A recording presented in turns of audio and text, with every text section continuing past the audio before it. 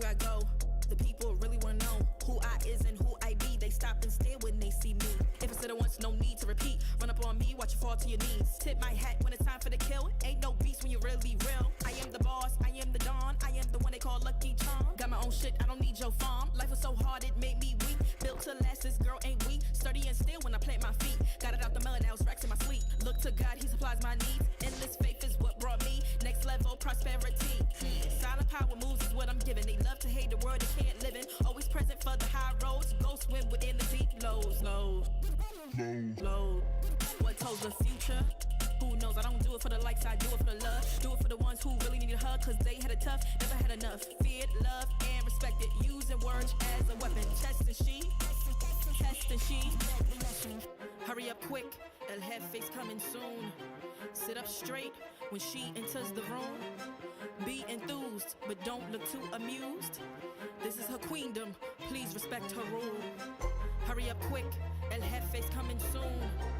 Sit up straight when she enters the room. Be enthused, but don't look too amused. This is her queendom, please respect her rule. Smile in my face, Woody in my place, but act gully on cyberspace. Let's pump brakes, let's be frank. Running after him when you're the chase. You are the catch and he's the net. How quickly do we all forget to honor these small policies, my darling? You are the empress queen. Man, respect or he'll neglect. You are the wind beneath his wings. You are the season, you are the reason why this world can breathe. Giving sons eyes to see and daughters dreams to believe. Anything less than the best for you is high treason, queen. Hurry up quick, El Jefe's coming soon. Sit up straight when she enters the room. Be enthused, but don't look too amused. This is her queendom, please respect her rule.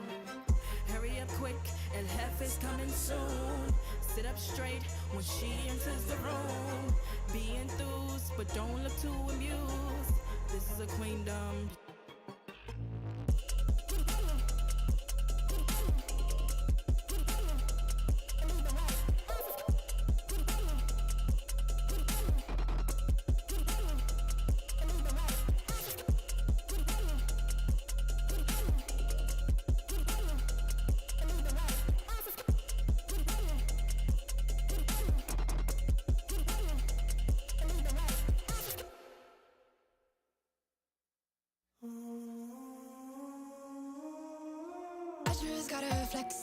Flex on the lean.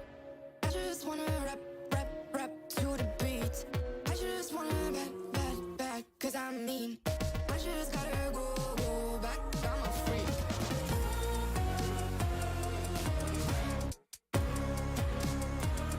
Gotta go. I just wanna rap to the beat. Move of emotion, they drunk at their problems. They always on road and they startin'. She knows cause she's the same. She's trying to stop playing games. Move of emotion, they drunk at their problems. They always on road and they start. She knows cause she's the same.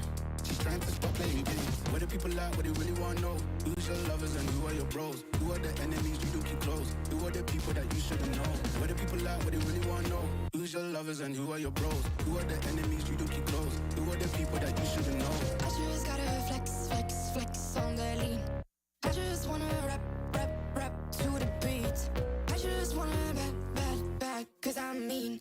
I just gotta go back, I'm a freak.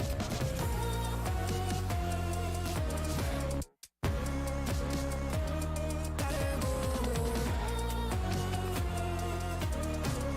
I just wanna rap to the beat. The chains, my vest, my watch, my belt, my cheese, my house, my sneakers, my blouse. I just party hard, topping the one in the chart. I've already won, babe, I didn't even start. Flexing on ya, flexing on me. Flexing on ya, flexing on me. I just gotta go, but I wanna hold on. I can't let you go, but I gotta stay strong. Unless you heard it from me, then you ain't heard it from me. Got it from me, all the energy extra. You don't wanna see me with the hitters. Generations caught up, look how things will switch. People they're quick, now they wanna move at the bits. Boy wanna go to bitch, nah. Now I'm moving. I gotta do what I do. I'm really here on my ones now instead of 4 3s or 2s. And now it's F from Paris. I could've been effing you in Paris. I don't wait for the drop, I just flow from the pot.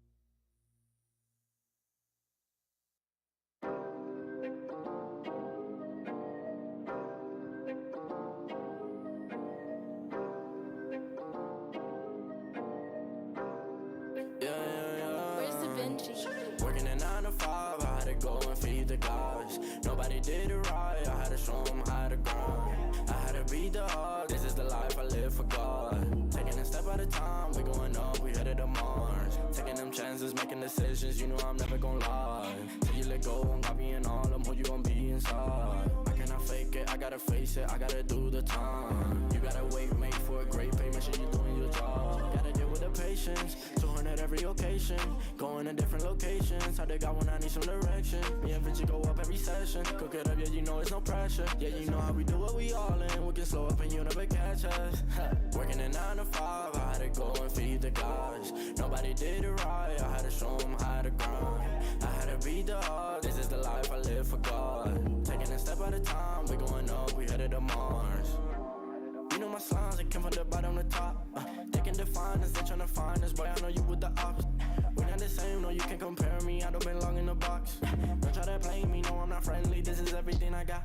Ain't no playing around, this is no playground. It no matter, I do what I say now. I'ma go give them something to say now. Got them stuck on my back like a spray ground. See, easy, don't gotta complain. I'm a shooter, got eyes in my vein.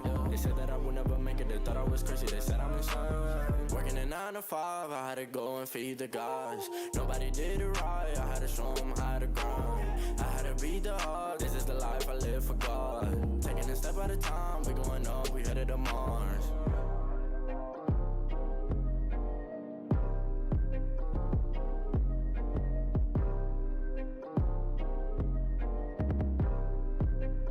Undefined for life.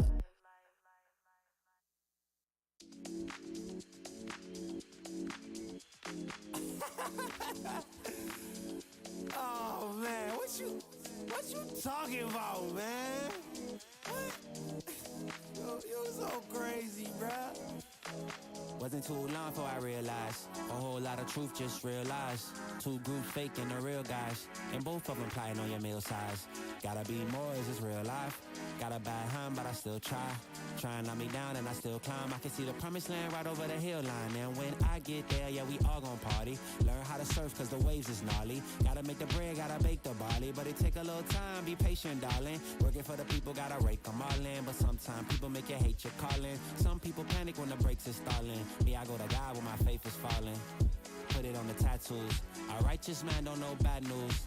Found forgiveness for my snafus. Nothing for the pretty girls trying to get a cashew. Bad dude. Sometimes life really suck like a vacuum. The devil I don't never turn my back to. I just wanna shower love like a bathroom. And be a role model for the black youth.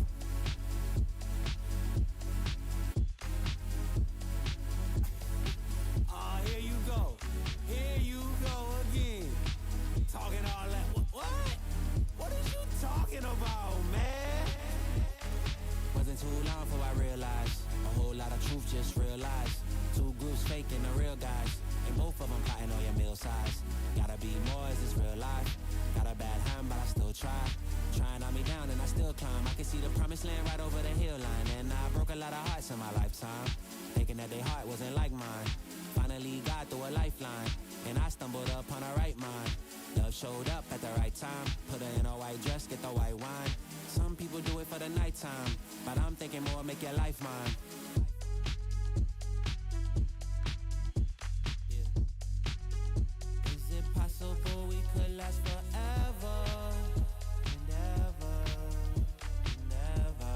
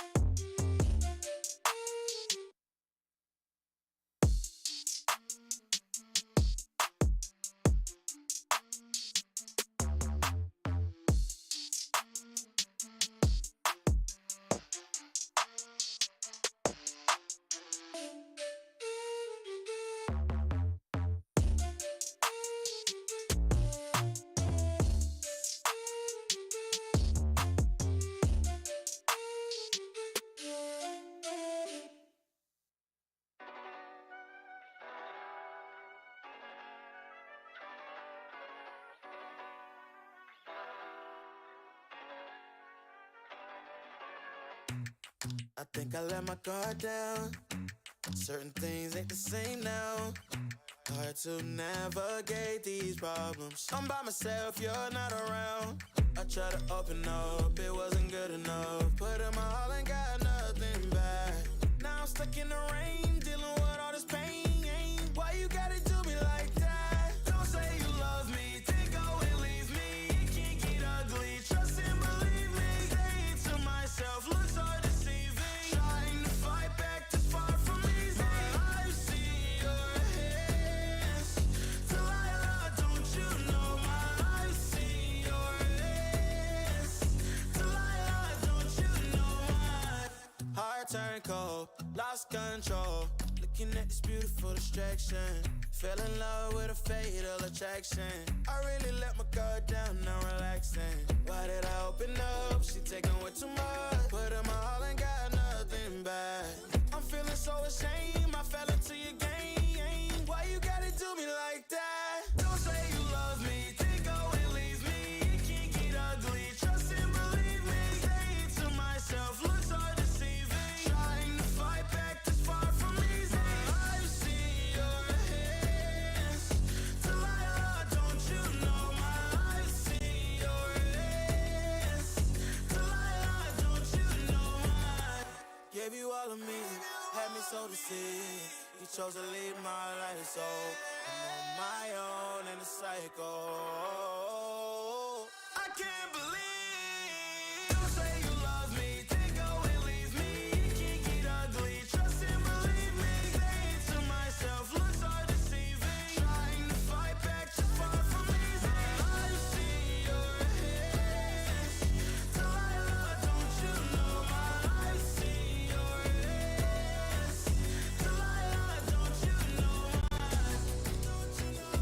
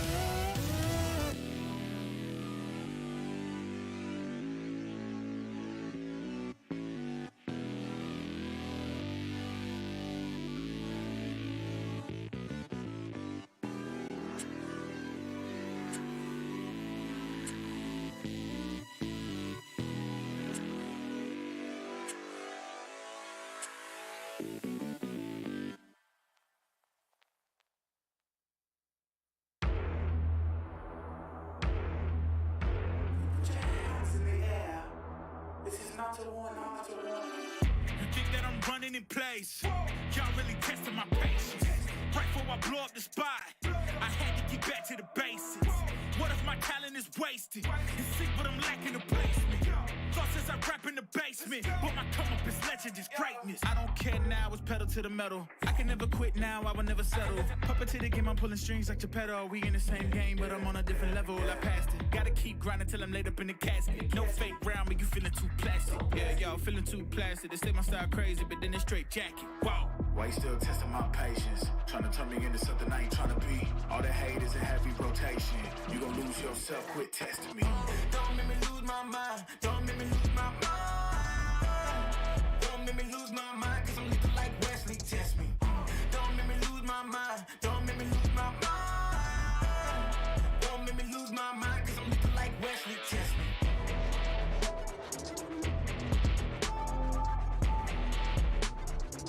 Cause I'm looking like Wesley, test me.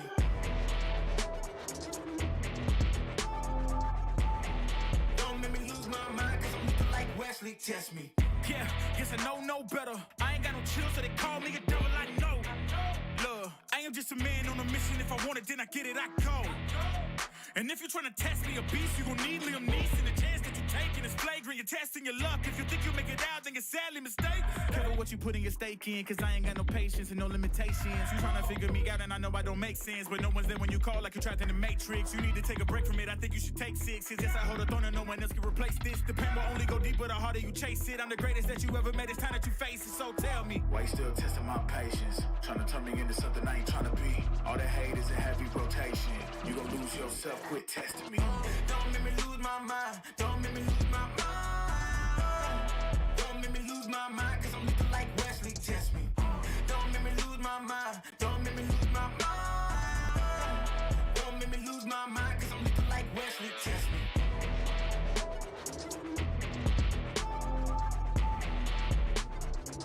Cause I'm looking like Wesley, test me.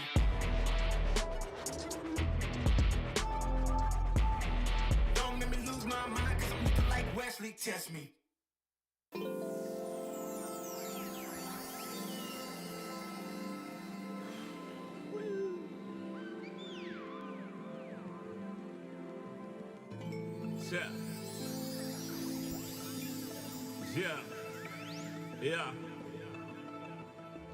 Yeah. The rise before the fall, the glide before the rule, the eyes that saw the soul, the cheer before the goal. I'm here to let you know.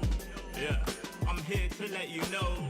Yeah, I sky gaze over my taste. Like Peter, this is my space. I'm spacey, I'm crazy over breakbeats. Space gazing in my safe haven. I make statements that embrace waking.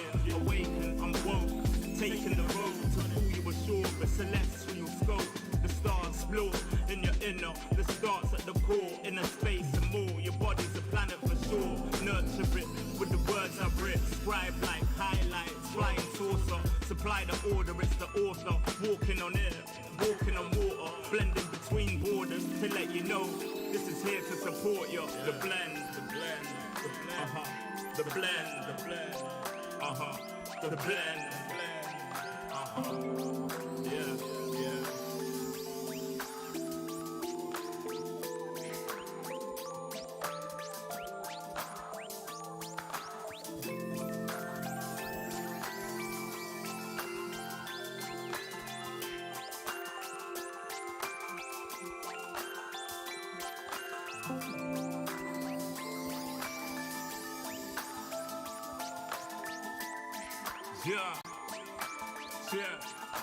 yeah, yeah. Second verse after the first. Take control with words, roll reverse, the rebirth of verb from inside out, outside in. We control the earth frequency. The heart of the world beats in me. It beats on beat as we breathe deep. Oxygen from trees feed. Gift in our gift. This right here, proof we exist. Mind state is gravity, the way you uplift. Across seas swift, water quench thirst, there's a shift. Set sail like shit to find other lands. The motherland, sun is planned. With the words I'm writing, I'm fertilizing. The earth's a rising, realizing. Global warming and the sea is rising. Pollution the planet needs metabolizing. It's full of fire like a dragon fighting. Creating hot springs when the pressure rising. It's terrorizing, but I'm never frightened.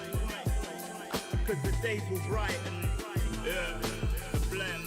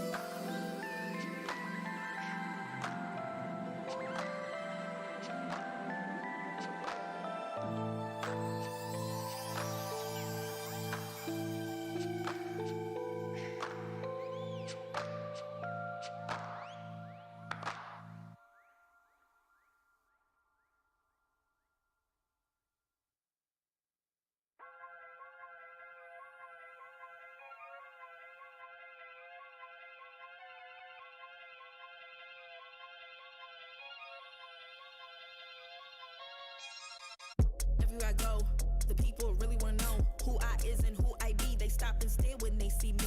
If I said it once, no need to repeat. Run up on me, watch you fall to your knees. Tip my hat when it's time for the kill. Ain't no beast when you're really real. I am the boss, I am the dawn. I am the one they call Lucky Charm. Got my own shit, I don't need your farm. Life was so hard, it made me weak. Built to last, this girl ain't weak. Sturdy and still when I plant my feet. Got it out the mud, now it's racks in my sleep. Look to God, he supplies my needs. Endless faith is what brought me next level prosperity. Silent power moves is what I'm giving. They love to hate the world they can't live in. Always present for the high roads. Go swim within the deep lows. Low. What told the future? Who knows? I don't do it for the likes, I do it for the love. Do it for the ones who really need a hug, cause they had it tough, never had enough. Feared, loved, and respected. Using words as a weapon. Test and she. Hurry up quick, El Jefe's coming soon. Sit up straight when she enters the room. Be enthused, but don't look too amused. This is her queendom, please respect her rule. Hurry up quick, El Jefe's coming soon. Sit up straight when she enters the room. Be enthused, but don't look too amused. This is her queendom, please respect her rule. Smile in my face, would in my place, but act gully on cyberspace. Let's pump brakes, let's be frank. Running after him when you're the chase. You are the catch and he's the net. How quickly do we all forget to honor these small policies, my darling? You are the empress queen. Man, respect or he'll neglect. You are the wind beneath his wings. You are the season, you are the reason why this world can breathe. Giving sons eyes to see and daughters dreams to believe. Anything less than the best for you is high treason, queen. Hurry up quick, El Jefe's coming soon. Sit up straight when she enters the room. Be enthused, but don't look too amused. This is her queendom, please respect her rule. Hurry up quick, El Jefe's coming soon. Sit up straight when she enters the room. Be enthused, but don't look too amused.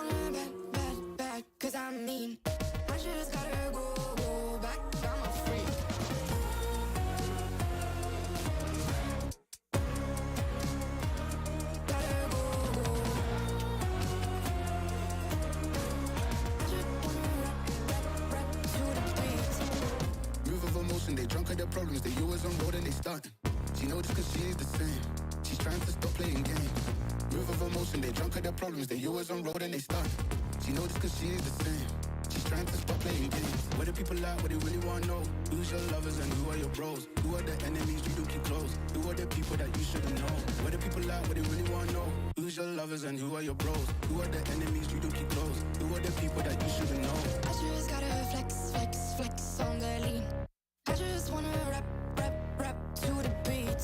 I just wanna back, cause I'm mean. I just gotta go back, I'm a freak.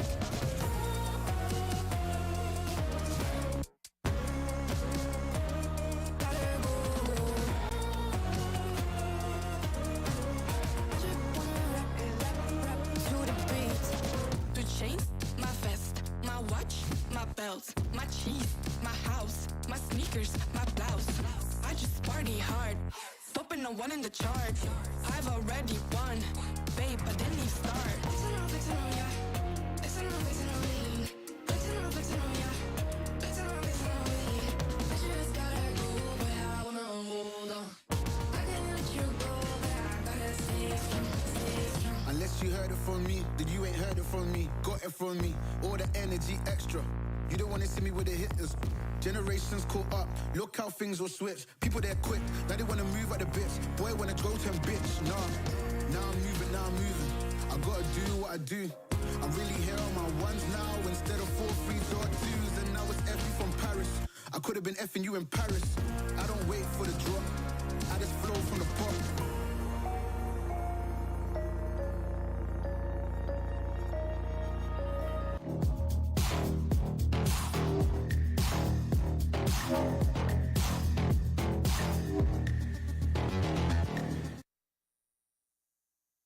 Rise and shine as we welcome a new adrenaline-filled day. 4 contenders stepped up to the plate yesterday, and 4 more step up today. We've got the ball rolling, and we'll keep it rolling to cater to your Valorant action needs. This is VCT Stage 2 Challengers Asia Pacific.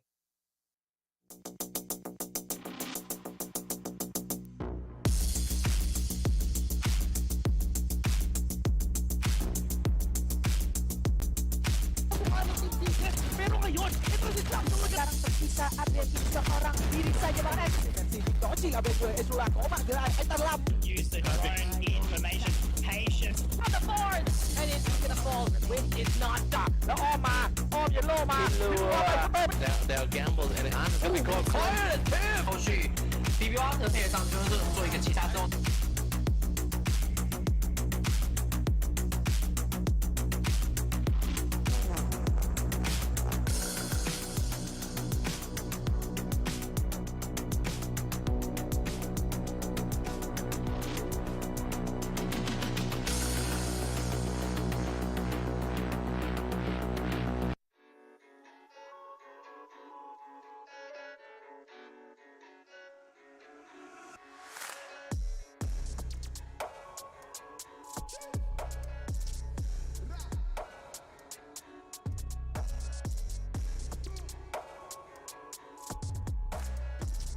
Another day of Valorant madness has arrived, and we're excited to share the stats, the know-hows, and everything else in between for the series we'll be faced with. Welcome, ladies and gentlemen. This is day number 2 of the play-ins here on VCT APAC Stage 2 Challengers. Likeable here, leading the panel, and alongside me are the 5 heads. 5 heads Fluffy and 5 head Asterai. Asterai, do you still have the first stage jitters here?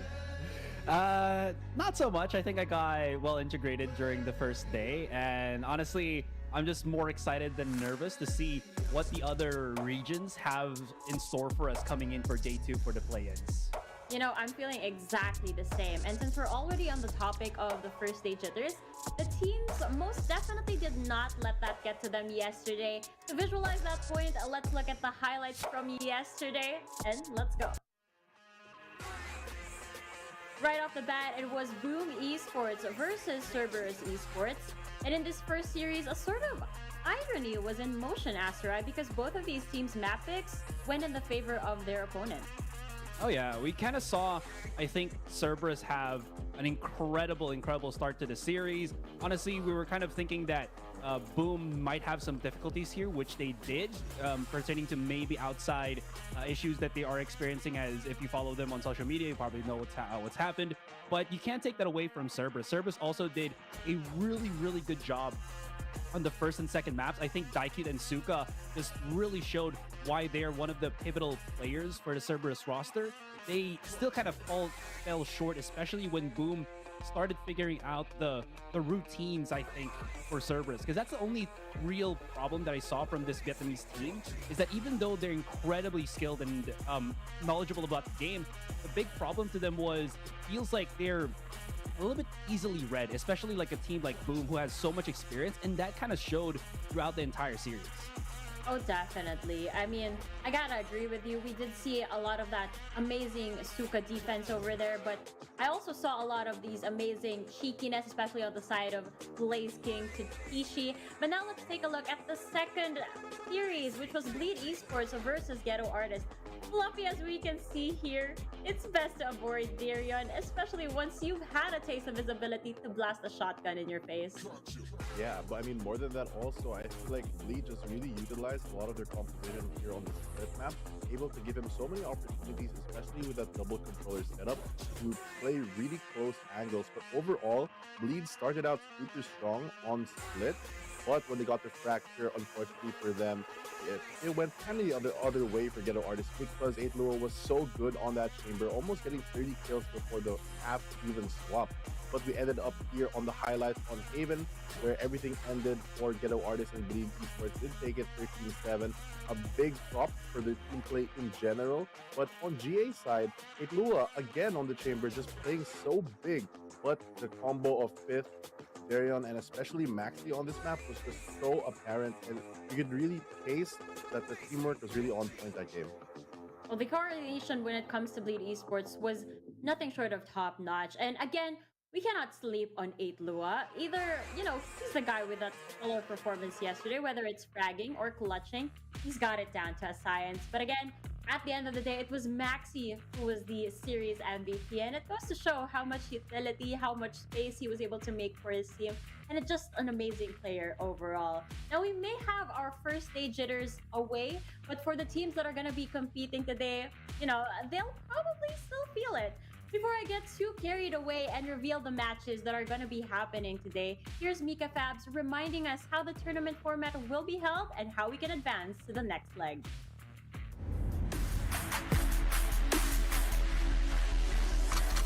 This is the VCT Challengers APAC Stage 2 playoffs. The climb to the next global stage begins for APAC as the top 20 teams from the region seek out to be feared by those at the top. The tournament begins with the play-ins, where 8 teams are split into 4-team double elimination brackets. The top 2 teams that claim victory in each bracket proceed to the group stage. In the group stage, we'll see the top-seeded squads from the different regions and our teams from play-ins go head-to-head in a 4-team double elimination bracket. The top 2 teams from each group then move on to the playoffs. Our final 8 squads are then seeded in the final double elimination bracket, where they'll get the opportunity to qualify for Master Stage 2 and a chance to seize APAC's throne. The Pacific's rising tide grows stronger, and the time to test those at the top is now. For more information, please visit ValorantEsports.com.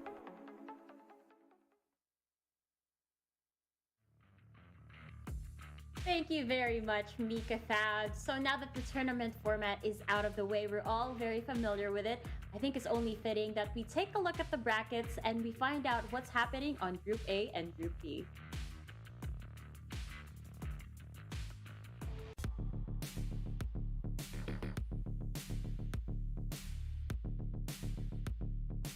Here we go. Here it is, the Group A and the Group B brackets on paper, Fluffy. As we take a look at this, it looks plain and simple, as if one of the teams had dominated the other team, but in reality, it was much more than that. Yeah, I mean, all the games yesterday were a full 3-map series for both of the games. All the teams should be fighting for their spot. I'm sure that Mika in the previous video really explained the stakes of what it takes to win. But we also have to know what for the teams that lose, it's a lot of pressure now on them because they can only lose one more game. for the people who fall into the lower bracket, as they will be eliminated and will lose their chance for that international spotlight. And then, oh, sorry, do you have anything to add, Asarai? I just wanted to say as well, it feels like people might say that, oh, you know, it's just an off game for the team that won. But for teams like Cerberus as well as Ghetto Artists, it feels like they are definitely here to perform. And we should be seeing that come into play, even though they are going to be, you know, situated in the lower brackets. Right on our screens right now is the Group B play-ins. Again, as you guys can see, Bleed Esports proceeding directly to match number 4, and we're gonna find out in just a little bit who's actually gonna join them over there for that match. Not revealing too much away because we will have our formal team introductions later on. With that, why don't we take a look at the upcoming series scheduled for today? So yesterday, amazing performances from the BEs of the play-ins. I'm referring to Boom Esports and Bleed Esports, of course.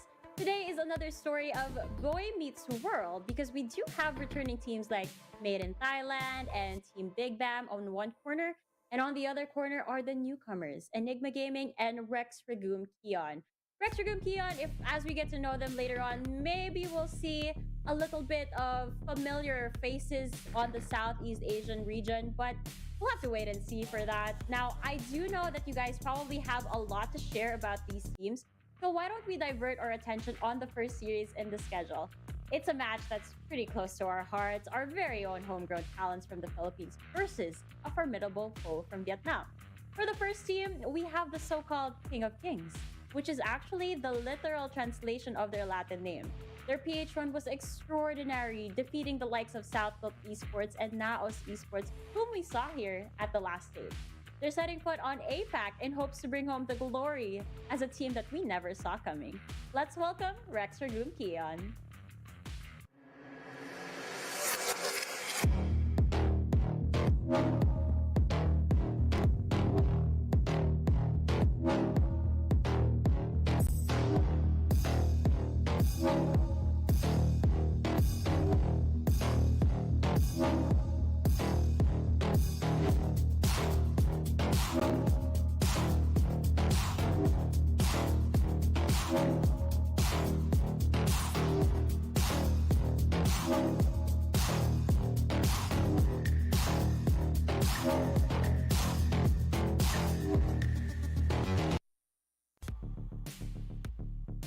Regum Qeon, ladies and gentlemen. We've got the big brains of Rabbit, the remarkable duelist Kelly S, the flexible Tuge, and of course, the inseparable Draxi and Nexi. Floppy, we got to see the action up close and personal as they went through the PH Challengers. But why don't you share to the audience what a team like RRQ is really like? You know, a team like RRQ, they say that no king rules forever, but the King of Kings RRQ are really trying to change that coming into the PH scene. This team was full of dynamic duos, as you mentioned, all those connections, that Draxi Nexi connection, the Rabbit Kelly S, and the Flash 2G or Tuge, and they came from their respective former teams, and they have gone through the gauntlet that is VCT PH. They found their groove and caused a chill streak of 2-0s against almost every team except falling short a bit against Team Secret and Oasis Gaming. But it's really nice for me to see Nexi and Draxi, especially here on the APAC stage, as for those who just heard about this team from APAC, for the local scene of the PH, these two are superstars in their own right. They made their mark in the VCT PH. They did not miss a single playoff in the entirety of VCT, but this is the first time that we'll be seeing them on the APAC environment. So the big question for me is, how are they going to be able to adapt in a meta that they're not used to, and how quickly can they improve against a lot of these top teams? You know, a lot of their players are really hard hitters. We have Kelly S, especially highest DPS here in the PH, or one of the highest at least, and of course Nexi, one of the best Sentinels that we have as well. I'll just add to that as that even though they don't have APAC experience, they do technically have Southeast Asia experience with Tuge and Flash, being previous members of Zeal, also known as 6045 Pirates. They were able to at least get a little bit of understanding of how the Southeast Asia meta works, and at least that is a good chunk of what APAC has to offer. I also wanted to add, you know, how you talked about the the cohesion of all of these players, and we'll probably see that coming into the series. Now, one of the things that made, I think, RRQ scary during the PH run that they had was just how well they're able to adjust on the fly. And if, Big BAM is not ready for that, they might be taken aback by how just quick RRQ are able to adjust to these to the upcoming series. Once again, we've come to the conclusion that Valorant is a game that's really centered on adjustment, especially on this level of competition. Yet again, that was the King of Kings fighting here on the APAC stage to get the throne that they think they deserve. On the other end, they're up against a team that was previously the top team of Vietnam, dating back to the times when they were still known as Steal Your Glory. Nowadays, they're still one of the top teams in the country. I mean, that's what APAC is all about after all, looking for the best of the best in the region. Is this their turn to shine once again? Let's find out with Team Big BAM.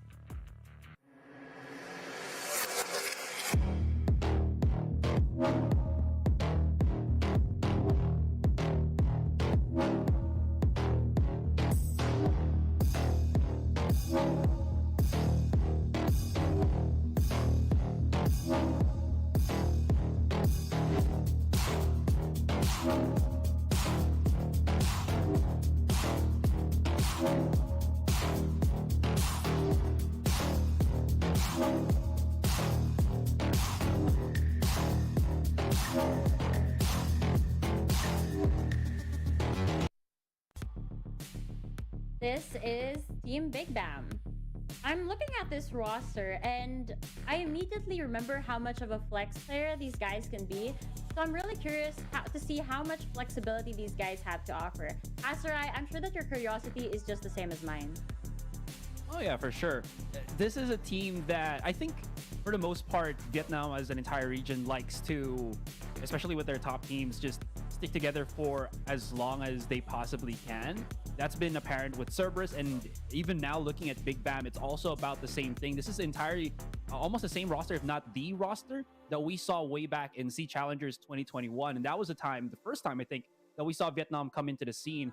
For people that are just tuning in to the APAC broadcast, Vietnam was the region that got in the latest for their own VCT. So this is still a fledgling region technically, even though it's already been, I think, more than a year since then. But it is going to be very exciting to see how this team can perform, because the last time that we did see them, they weren't really it didn't feel like they were a team. It was just, it felt like they just had a lot of good talents that were able to perform a lot more. We saw players like Nathal, like NTK really step up to the pace. They are still able to do the same thing as of their previous matches. But again, there is still that lingering question: can they bring it all the way back up? Because for Vietnam, I think the best team that they have is in the form of Cerberus, and we already saw how they were able to perform. Can Big BAM step up to that kind of performance level, or will they just do something similar to what we saw from last year? That is definitely the question on our minds right now. Cerberus Esports really set a standard yesterday, and we'll have to wait and see what other Vietnam teams out here have to offer here on the APAC stage. Now, let me take it a step back, because I was looking at the player cameras earlier, and I just gotta say that the whole devil thing that was going on over there with one of the players was really cute. Would you consider wearing one of those, Asarai? Yeah, why not? You know what? I like to change my outfit. You a devil kind of guy? Yeah, bro. Maybe for Fluffy, a halo is more fitting, because Fluffy's such a good boy. It's a sweetheart. I'd like to be. You are? What do you mean? Okay, I can. Wait, okay. I can't stop laughing now. I'm imagining Fluffy with a halo, and then... So I'm like the middle ground. Okay, you know what? Maybe the actual scenario here, Asura, is that Fluffy is the mere human being, and then we're his like right and left shoulder. One of us is an angel, one of us is a devil, and we're just whispering things in his ear. Which one is your right again, Fluffy? Can you raise your hand on your right side? Right. You? Oh, I'm the angel here, Asura. See, you're the bad guy. Yeah, I'm a bad boy now. Okay, dude. I don't know. If you guys are watching the live stream right now, can you please answer the question? Do you think Asarai is a bad boy? Yeah. Honesty only, please. Oh, there's a whispering caster in my head. I think it's Raph saying no. Yeah, there's a carried voice in the wind where he's not supposed to be in the call, but he's like somehow getting comments. You know, I'm gonna reprimand him later because I'm a bad boy. Okay. Okay, since we're already on the topic of bad boys, among these two teams, Fluffy, who do you think is the quote-unquote bad boy when it comes to playing the game? Like, not in a sense that they're bad at the game, but obviously, like, they can really make the other team fearful of them. I mean, to play off Asteroid's point a while ago, I feel like RRQ had similar struggles where they kind of had like a bit of an identity crisis, especially early on in the group stages for VCT Stage. But as we moved on to week 2, they really found their groove, and that's when they really started strong. And one of the things I remember very vividly is one of the interviews in VCT where Rabbit was saying that they don't really go by the book.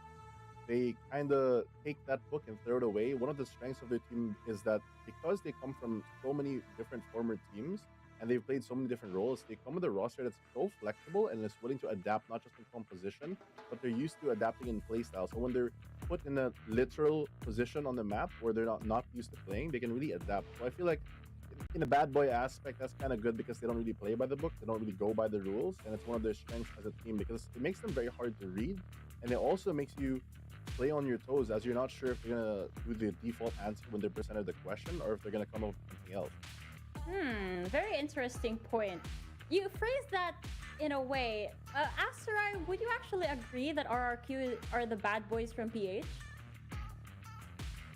Okay, I don't know if we're gonna keep with the description of bad boy, but they are a team that definitely has a lot to offer. I think this was a team that when they started, had a lot of expectation on them because everybody just came from a pro team. None of them was a beginner or something like that. So there really is a lot that they could just bring to the table and it mix well. And in practice, that actually could work.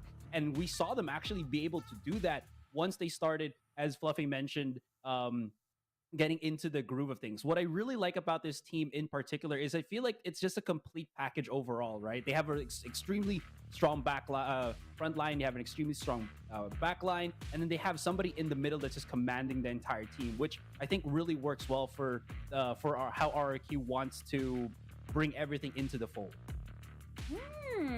Okay, I feel like our audience are gonna think that, hey, these guys are talking a lot about RRQ. Well, again, they're homegrown talents from our country. Please don't hate us for it. So let's talk a little bit more about Team BAAM. I was gonna say bad boy, but I'm letting it go. I'm dropping the whole bad boy thing. Anything you want to add, Fluffy, when it comes to Team Big BAAM? I feel like with Team Big BAAM, one thing we don't overlook is back in like Speed Challenger, they only dropped like one game, I think. Correct me if I'm wrong, but they only lost once or maybe 2 maps in the entire VCT. So this team has that strength of playing together for so long, like Asper mentioned, and they really have that consistency that backs it up in the results. So they're not a team that can easily be faltered, and I feel like against a team that's kind of unpredictable like RRQ, they really have that capacity to learn how to adapt because they've been going through it for so long that it might be easier for them compared to other teams to really just answer the questions that RRQ is presenting. I will add here as well, right? Questions and all of that aside, there's also one that I kind of wanted to add as well here, that when I was checking out the statistics of everything, the agent selection of our certain regions, from Vietnam comparing it to the Philippines, there has been a lot more leaning towards from Vietnam players to actually pick up a lot more of the Reyna. And I know that this is like something a little bit obscure, but I also wanted to point out that might be cause for a little bit of worry for Vietnam here, because that just means that Vietnam, maybe aside from the off teams like Cerberus, Fancy United, and maybe even Big BAAM, might be just leaning towards a lot more of aggressive, double duelist comps, possibly.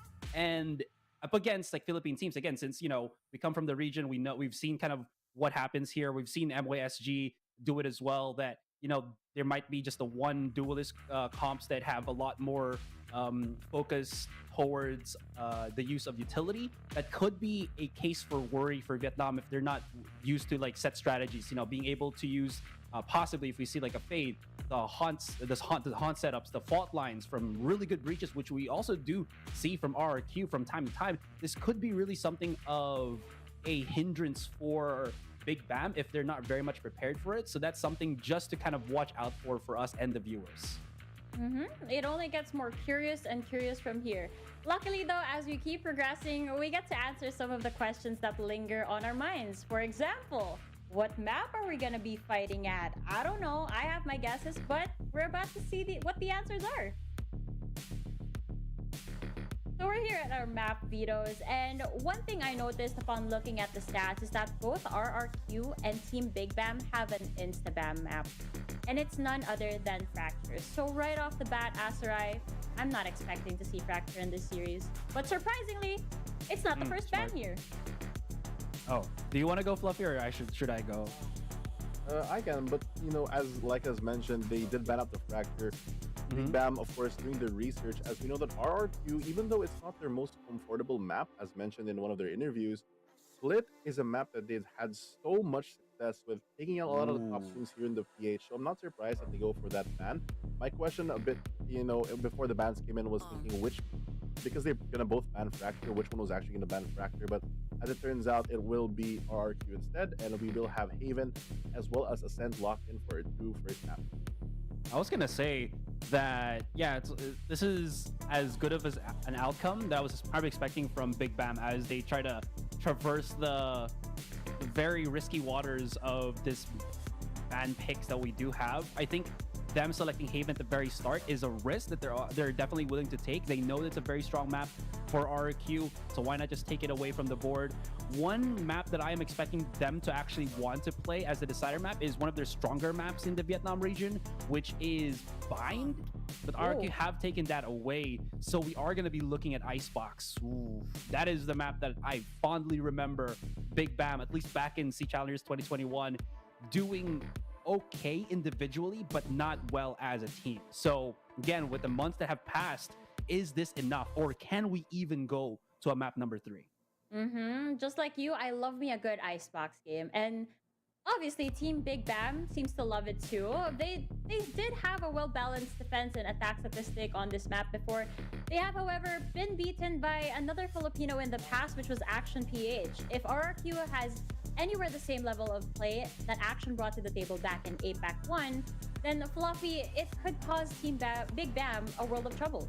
I feel like Icebox is one of those maps that we all know is heavily reliant on that aim mechanic, which I'm sure that RRQ already has. They have the top players from a lot of teams here in the PH formerly, and now that they're together, I don't think it'll be as big of a struggle. My mind is more focused on the Haven game, because even though Big BAM did pick Haven for their map, it's actually one of RRQ's comfortable maps, I'd like to say. It's one of the most popular maps in the PH region in general, and it's one of the maps where they really had the most success with, especially when they started improving and adapting to a lot of the opponents here. So I wonder how that's going to translate now that we're in the APAC scene. It looks like both teams have done, you know, due diligence and have really learned about each other, banning out the strongest maps of each other with that Bind and especially that Split.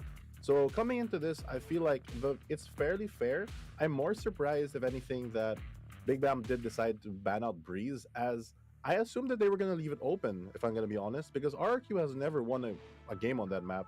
So maybe they're hiding it or working on it for APAC. You never really know, because as we mentioned yesterday, statistics is one thing, it's just a reference of the past, and the teams that show up today are what really matters. Could also be because of the fact that, actually no, because I was probably expecting them to pick up maps that are a lot more free in terms of the way to approach it. You know, bigger maps such as Ascent, Breeze, I think maybe even Bind would be to the favor of Big BAM, especially as, you know, they want to go for straight up aim-heavy duels and whatnot, and all of these maps that they've kind of selected will really push them to interact with the utilities from RRQ. So that is a case to worry about here for Big BAAM. But I am very interested to see how that kind of goes. So coming into specifically to Haven, we should be seeing the standard composition from RRQ, which is the double initiator with the Astra. So that is definitely, again, a case for worry, because if they're not able to bait out certain utilities, they might be rushing into a site where they're just gonna, run head first into basically all of the stuff that RRQ can throw at them. Now, I've checked the records before, and I believe that Team Big BAAM did have a lot of good games on Haven. It's just that the big boys from their team, like Fancy United Esports and Cerberus Esports, are really out to get them. Not cutting them any slack when they enter either of the ABCs over here on Haven. But the other map that we are going to be looking forward to, wait. Did we get... What was the second map? I keep forgetting what the second map is. Ascent. Yeah. I don't know what's wrong with my memory. Okay. Now, RRQ, I don't think it is the hottest map for RRQ when it comes to Ascent, especially when they start off attacking. But Fluffy, for Team Big BAAM, did you know that this was actually their top pick map over at Get Them Challengers? Yeah, I feel like it's a very strong map, which is also why I find it kind of weird that RRQ is going to be willing to lean into it. Maybe they were just trying to avoid, getting into that breeze in case that it would end up being the decider. But knowing that it was picked first phase, I feel like the map veto, they really had to know that coming into this that they have a plan to play into Haven. Like Asura mentioned, there's a lot of time coming from the last time you saw these teams to up to now.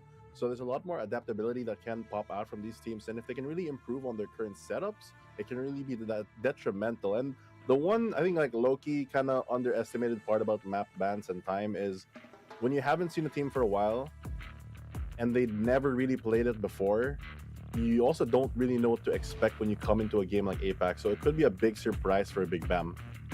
Well, now that you mention it in that way, I am curious, Asurai, what does it mean that both of these teams have been banning out Fracture as much as they can? Well, I think it's just some of the teams not really expecting what to play against on Fracture, because I think Fracture is such an open-ended map that you can have so much expression specifically with compositions. We've seen some teams bring out the Neon, and it has really ruined people that are just not expecting it. You know how, again, I think the best example would be Paper Rex and how they play Forsaken on that Neon, where he just rushes right out, and then everybody says, oh, we got the kill on Forsaken. But then the trade game is so good for Paper Rex that, teams just cannot rebound from that. There's just so many things that could happen with that map that I think teams just do not want to play it just yet. Or maybe, like Fluffy said a while ago, they're just saving certain maps for, later on for APAC. Right, and I feel like to add to that, Fracture is just one of those maps that obviously we all know that it's very different from other maps. It has kind of like 4 entrances-ish. You kind of have to pincer your attack when you're on the attack, and as a defender, you can rotate. But unlike other maps that are more retake focused, it's not a very wide map. So because it's so small, a lot of these things, a lot of the utility, especially like from the Neon that Azure mentioned, or Breach especially, really hits home and hits so hard in a map like this where everything is so close quartered. So if you're not prepared to deal with a coordinated attack, it's also a good idea to just ban it out and play your strengths more than try to pop your weaknesses, especially now that, teams that are going into this play-ins are coming in for play-ins, meaning that they're trying to get to the group stages. They can save strategies, yes, which is super possible, but the risk management for a lot of teams is, I feel like, a big factor where you're thinking, oh, do we play our strong maps right now and just make it to the next segment of the tournament? Or are we willing to try something new right now? Like, is now the best time? So I guess it's just a case-to-case basis of figuring out what you're comfortable with or when you're not comfy with. So overall, that's just my thoughts on Fracture in general and why I feel like teams are just avoiding it, at least these two teams. Very good point, Fluffy. Risk potentially could be avoided, but with that, maps have been locked in. One curiosity yet again checked out, but there is still a lot to be unveiled. We hate this part that's coming up next, but I guess we can start here in terms of curiosity. I'm talking about predictions. Our fellow dear panelists really pains me every time we have to go to this point because, again, potentially embarrassment. But not for me, though. I got a 2-0 yesterday. Fluffy, I don't think you got anything right yesterday. Yeah, that's what the O2 stands for, unfortunately. But hopefully we're going to change that today. I feel like for me, with the picks that came out, just because the weaker maps of RRQ got banned out, and of course they're from a region, I have to say that I think RRQ have a higher chance of taking it.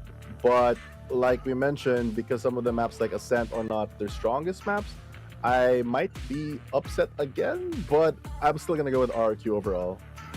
Okay, I'm going to go first, then Asterai. I want to ask Asterai last. I think it's pretty evident that RRQ is my bias. Again, homegrown Filipino pride over here. On top of that, I love watching Kelly S be that aggressive jet player that we've come to know. Excited to see him potentially lead this team to victory. What about you, Asterai? Are you going to be the bad boy in the prediction?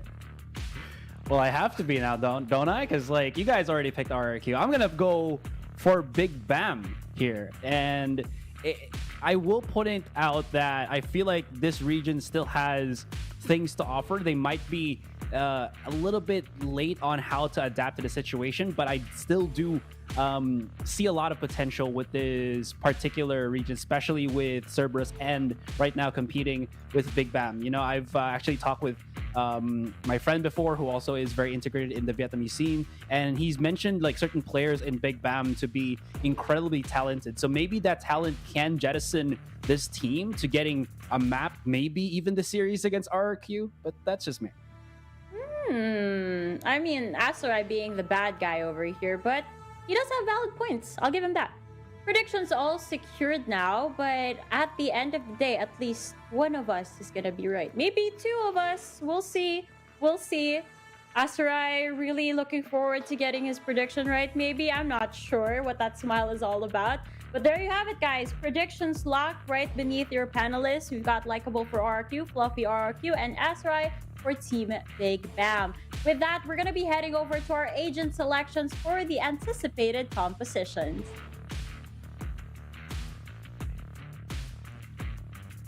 So first things first, we are going to be on Haven.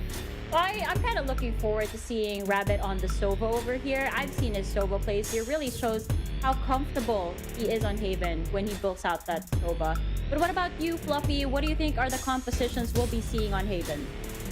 For RQ, the Sova is great, but I've also seen them play a lot with Sky, so I wouldn't be surprised to see that. But what I'm sure of, at least I hope I'm sure of, is that they're going to lock in that Astra pick. Astra over other controllers in a map like Haven.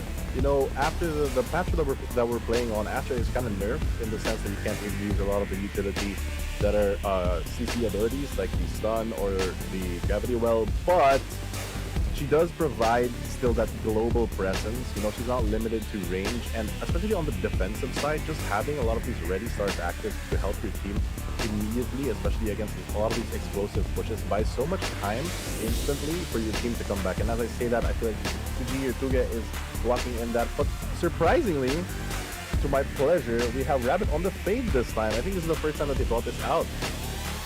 I will add as well that I don't think I've seen Draxi actually play the Breach, or if he has, it's not alongside the Fade. Because the last time when we saw the double initiator, it was Sky and Sova, like I was mentioning. So this is going to be incredibly interesting. What also is interesting here from Big BAAM on the other side, you know, this is so that we can just spread out the looks on the agent selection, is that they're bringing out the roster or the agent composition that actually worked out better for them on Haven when they went up against UBT Esports, which is the Jet and Raze. And this goes back to my same point. Is the double duelist really what they want to go for here? But I really like this. This has a lot of that explosiveness. It's the 1-2 punch. The Jet goes in. You have the paint shells from the Raze, and then you do have that safe backline coming in from the chamber as well as the Sky. So this could be a really good match to look forward to. And again, just always excited to see the Fade. Oh, definitely. Oh, I feel like you're holding back on us when it comes to the Fade after. I'm pretty sure you're really excited to see this agent. To be honest with you guys who are watching, please stay tuned because I'm pretty sure Asterai has some sort of joke behind any of these agents. He's just smiling because he already gave me a glimpse. See? He's like warning us. Asterai is the granddad of dad jokes. That's a He good went one. from a bad boy to a granddad of the dad jokes. What versatility this character really has, but there's my lawn, kids. Alright, with that guys, predictions have been locked, the maps have been locked, and of course the agent selections have been locked. There we go, our homegrown talents versus Vietnam's very own. I'm excited to keep the ball rolling from here on, so Fluffy and I will see you later. Asteroid, you and the rest of the casters, please take it away.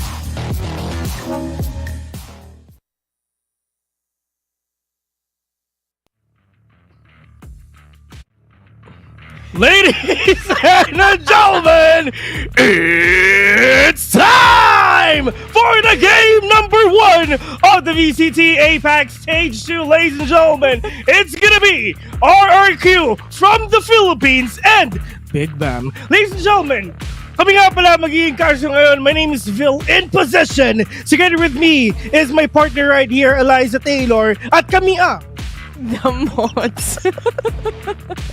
Bakit kailangan ba kasi lagi ako yung nagsasabi, no? Nakakainis na eh, no?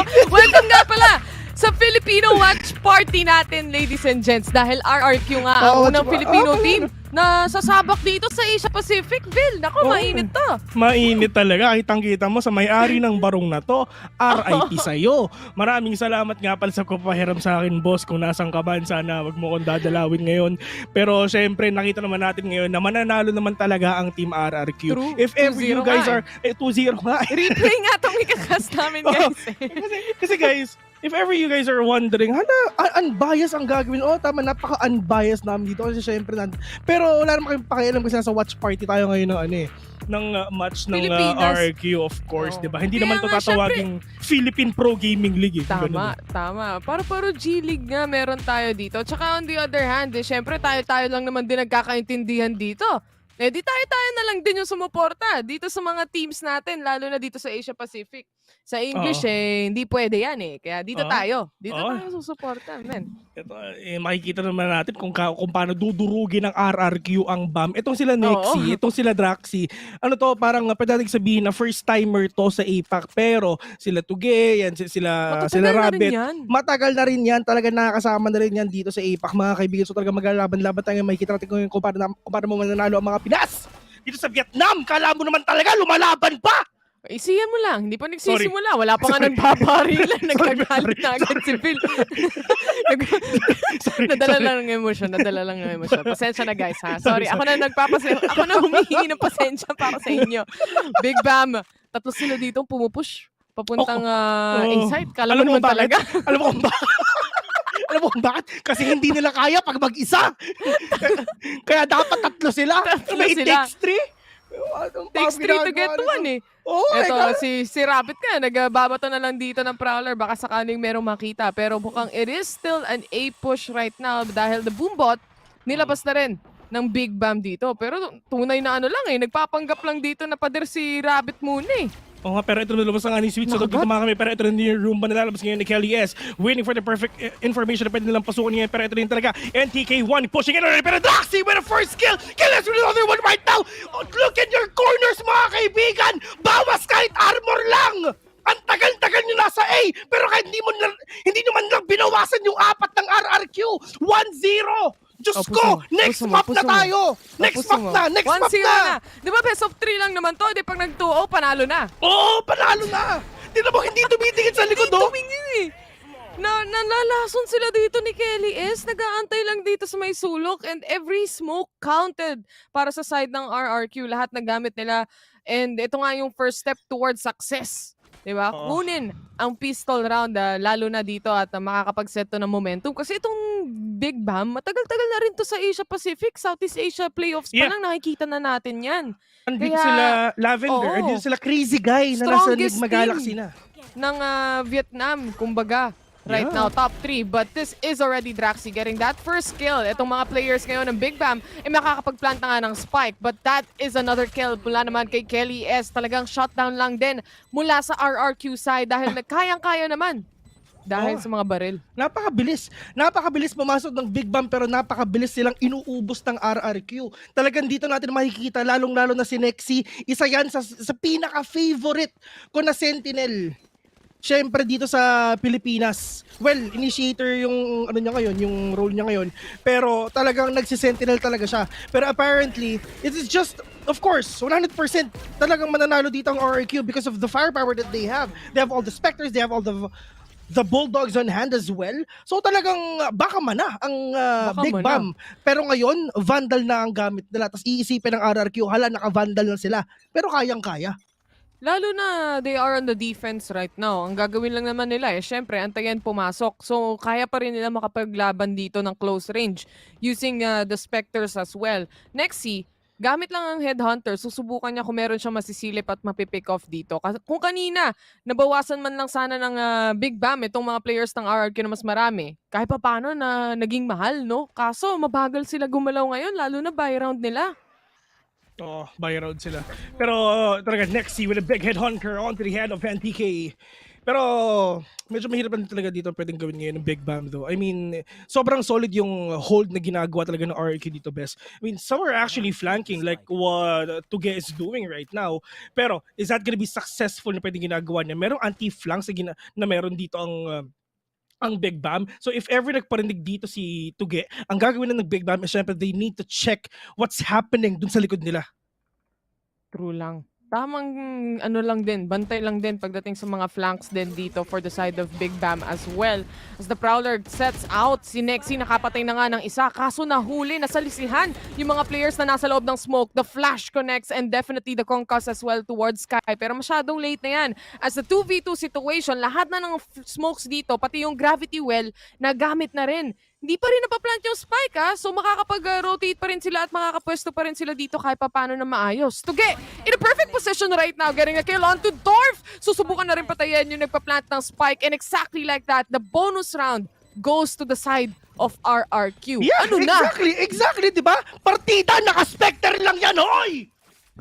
Lahat na binigay nyo pero talo pa rin kayo! Kumbaga ako yung kalmado no? Tapos ikaw yung taga Ako yung biglang sisigaw Ikaw lang yung biglang sisigaw Saktong-saktos na sana yung mga flashes nila dito. Ang kaso nga lang, di nila in-expect na delay sila sa pagplant Pero apparently, I mean, the things that are happening right now on your screen is syempre talagang what is happening here sa Big BAAM though. I mean, for them, there's a huge chance that RRQ will get this round again because look at their buy. Sheriff lang ang gamit nila. Yes, merong Marshall dito si NTK pero hindi naman siya tumatama. Ganyan naman sila walang ginagawang tama. Kumbaga, para dito sa mga players ng Team Big BAAM. Problema nila ngayon syempre, eco-disadvantage tong mga tropa natin sa Vietnam. Pero ang RRQ, sitting pretty muna. Of course, with their rifles right now, they playing for picks. Alam nila yung advantage na meron din sila dito Alam nilang they are on the defense. Alam nila mag-aantay lang. Kumbaga, bes, ang ginawa lang dito ng mga players ng RRQ, syempre, I mean, free up reason din sila. Pero nga lang, Rabbit with a big wall bang! Wall gonna take down Dorf! Hindi lang nakita yun, pero at least nakapatay pa rin siya. Pero Rabbit, low on HP right now, pero Kalias will get a kill. Pero yung NTK nakita niya, yung tagiliran ni Rabbit ngayon, pero alam mo, super low on HP, pwede i-push ngayon ng mga players ng RRQ like what Kelly is doing right now, and 4-0 already to start off their first match here in VCT APAC. RRQ is doing it! Panood ko na to Nakita ko na to Kumbaga, parang replay na lang. Kumbaga, RRQ definitely stepped up to the gas pedal pagdating dito sa first match na meron sila. Lalo na sila yung isa sa mga Pinoy team or first Pinoy team playing right now on the Asia Pacific stage. And magandang panimula to para sa Pilipinas, para sa Team Philippines right now here in the VCT APAC. Moving forward, round 5 na tayo. And still, a buy round for Big BAAM. Pantay na ang laban. May operator na si Kuya Munexi rin. This can be deadly. Wala na. Pag 5-0 to, men, champions talaga mga players ng RRQ. Isipin Diretso nyo. na champions, men. Diretso Hindi na kailangan mag-Denmark. Ano yun? Alam, mas diretso na lang, Turkey. Doon na sila sa Istanbul. Tapos na no? Hindi na sila magma-masters. Diretso Istanbul na lang gagawin dito ng mga players ng RRQ. Hindi na kailangan noon, pero pinapahaba pa, dali-dali ng Valorant. BAAM, ano mangyayari sa inyo? Pero yung mga players ngayon ng RRQ, mga kaibigan, ginagawa na talaga nila is syempre, binibigyan nila ng tsansa ang BAAM para syempre hindi sila sobrang lungkot pag uwi ng bansa nila. Pero nakikita nyo, that is the kill coming in from Qeon right now. Pero Rabbit, hindi sa tumitigan. Bros, don't fake, ano ba gagawa ng pumpot mo? Ha? 5-0 na! 2v1, galaw-galaw naman, BAAM! Di na gumalaw yung baso dito sa side ng Big BAAM right now. 5-0 is the score. At ang RRQ, naku po! Ano na? Napa-timeout, best. Mga kaibigan! Napa-timeout na. Itong mga tropa natin sa Big BAAM, papaisip na ata sila dito. Ginawa naman nila ang lahat pero parang hindi pa rin sila makapag-entry at all. Lalo na yung smoke lang, isang simpleng smoke lang mula sa Astra. Wala na-punish lahat ng players. Oo, wala na-punish. Na-punish? Sobra silang na-punish. Alam mo ang tawag doon? Punish! Time! Kala mo bars no? Ano? Wala kang ginagawa. Wala kwenta yung sinabi. Time out na lang sila. Time out. Dito nila kukunin yung first point. Anong nangyayari? Bakit tayo nag-uusap na yan nag-group meeting na yan. Sino sunod na tatanggalin natin, men? Ay, ito guys, I'm sorry if ever mahina yung in-game sounds. Malakasan talaga yung boses ko. Maingay lang talaga si Phil. Si Phil lang talaga maingay dito. Hindi naman kailangan ng parang microphone. Hindi na need yan, sir. Tipong rinig na rinig ka mula sa bahay mo no? Hindi ka ba kinakatok ng barangay dyan? Hindi. Ako yung barangay. Ay, kami yung barangay. Ako yung barangay captain, men. Nahiya yung mga barangay official sa'yo Anong tanod? Ako rin yung tanod. Lahat ako na. Lahat ikaw na rin yung mayor. Oo, pati ako. Kung tutusin. Ikaw na natin yung bantay kung saan-saan. Pero ito, si NTK. Chamba. Naka-chamba na. Nakakuha ng isa si Nexi. Pero operator pa naman yung hawak ni Nexi kanina. Alam mo ang tawag dyan? Mercy. Partida. Mercy, partida ang tawag dyan, guys. Partida lang yan, mga kaibigan. Pero yung mga players ngayon ng RRQ, syempre nag-iisip-isip sila kung anong gagawin nila para makapasok dito sa may... Para makapasok and syempre for them to stop the possible push of BAAM right now. Pero si Wolf, tamang jiggle peak right now. Pero yun nga naman kung wala tayong makikita ngayon. Pero si Tugay, ginagawa lang niya yung mga ginagawa niya sa round number 1. Umiikot siya dito sa may C and nag-iingay lang siya para syempre talagang malito yung mga players ng BAAM kung nasan ba talaga yung mga players ngayon ng RRQ. Pero they have an idea that they're gonna go here in A. So right now, the rotation for RRQ and BAAM is sobrang in sync ngayon. Lahat sila is nandito lang talaga. Pero nga lang, susimulan muna ng pagsabog ni KLS ngayon. Pero Diyos ko po, Natong! Nakaisa pa! Kala mo naman talaga! Pero Natong, mga kaibigan, try to take down these players right now. Dorfin another one. It's all up to Tuge. Si Tuge na kailangan makapag-set up dito. Baka kahit papano meron siya magamit. Meron mukhang wala na rin ata siyang stars na pwedeng ilabas dito. 4v1 situation. He was able to take 1 kill. Baka sakaling makakuha pa siya ng isa pero it's not gonna be enough as the Blade Storm crushes him away. 5-1. Pinaisa lang. Oo, pinaisa lang. Partida na daw yan, guys. Oo. Nakakaya naman daw kasi pag 13-0, di ba? Oo, tama. Kumbaga, tinan mo si BAAM, pinasarap lang. Oo, pinasarap lang. Pinaisa. Yan ang sasabihin dito ng RRQ. Pero ang ganda sana ng delay potential dito ng RRQ, to be fair ang dami nilang utilities. Yung Aftershock, pati na rin yung paint shells. Ang kaso nga lang, pagbato ng paint shells nung Raze, na namatay din siya agad-agad, no? So hindi na siya nakakuha ng repositioning kahit papano. Na-delay nila pero namatay din. Si yung Kiles, ibang nandun members. talaga sa likod. Wala silang idea! Hoy, ano ginagawa mo dyan, NTK? Umiisa-isa ka pa! Si Tatong nakachamba pa! Pero yung Robin, we're gonna take down 2! Try ko pa na third one right now, pero si Pina isa na naman! 3v2, mga kaibigan, that bomb will not gonna catch anyone right now, pero si Natong, mga kaibigan, is super low on HP. 3v2, and mukhang kinakabahan na lalo ang BAAM. Baka maging 6-1 pa talaga to, partner, pero meron naman showstopper dito si Natong, so pwede siya makabawi. Si Pina pwede nang hatiin ng mundo, pero wala namang magagawa yan dito, bes! Wala naman yan, sir. Medyo bawas na nga yung buhay dito ni Natong eh, no? 60 HP na lang meron siya. And still, para sa side ng RRQ, disiplina ang meron sila dito. Talagang mag-aantay lang sila. Ano ba naman yung gagawin nila? Hindi naman nila kailangan pumush anyway. So this is a good indication that right now, RRQ, they are playing it safely and it should be played exactly like that. Naisusulat sa Vilblia, mga kaibigan, na talagang 1-0 agad tong Haven. Men, kakalabanin ba naman talaga ng BAAM ang RRQ sa mapa ng Pinoy? Pero ito, Tuge, mga kaibigan, tamang chup-chup lang din talaga. Pero nga si Natong Tuge, alam niya na nandun. Alam ni Tuge na nandun si Natong ngayon, pero mukhang talaga 6-1 ang mangyayari because Tuge all the way dun sa may gong. We're gonna take down 2! 6-1 already, RRQ! It's doing it!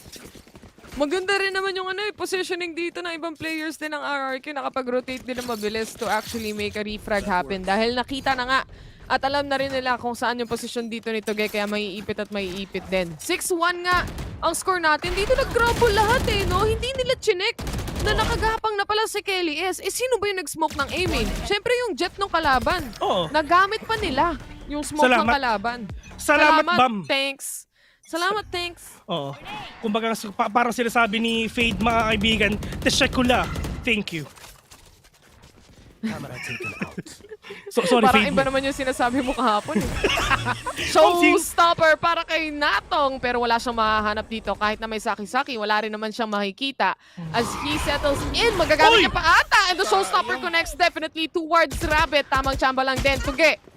Merong makakalaban dito, kamukhaan niya ang nakikita niya, and this is still a double peak from RRQ. Yan ang sabi ni Cypher as they try to find where everyone is. Nagamit na rin pati yung ultimate nung breach. Pero wala silang idea at all si Move nandun sa may likod, pero si Natong Tuki nakaisa pa nga dito. 2v4 on this game right now. Dwarf catches one, pero si Natong with a swing! We're gonna take down Lumpiang Tuge again, 6-2. And okay lang yan as long as lamang pa rin ng RRQ. Talagang easy win na rin talaga ang pwedeng mangyari dito. Pero for the side of RRQ man, I mean, in terms of positioning, in terms of rotation, they have superb rotation eh. Pero yun nga lang, talagang medyo ang ginawa ng BAAM dito, medyo na-outplayed sila dun sa round na yun because of the double peaks na nangyari, because of the trade-offs na talaga nangyari. They have no idea na si Natong nandun sa may B. I mean, it's gonna be really hard if ever pag wala talaga kayong information kung saan ba talaga pumupunta yung mga kalaban nyo. That's why, of course, andyan si Rabbit. Pero si Draxi, yes, I mean, okay naman talaga yung mga utilities niya. Pero hindi siya katulad ni KO, hindi siya katulad ni Sky, na talagang nagsasabi kung meron ba talagang tao doon. Naghahanap lang dito. Tumatalon pa nga si Tuge. Nakita yung paa ng Astra na yan. Natong just waiting patiently. Pero yung smoke na yan, at least makakatakas si Tuge. He's very much aware na may mga tao na nga here on Garage as well. Nagamit na yung Aftershock, pati yung Trailblazer. Pero wala rin namang masaspatan. Aside from Kelly S na nag-aabang dito sa may Garage banda. On the other hand, ito naman mga players ng RRQ, talagang solid kumbaga pagdating sa depensa. Depensa kung depensa ang meron tayo. Let's leave a little bit of an open space towards A dahil maririnig at maririnig din naman nila yan. And knowing that info, alam na nga ng Fade yan, and this is already for Big BAAM. Makakapasok sila, pero the 2 kills from the Rabbit is definitely there. And 2A! Nasaktuan pa nga, the showstopper connects 2v2 situation. Pinland na ang bomba ngayon, pero meron naman siyang ultimate ngayon para syempre mas mahirapan pa dito ang retake ng RQ if ever, pero Tuge, he got no idea at all, pero tamang chill lang yan kasi nag-crossfire sa Valorant yung mga players ngayon ng BAAM. 6-3 just to end this round right now. Pero in terms naman ng utilities partner, sobrang daming nabato rin talaga ng RQ. Look at their utilities right now. Look at their ultimates. 4 ang down, 4 ang literal na nasa 1 or 0 orbs. Except si Fade. Si Fade, kailangan nilang antayin yung ultimate ni Fade dito in order for them to get that big retake na din talaga. Pero ang tanong, gagamitin ba nila yan knowing na naka-half buy sila? Gagamitin ba nila yan later on pag meron silang Vandal?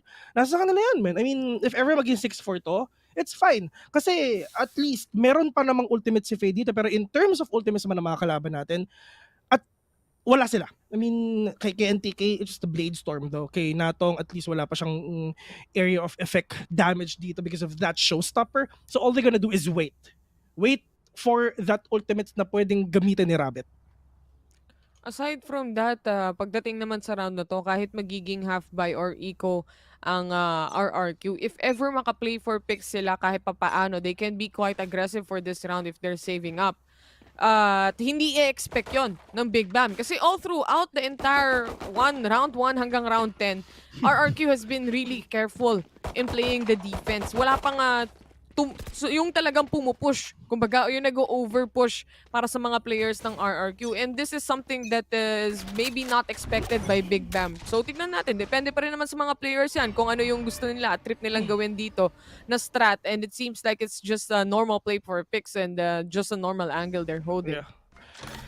Pero at least ayun, kung if ever na fix na yung sound sa mga kaibigan, at least okay na rin talaga. Pero oh yeah, baba mo ng konti. Maraming salamat kasi naayos na ni Direct Shoots yan.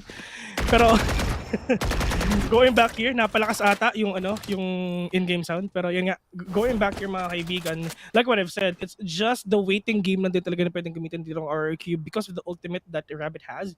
And syempre, if ever na may ultimate si Rabbit dito, mas mapapadali ang buhay dito ng RRQ na pwede makabawi sila dito. Pero ang problema lang din talaga, si Nexi naka-classic naman siya. Wala siyang ultimate right now, pero ang meron lang siya is syempre ang 8 putok ng headhunter na meron siya. Natong 2K knows what's up na meron talagang tao doon, pero itong ginamit din talaga ng mga players ngayon ng RRQ ang kanilang ultimate para syempre talaga ma-push out pa na wakay bumalik sa A, and the rotation is now up for the players of RRQ, and they're gonna go here and see probably feeling nga ng Tuge is in a tough spot right now, but there's may backside to, pero catching one, pero ma'am out din talaga agad. Nice. Napakagad ng ma'am out na ginawa dito ng RRQ mga kaibigan. After that one kill, that is huge already. All they're gonna do is back away. You don't have to fight even longer because you need to wait for your teammates. Damot. Oh, damot. Ayaw pahiram no? So, ayaw magpahiram kahit isa lang Oh, so look at Kelly S right now. Andun lang sa may likod. Probably makakakuha siya dito ng 1 to 2 kills if ever talagang tumama dito yung sheriff niya. Pero NTK, nakasilip si NTK dun sa may likod mga kaibigan. Pero wala Kelly S! What a huge kill! We're gonna take the NTK right now! Pero si Kelly S andun lang sa may likod mga kaibigan. Pero natong 2K win at 3! It's all up to Nexi! Pero Nexi! We're gonna end everything! Pero may oras! May oras pa! May oras, best! May oras pa! Abot! Meron! 7-3! May pera! O wala! Panalo ang RRQ! Thrifty, 350 ang nangyari dito. Big BAAM, hindi nila in-expect yung kill doon ni Kelly S. Yung unang kill ni Kelly S doon sa may silong, yun talaga ang nagdala ng lahat. Doon nakapasok, nagkaroon ng space ang players ng RRQ dito. Those one taps from Tugay as well, and deciding yung mabilis na decision making nila na bumalik doon sa CT side instead of actually pushing in and fighting everyone. Ay nako. Mainit ng pinapakita ng mga players sa RRQ. May pera o wala, easy game ang pwede mangyari dito. Pero nga ng NTK trying to be really aggressive right now. Pero si Rabbit nakasilip ng 10. Pero nga ng tamang double pick. Pero Rabbit, we're gonna take down 1. Pero si Nexi, we're gonna take down 1 as well. That chick sa tabi. So Nexi, here we go. So sorry, maingay ba ako, bes? 5v3. Hindi ko alam minute na nga nakata kita dito Feeling ko pakinggan na lang kita doon sa Facebook Live Alam mo yun? Parang mahinaan ko naman yung volume mo. Pero 5v3 situation ang meron tayo dito right now para sa RRQ. Hawak pa rin nila lahat. Vandals kompleto even with an operator. This will be quite difficult para sa kamay ng Big BAAM dito. Pero babagalan lang nila. Ang kaso, binarin nila yung Prowler. May presence na. Oo, alam na. Lilipat na naman sila dito. Ano lang yan, possession is now compromised mga kaibigan dito sa may A-long. Pero wag kayong mag-alala kasi si Rabbit pumunta naman dito para hindi makipag-away. Oo, nandito lang siya para mag-chill. Oo. Pero Oo, si sa Kelly corner. si Kelly S ang magwawala dito mga kaibigan for sure kasi pag silip na tatlo makikita na dito pero siya makakuha dito ng isang kill or what pero nga lang mukhang nagbabadya na ata mag-push ang mga bomb dito sa may C. Pero yun nga lang paano pa mga retake doon ng mga players ngayon ng RRQ if Basta ever pero kaya naman kompleto sila pero ang problema din talaga is talaga yung bomb talagang kulang na kulang talaga sa vitamina dito. Wala talagang magawa tamang contact play yan ang ginagawa nila. Talaga hindi sila nag-iingay. And yun nga lang nalikuran pa nga si Kelly S ngayon pero sundan ko we're gonna get that kill! 4v2 onto this game. Si Nexi with that operator kaya pa na makakuha dito ng isang kill. Meron tao dito sa may garage. Meron tao dito sa may backside mga kaibigan. Tamang flash lang dito talaga pero wala naman siya makikita ngayon. Pero tamang chup-chup lang dito ginagawa ni Pina. Pero wala naman siya makikita dyan kahit isa. Pero the retake is now on. Ramen take one down. Pina nakaisa pa. Pina sarap lang. Gusto mo pa. Pero yung galang aftershock mga kaibigan with the same from Nexi. Walang nagawa si Pina. Pinatay ng RRQ. Pinatumba dito yung mga players ng Big BAAM. Naubos sila isa-isa. Lalo na nung pag-simula ng retake. No? Kahit na merong mga pull at kahit na merong mga utilities dito, si Pina, hindi enough kasi hindi naman nag-connect halos lahat. On the other hand, ang ganda rin nung flank dito na ginagawa ng mga players ng RRQ pagdating sa retake. Kahit gano'ng katahimik, kahit napitas si Kelly S dito nang walang kamalay-malay, the timing is just perfect for the rest of the teammates to actually push in as well and make a retake happen. Nagkaroon lang talaga ng mishap pagdating dito sa my corner nung garage. Oh my God. What is happening dito sa BAAM? The pride of Vietnam mga kaibigan. Hindi naman ramdam. Parang panchis mo yung tone. Hindi naman naramdam. Ano ba naman yan? Ano ba yun? Bladestorm. Bladestorm mga kaibigan. Sila pero tama. Sa patalim kumakapit. Pero nga lang sinatutugay. Nakaisa pa nga. Pero nakachamba pa. Pero nga lang that Roomba will get a one down. Pero gusto ko hinahabol ka ng Tony Prowler mga kaibigan. It's gonna be really hard for you though. Dwarf will gonna go down as well. Pero Rabbit, meron pa siyang seize dito so pwede pa siya makaisa. Pero nga lang NTK1 with a 2K. Pero Rabbit 1v1 with a great 1. 1v3 right now. Pero si Rabbit hindi niya alam kung saan siya pupunta. Si NTK walang marinig kahit isa. Pero si Pina isa na naman. Uno. Yan ang buhay na natira para kay NTK. Unti-unti silang naubos doon. At some point, hindi mo na nga alam kung ano yung team na nagkakaroon ng patayan. Akala ko nga, ibang game na yung pinapanood ko dito. Lahat ng engagements pagdating sa site, no, may kanya-kanyang trade-offs na meron tayo. Ang kaso nga lang, merong mga times na hindi na nila nasilip ng tama. Lalo na si NTK here in Gong. And once that started, it just crumbled pagdating din doon sa may chamber part. And also, na ngayon, 8-4 na tayo. Magsaswap na ng side. Sila na yung magiging attackers dito. Oo. Kahit, alam mo bes, attacker or defender, kayang-kaya ng RRQ. Yakang-yaka. Basic kayang-kaya. Ano yan, man? Basic yan. Astro Diff, Alam mo sa BAAM, pwede naman i-type pang /FF di ba? Oo. Tapos F5. Diba? Pipindutin lang. Madali lang yun. 2 clicks lang yan eh. Oo. 2 clicks lang. So, kayang-kaya. Tayo na lang maglaro. Mas magaling pa tayo eh. Alam niyo naman dito guys, sa watch party natin, ang ano natin dito, suporta natin dito, syempre Pinoy team. Oo, tama. Kung pwede lang namin gawin sa English to eh. Diba? Tsaka unbiased dito. Walang kabias-bias. Lusutan ang nangyayari. Oo. Pag natalo ka sa dare. Pag natalo ka sa... Dati kasi mga kaibigan, kunwari 3v3 basketball. Kunwari naglalaro kasi ako dati ng basketball. Pag talo ka, lusutan. Wala kayong pambiling RC eh, no? Oo, wala kayong pambiling RC. Kaya lululusutan na lang. Ganun na lang yung mangyayari. Oo, tama. Pero syempre, mas okay pa rin ang eco com sim. Alam mo naman. Oo. Elibap yung eco malamig, com yung tipong maiiyak ka pag ininom mo. Oo. Yung tipong solid eh, yung tipong pag sobrang lamig mo ininom, yung sasabihin mo, yung gaganon ka. Kasi ang sakit sa lalamunan. Ganun ka. Yan. Share ko lang guys. Na-imagine ko yung tsura mo habang ginagawa mo eh. Alam mo yung meme na pusa na alam mo yung tsura.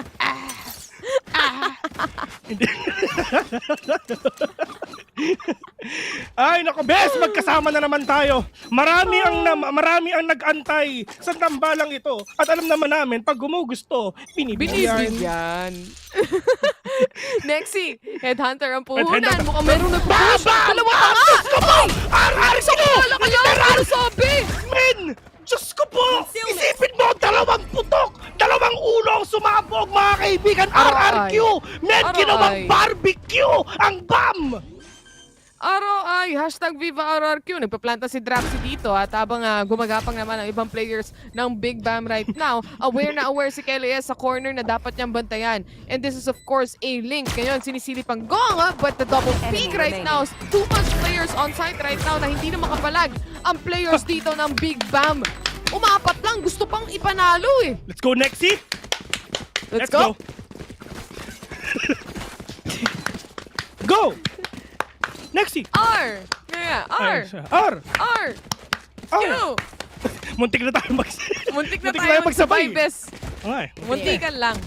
At least we tried. That's the thought. Ayun oh. Nalito lapit eh. Isang bala ka lang eh. Hindi, alam mo ang tawag, hindi isang bala ka lang. Ano ang tawag doon, men? Si Leon Guerrero. Leon Guerrero? Yun yung hinahati yung ano? Hinahati yung bala. Nagiging 2. Kutsilyo na lang. Yung kutsilyo lang yung hawak. Ay, men, corner si KDS. Nice! Nice!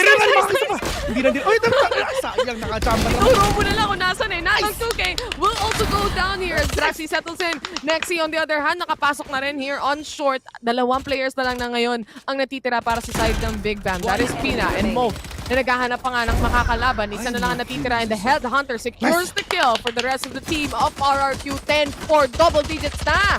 Grabe naman ang RRQ, parang nag-unrank lang. Anong kompe? Hindi kompe. Unrank. You know. Ilipat nyo kay Ilipat nyo kay... No, si Direct naman talaga, hindi pinakita yung 2 putok nung kay ginawa ni Nexi doon, no? Pero yun nga lang, pati yung prod inaway, no? Pero at least, diba, for RRQ, ladies and gentlemen, it's just everything is really going good sa, sa team na to. Siyempre, itong round na to, ito ngayon yung importante. Kasi magiging bonus round ba na naman? Kagaya nung kanina, yung RRQ, sila nakapag-bonus round. At napako na eh, no? Yung Big BAAM dito, hindi na sila makagalaw when it comes to the scoreline. And these 2 rounds na nakuha din ng RRQ, dito na masisettle lang lahat.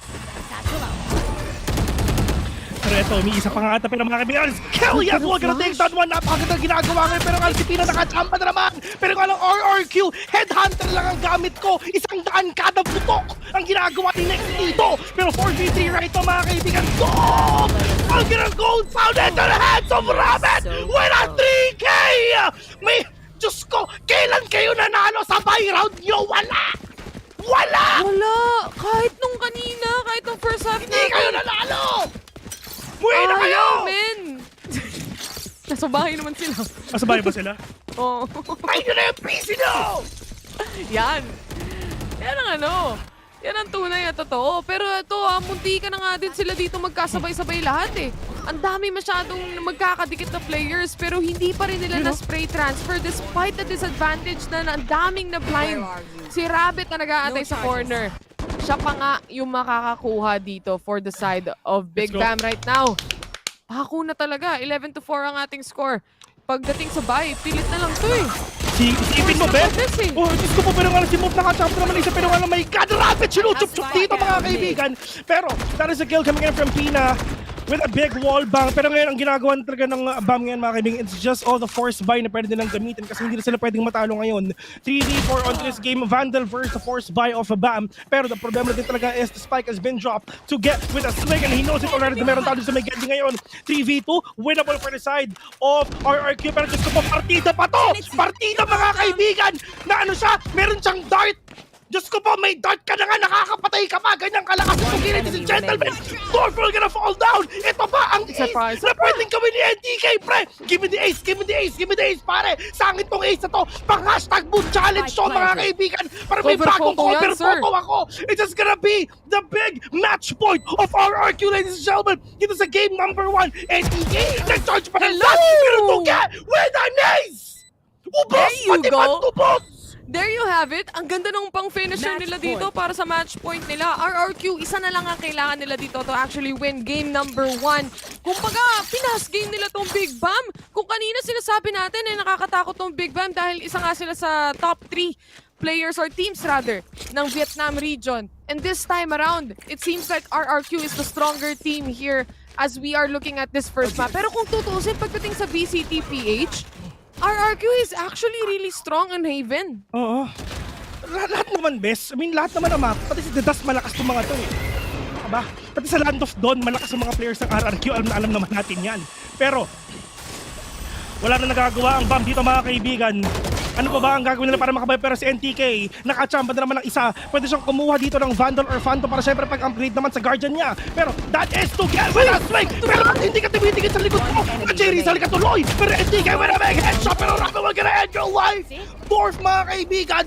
We're gonna take down Rabbit as well. Sabay chup-chup pa. Ginawang bulalo. Si Rabbit. Parang bulalo. Sinutsot eh.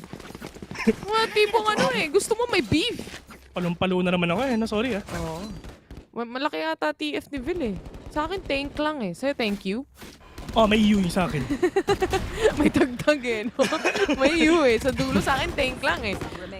Talagang pagdating dito sa depensa naman, kailangan din naman talaga patatagin ng Big BAAM kung ano yung meron sila. Kasi it seems like RRQ talagang rumaragasalan sila pagdating sa mga sites eh. Kung saan sila nag-decide pumasok, it is definitely there and they are gonna continue pushing. Kahit na may mga konting damages itong mga players na to, they know what they want and they will take it, the site that we are talking about. Ngayon, it's just play for picks right now for RRQ side. Draining maybe yung energy o pati na rin yung mga utilities dito on the side of Big BAAM. Alam mo, pwede sana nating sabihin na tropa natin tong BAAM kasi andito sila Jin, 'di ba? Andito sila Crazy Guy. So sobrang lakas ng Pilipinas mga kaibigan. Yung mga players sila lumilipat na sa Pinas. Face your fear! Lumipot eh, pumunta na lang dito eh. Nasa tama naman, di ba? Nightfall. Nagamit na nga dito ng Fade. Ito nga si Rabbit. Mainit na mainit. Kanina pa siya nakakapatay dito. It's still a 5v5 situation and the A side is all clear para makapag-plant ng spike. But the showstopper, it won't connect to anyone para sa side ng RRQ. This is still an open space for them. Lumabas, tumalon, patay! Yan ang mangyayari dito. Tuge! Still hops out and it's still around for RRQ. Game number 1. Alam na natin yan, 1-0 on the hands of RRQ Philippines. Naisusulat sa Biblia. Naisusulat 1-0. Ang dali-dali ng Valorant, pinapahirapan nyo pa mga sarili nyo. Sabi na namin nung nag 4-0, awat na, tama na, next map na. Eh, 5 mo na yun. Oo, next map na. GG next mo na. Wala, gumusto talaga. Binigyan. Oh, matik yan. RRQ, Viva RRQ, game number 1. Pala nga meron tayo. Still a best of 3 series para sa team na to. Pero Big BAAM, they have to make game 2 happen kung gusto nilang papaabutin to sa panghuling mapa pa natin. Kasi RRQ, unexpected. Di akala natin magiging close match to actually. Sa totoo lang, we were expecting this is gonna be a close match na meron tayo. But it's the other way. One-sided ang nangyari. RRQ all the way. Okay, one-sided naman din talaga. Ewan ko ba dito talaga sa Big BAAM, talagang lumaban pa. Pwede namang hindi na no? Pero yun nga tulad nga na pag-usapan natin, pag gumugusto, literal, talagang binibigyan ng mga players ng RRQ. Isipin mo, literal, na ginawang barbecue. Yung mga players ng Big BAAM ngayon doon sa ginawang Bam ni Nexi. And lalong-lalo doon sa Ace, mga kaibigan ng RRQ, nituge. Diyos ko, beautiful ang mga ginagawa dito ng Team Pilipinas. #Laban Pinas, mga kaibigan talaga. And syempre, ayaw natin na 2 teams lang ang pasok sa group stage. Kasi gusto natin 3. Lahat? Lahat sila kung pwedeng pumunta. Lahat na lang ipapadala natin. No? But right now, we are just gonna go in a very short break. Syempre sa pagbabalik natin, game number 2 is up for us. RRQ pa rin versus Big BAAM ang maglalaban. Suportahan natin ang mga Filipino teams natin. Taylor at Vil nga pala. See you guys in a bit.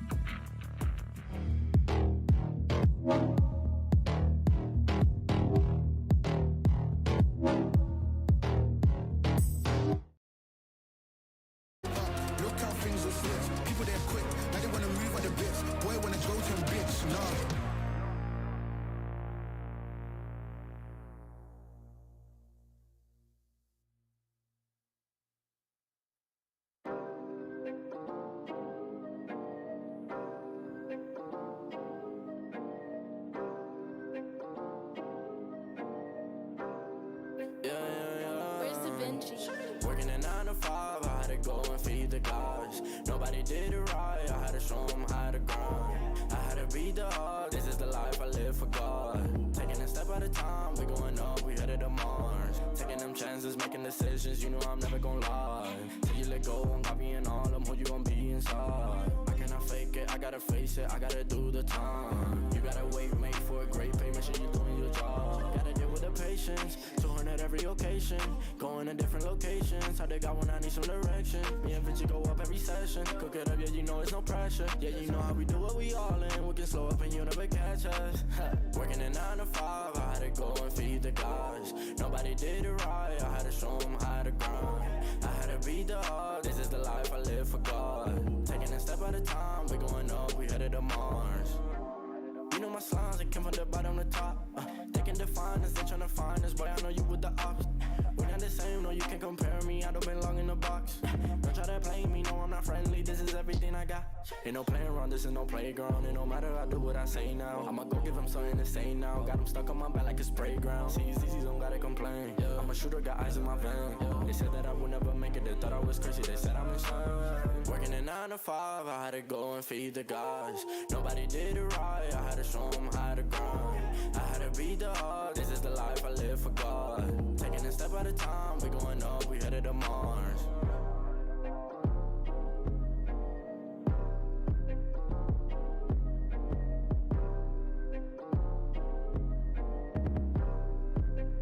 Undefined for life.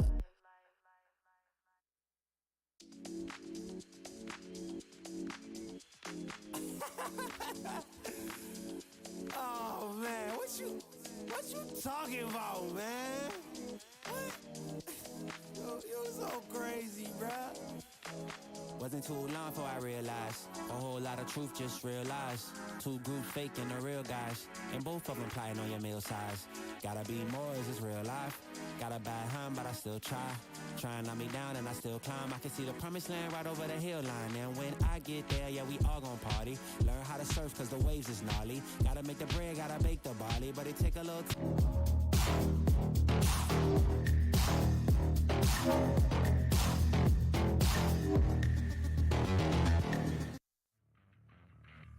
Welcome back to the panel here on VCT APAC Stage 2 Challengers. You're still with Likeable, Fluffy, and Asarai. We just saw RRQ formally introduce themselves here on the APAC stage. They were like, hi, hello, we're RRQ, and Haven map is a map we love to own. Team Big BAAM really trying to fight for the rounds here, but in the end, I guess they just didn't expect RRQ to be this strong. Now, Asarai, I know you just casted this game, so I'm gonna give a quick breather for you. Fluffy, how are you liking the first game so far? I mean, coming from the PH scene, it's nice to see a very strong start from RRQ. They must have really brought out their best bread for breakfast this morning as they look wide awake, being able to shut down really all the attempts of the attack that Big BAAM was trying to bring out, really showing their team play more than anything. Draxi especially on that ready stun, supporting his duo Nexi. Kelly S also making those important picks and to set them up for those close rounds. Tuji or Tuge also coming out so big this game, starting strong on their opponent's map pick, I remind you. I'm very excited to see what they can do and if they can carry this momentum into their own map choice in the next one. It really does feel that RRQ just also brought a composition that Big BAAM just cannot really go over. There was just so much that they needed to throw, and I think I mentioned this with Raph a while ago when we were casting that it did feel that Big BAAM just didn't know how to deal with the quick trading that RRQ just kept bringing to the fights, to the firefights. And it has, again, as I said, happened so many times. Unfortunately for Big BAAM, that's resulted in them hitting this 13-5. Now we're looking at the map MVPs over here. We've got Natong 2K and we've got Kelly S on the raises. I mean, it was a battle of the raises overall. I saw a lot of these. Here comes the party plays. In fact, one of the rounds that I specifically remember was, I think, before the round ended, wherein Natong brought the party in at B side, taking down Draxi, getting traded on the side of RRQ, but then mayhem occurs, and NTK gets pushed into a corner, but BAAM, once again, BAAM Pina rather, once again utilizing the Cosmic Divide, and it enabled RRQ to like, it kind of limited rather RRQ to clear the site, and it just covered NTK's back by killing everybody who had their focus on him. Now, numbers are one thing, but gameplay is another thing, and I'm very excited as we proceed here into the series highlights, or map highlights rather. So Fluffy, I think you have a question in mind. You want to say it now? Yeah, I was actually gonna ask Asarai, how do you feel basically about this Fade adaptation that RRQ is bringing out, especially after casting that game? That's a really good question, actually.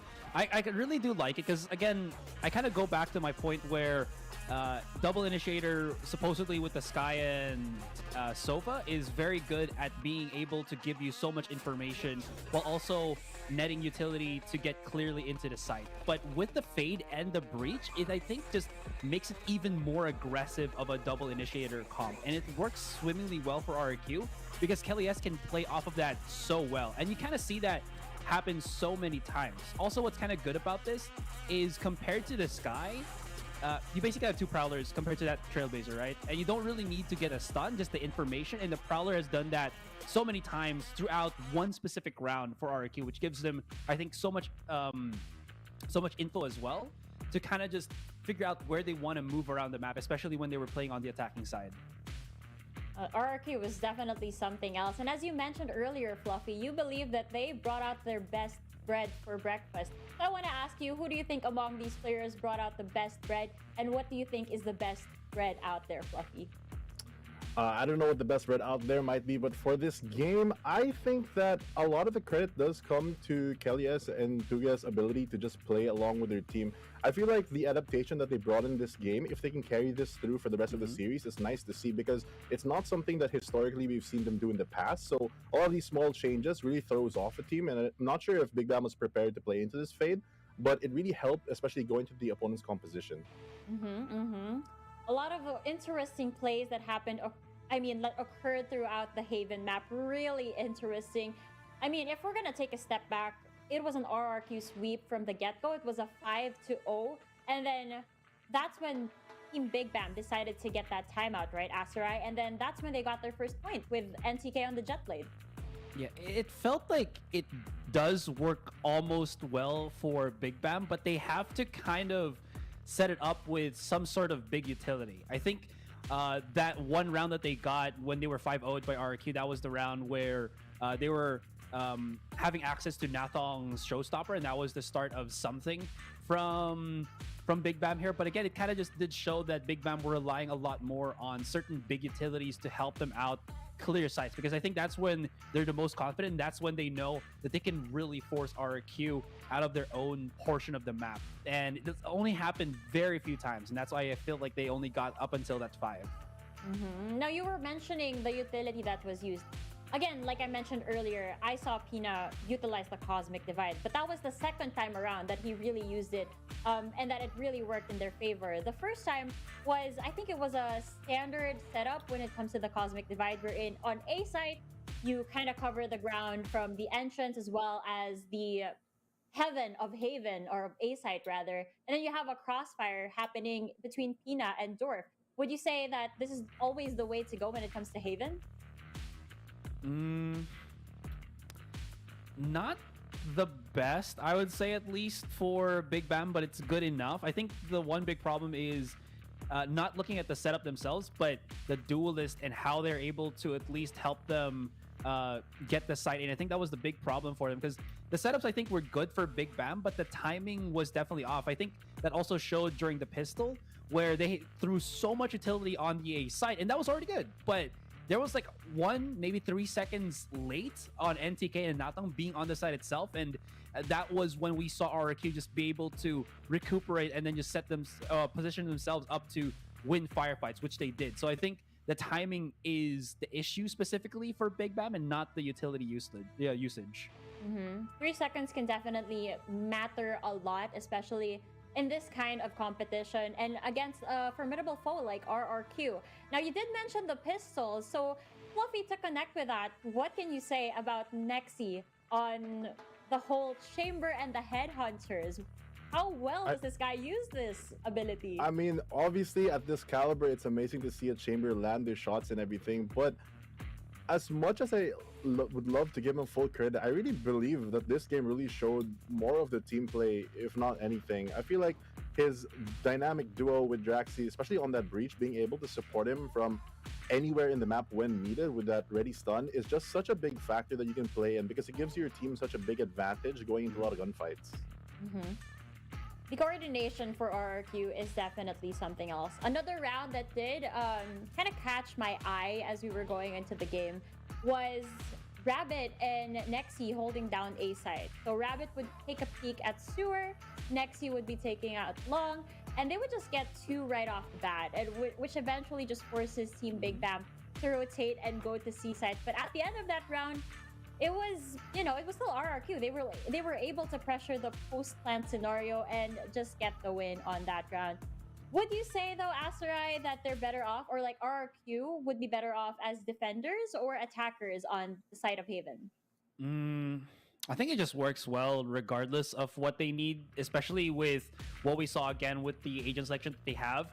It, I think, allows for a lot of advantages on either side, and you kind of saw that again, right? Because they went for this kind of composition where Kelly S also went in for the Raze, which I think is the most utility heavy duelist that we have out there. It really helps out how they can just delay whatever Big Bam kind of want. Where on the defending side, if they're going to try to plant the spike, like for example on B, you saw how they were just able to throw nades, aftershocks and everything, and they didn't really have to push in through the smoke of Big Bam and try to contest the plant or retake the site itself. They just threw everything, got a couple of kills, and it was much easier for them. When they're on the attacking side, they can do the same thing, clear out the entire site, make it easier for Kelly S to come in, and they just kept repeating that over and over again, rinse and repeat, and it just works swimmingly well for Big Bam. Yeah, though a lot of adjustments still need to be made, especially on the side of Team Big Bam. So as we move on over to Ascent, I'm hoping that we get to see the adjustments taking place. So on a map like Ascent, Fluffy, for these two teams, what kind of composition are you looking for? I don't think that they're gonna kind of go on more variations. I feel like at this level they're gonna go for what they've mostly been playing. I feel like, you know, there can be that like a fade coming out, and as I mentioned that QZ does Tuge does lock in that fade, as well as Sova. Very interesting double initiator. We see that a lot in the meta, but not necessarily these two in combination. These ones, normally you take one that has a flash or a way to take an angle, and with this, you're actually taking the Omen instead for the flash, and you're taking more information in as you do not only have the full body scans coming out from the Haunt as well as the Recon Dart, but you also have information coming off the contact from something long range like the turret. So a composition like this in a sense, especially without that Jet and Raze instead, is something that is very different from what I'm normally used to seeing, but it's also very good because it provides them so much more map control overall, and Raze as a substitute for your main entry is one of those that can clear a lot of those pesky corners with her utility. So I feel like if they're able to leverage the utility well, then it'll be great. But if they start getting into a lot of early fights, I feel like it could be very detrimental rather than helpful, because if you can't really use your util if you die. So taking a lot of these early fights might not be the greatest strength for RRQ, but on the other hand, we see Team Big Bam going for more a standard composition. They have the double initiator, but more on the aggressive side, bringing in that Sky as well as the Fade. I'm very interested because I saw a statistic recently saying that if you have a Fade on your team, there's like a 60-something% chance that if the opponent is not playing Fade, you have an advantage just because the Prowlers are so prevalent and so oppressing at times. But there being two Fades in the game means that there could be a lot more counterplay, and I feel like in this specific match, right, so we have the Drone, the Prowler will be a 14 team as well as the Sky Trailblazer. It's a lot of free information without risking your life to get. So clearing a lot of these corners, even with the Raze Boombot, is just, I feel like it'll slow down this specific game a lot, because a lot of teams will try to gather as much information as they can before trying to make any move. That way it's a bit more calculated and a bit less explosive. A lot of the information is the key to success in certain angles, I would say. Now, I can't wait to see how things will unfold for the next map as we head on over once again to Ascent. Again, Aserai, you'll be heading to the casting desk along with the other casters with names, as Raph would say. So go ahead and tell us this story. See you later.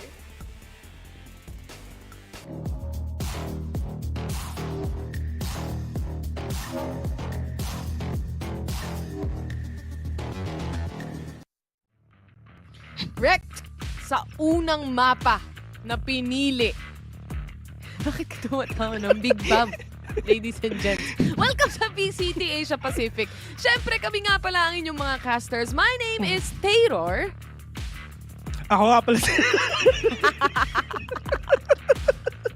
Ako nga pala si Bill. Kasama ko si Bill at kami ang the mods. Oo na, ako na nga magsasabi hanggang kailan. Hanggang dito pa naman.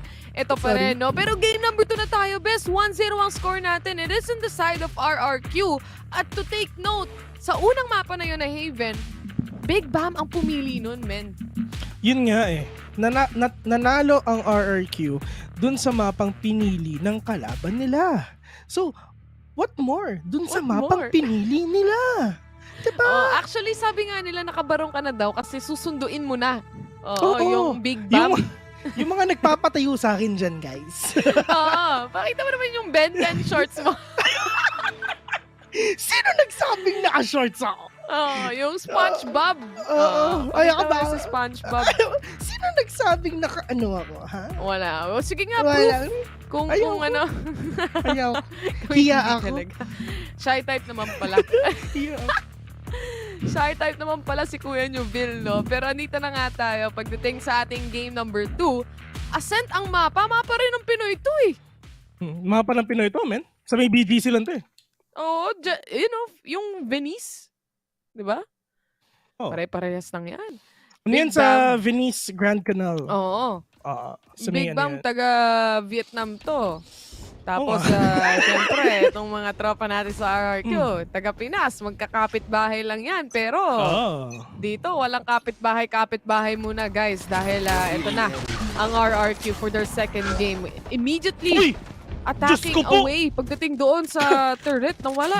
Bye-bye.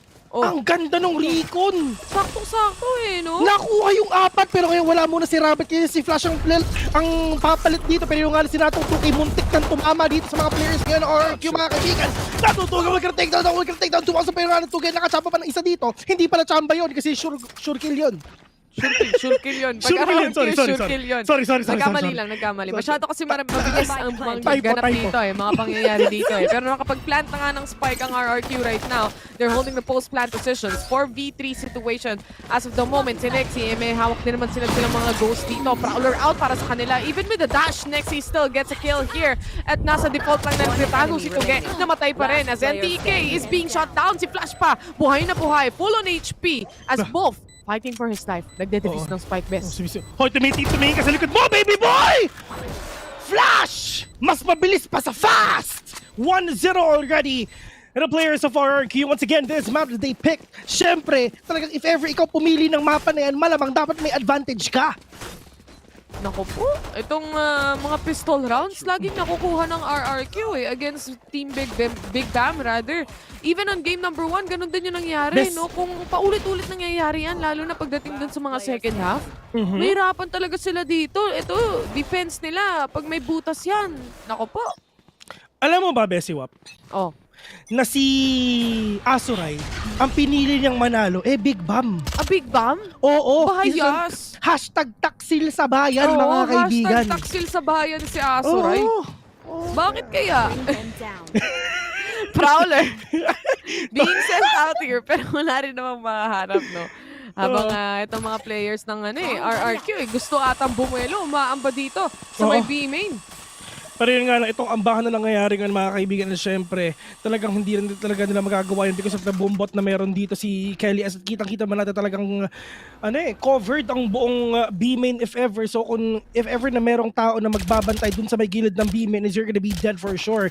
And syempre, because of that information that they have, that's actually big already and they can actually push in dito sa B. Pero yun nga lang, mukhang pupunta rin ata dito ang RQ. They have no idea at kung saan talaga sila mag-rotate dito. Pwede yung A, pwede yung B, pero yung nga lang mukhang binit talaga ang pwede nila because it's just a place of RRQ is inside already. Nakapatay pa nga ng isa dito and Move, napakagandang kill dito na ginawa din talaga ng RRQ kasi nawalan sila ng isang initiator and wala nang wala nang anything na magpapahirap pa dito sa RRQ talaga pumasok dito. Yes, they have Dorf though. I mean, suppress lang naman nagagawa niyan. Pero baril na naman ang gagawin dito ng RRQ for sure. Pero Draxi mga kaibigan, we're gonna plant a spike already. Pero Kelly's, we're gonna take down one. Pero nga medyo malayo ata yung kabihasta ni NTK dito kasi na hanggang ngayon nandun pa rin siya dito sa may A. Nasa A-side pa din eh, no? Nag-aabang pa rin sa may heaven. Dorf, 26 HP na lang remaining para sa kanya. Habang itong mga players ng RRQ safe plant lang naman nila to, post plant position lang para sa kanila. Kasi lamang na sila dito kasi parang imposible nang matalo pa sila eh. Yeah naman. Pero hirap pasukin nito eh. Talaga, I mean, look at the players of RRQ. Bawas naman daw kahit armor lang. Pero yun nga na NTK hindi pa rin talaga tumatama. Pero yun nga na flash, tamang recon dito talaga sa isa. Pero nga na NTK nakasama pa dito. Pero nga na yes, we're gonna take on one. Pero this is BAAM! Inubos na naman ng RRQ mga kaibigan. Kelly's with a right click on Tinat Classic will take down 4-2-0. RRQ is doing it. Yung dalawang low HP na lang natitira para sa side ng Big BAAM at napakabilis na lang i-punish ng mga ganon scenario. Lalo na wala rin naman silang barrel dito. They lost on that first pistol and obviously on the second round, kailangan nilang mag-save. Kaya hindi talaga sila makakapag out, lalo na dalawa na lang natitira rito on mid as well. And everyone was just swarming in already. So 2-0, RRQ. Magandang pangitain to para sa side nila, no? Double initiator setup meron sila dito, Phil eh. Yeah, they have it already. So talaga pwede sila makabawi. Pero yun nga, ito yung mga players ngayon RRQ talagang papasok na dito sa may B mga kaibigan. Pero nga lang Kelly S. Let's see if ever makakuha ba siya ng mga impormasyon dito. Pero mukhang wala. Next see, tinan mo, sheriff lang din talaga gamit niya. Pero napaka-tibay na itong taon to. Pero nga lang natong 2K catching one. Pero that spray control not gonna be in his favor though. Next see, at least nakakuha siya ng isa dito. And we're gonna take down 2 rather. And in terms of money, half buy si NTK tsaka si Mof dito, bes. Kahit pa paano na-damage nila yung economy for the side of Big BAAM at dalawa nga dito ang na-punish nila. At aside from that, pag sinilip din naman natin when it comes to the positioning of Big BAAM as well, binibilisan din ng RRQ yung mga pushes nila napapa-atras nga nila dito. Unfortunately, hindi talaga nila nahuli si NTK doon. Ang dami nilang utilities pang cover or pang clear out ng corners. Ultimo pati yung mga logs, pati lahat dito ng corners sa A-side. Completed pag-check. Yeah. Dahil lang sa double ini. Oo. Pero ang ginagawa din talaga ng mga players dito ng BAAM, they're actually really trying to stop the rushes na ginagawa dito ng RRQ lang din talaga, partner. Kasi mahirap lang din talaga, lalong-lalo if ever sabay-sabay binato ng RRQ yung mga utilities nila, literal talaga makukuha agad nila yung yung site for sure. Isipin mo, you have the pencils, you have the room bot, you have the paranoia, plus meron pa ditong alarm bot or siguro mga nanosome grenades, lalong-lalo na pag binato ni Fade yung kanyang hunt and seize. Syempre, andyan si Flash to reveal the area.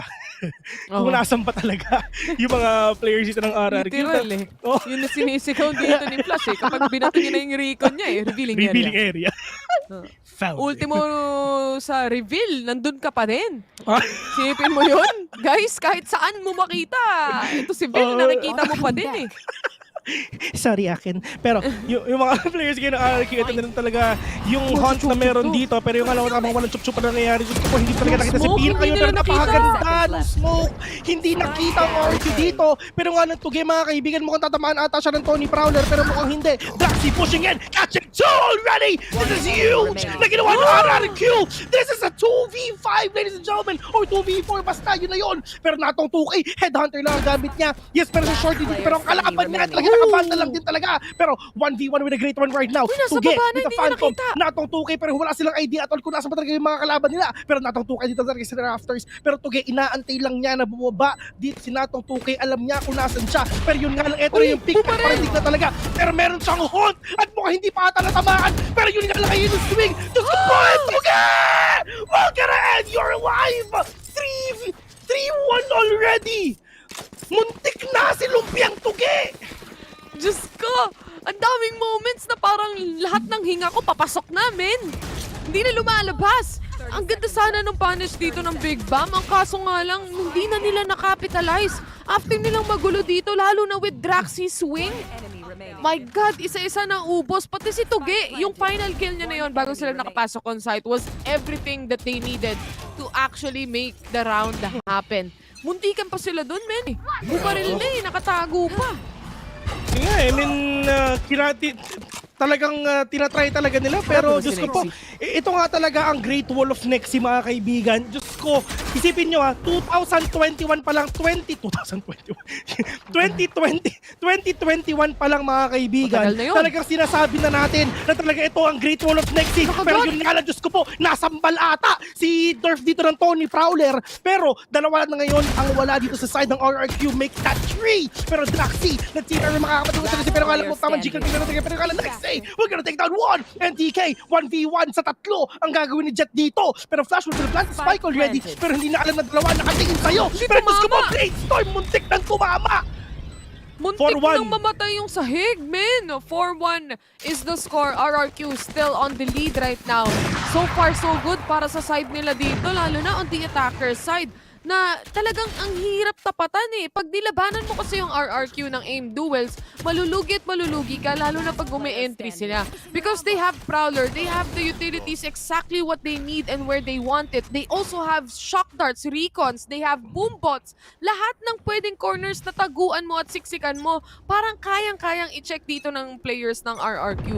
Itong lineup na to, napakaganda and it really works out for the entire team. Ganda ka, kung papatalo. Hindi ako papayag. Maganda ako. Maganda ako. Sariling sikap eh. Oo, man. Pero mukhang Move, nilalabas na talaga ang Odin niya. Pero tignan natin kung anong gagawin ni Move dito. Makulay yung Odin niya, mga kaibigan. Pero Diyos ko po, Kelly is under the sea. Binili mo ba yan? Hindi, men. Yung tulog dyan parang... Parang umiinom ng tubig. Oo. Sabagay, yung iba, trip naman nila yan eh. Alam mo yun. Oo. Kala ko kasi mahilig ka sa SpongeBob. Parang yung boxer. Pinagtitripan mo ako sa SpongeBob boxers ko? Ikaw naman nagbigay nun? Pero yung alas matutukay, mga kaibigan, muntik na. Sex stage party. Pinagtitripan mo yung SpongeBob boxers ko? Ikaw naman talaga nag-exchange gift nun? Pero yung Flash at saka si Kiles nakakisip ko po revealing area. Nice bait dun sa Recon Vault, mga kaibigan. Si Dorf, mas inuno pa patayin talaga. Bakit nilalapas mo ang Odin mo? Nakachamba pa ng isa. Pero 2v4 right now, mga kaibigan. Diyos ko po, Move, ladies and gentlemen, you need to reload. 32 bullets ng Odin. Pwede ka na mag-reload. Pero maraming pa dito sa may mga kaibigan. Yan, best. Oh, napakatagal mag-reload. Sumilip na kayo. Uy. Pero ayaw pa rin ata. Madami sila eh. Lamang naman sila eh. Ba't magsisave sila? Hindi sila laban, mag-save sila dito. If ever lumaban sila, men, ang asim nun, men. Kailangan nila mag-save. Oh, exit frags na lang kung sakasakali man meron silang maabutan dito. Pero mukhang wala naman. But it seems like Natong has an idea na nandito yung dalawang players. He gets 1 kill but it's not gonna be enough as they were all punished. Walang save dito. Best, walang ligtas. Lahat, ubos. Okay. 5-1. Just go! Hindi ko alam, hindi ko ine-expect na ganitong mangyari. Akala ko nga close fight match. Yun nga, akala nga natin close fight. Pero wala. Ang bilis ng mga rounds nila, lalo na, yung control nasa RRQ side talaga. Kahit saang side sila pumapasok dito, naki-clear out nila yung angle. Alam mo, ang sarap, anong masarap sa feeling? Nandito si Nexi tsaka si Draxi. Napakatagal na nilang lumalaban dito sa VCT, mga kaibigan. Pero this is the first time na nakatapak sila sa APAC, ganun. Oo. Edi, ito ngayon. Para sa kanila, it might be something new for them and knowing itong tournament setting natin, kahit pa paano naman, nasa comfort pa rin eh, di ba? Kung sakasakali. Alam mo, inaantay ko na lang talaga dito sa Pilipinas, pati sa Southeast Asia, yung LAN natin eh, no? Wala pa kahit kailan sa VCT. Di pa tayo nakapag-LAN kahit simula stage 1. Oo nga eh. Maliban sa casters. Hindi ko nga alam kung anong pakiramdam ng LAN ng VCT eh. Oo, sisigaw ba lahat? Makikita mo si Meralco Spratlis in real life. Oo, men, naka-Meralco uniform. Oo, naka-Meralco uniform. Oo. Pati si Sentence. Tas yung CP mo yun? Oo. Tas yung kotse ni Meralco Spratlis, yung yung mobile ng Meralco, yung meron pang ladder sa taas. O kaya yung pickup. Oo, yung pickup. Pero ito, NTK pupush pa rin talaga dito, mga kaibigan. Pero yung ganda ng Jax, we're gonna take you down! And Jax, mga kaibigan, we're gonna take down 2! Pero meron pa tao dito sa may Genly mo, pero kalapira! Nakadalawa pa! Natong 2K all the way from BCK. Diyan ka na lang! Pinadalawa lang si Kuya mo Pina dito. 5-1 pa rin ang score natin. At syempre makakapagplano nga dito ng spike ang players ng RRQ. Road to 6-1 ang mangyayari dito. Nakapag-set na rin sila ng mga traps. Lalo na buhay pa si Nexi. They can set up the turret. And aside from that, may mga nano swarms din. Just with a headhunter, tignan natin kung ano bang kayang gawin dito ni Natong as he doesn't have any info at all. Nothing to do. Natong 2K. Yan ang sabi dito ng RRQ. And that is immediately a win for them in a 6-1 scoreline. Ano yan? Nothing to win, Natong to lose. Ay, nako. 6-1. Sabi ko nga sa inyo guys, tuturuan ko kayo press enter, forward na slash FF. Tapos F5. Madali na lang yun, Dali guys. na lang nun, men. Dali na nun. Napaka-basic na yun. Kumbaga, kahit sino maintindihan yun, no? But immediate knives here being thrown towards RRQ. Nasa-shutdown sila, pero wala silang pakialam sa mga knives na yan, eh. Basta, ang importante for RRQ side, they are right now in a momentum na nagsusnowball all throughout. Nightfall being used, the showstopper connecting para sa side ni Kelly S. Prowler being used as well. Even with the nade, they all just go in. At dito na natin yung ultimate ni Flash with the Hunter's Fury coming in. No one will die off, but this creates the entire space for RRQ side para makapag-plant ng spike. Habang ibang players ng Big BAAM, syempre, umaariban na rin kung paano makakapwesto for that defuse o para sa retake. Si Nexi mga kaibigan, ito talaga yung play na, pero ito talaga yung ultimate na meron dito, yung fade ng RQ mga kaibigan, wala silang pwedeng marinig, so talagang aim duels hindi talaga pwede nang gamitin dito ang ng mga instincts na rin talaga, pero it's all up to Nexi, pero medyo malayo siya, 1v1 with a great one right now, pero at tatlo ang kalaban niya, pero si Moff, that is a swing coming in from him. Oh my God! Let's say, oh my God! Still RQ winning that! Oh my God! What? Nexi mga kaibigan! Sobrang sexy na ginawa niyang clutch doon! Ito yung kilala kong Nexi. Ito yung kilala kong Nexi mga kaibigan. Lagi na lang siya nasa likod at siya ang bahalang umubos ng lahat. Since 2021, nakikita natin yan dito, bes. Ang problema nila dito, walang nag-check ng heaven, walang nakatingin. Kaya sila nalason ni Natong doon. Ang kaso, si Nexi ang naiwan, gumugusto itong mga players ng Big BAAM. Tinapatan ng tinapatan. Wala rin naman silang choice kasi kailangan nila mag-defuse ng spike, Tour de force being used right now by Natong 2K. Tingnan natin kung meron siya makukuha dito kasi kaya niyang i-hold yung mga choke points actually from A main or B main rather. Naghahanap tayo ng kaldagan dito guys Kanina pa ako naghahanap, men, promise. Wala pa tayong kaldagan kasama? Ha? Wala kang kasama? Saan? Kaldagan. Hindi. Yung alam mo na yun. Yung tinuturbo, alam mo na yun, men. Wala Walang wala turbuhan guys, na nangyayari. tahimik ang mundo ngayon Wala pa. Pag Pinoy versus Pinoy siguro sa finals kasi alam naman natin na ganun yung magiging resulta. Men, promise, pag itong si Nexi nakalaban ko, my God, turbuhin mo ako pa magsisorry sa'yo. Ibibigay pa niya yung account mo. Lahat ibibigay niya. May nakita siya isa dito mga kaibigan, meron nakita yung hunt.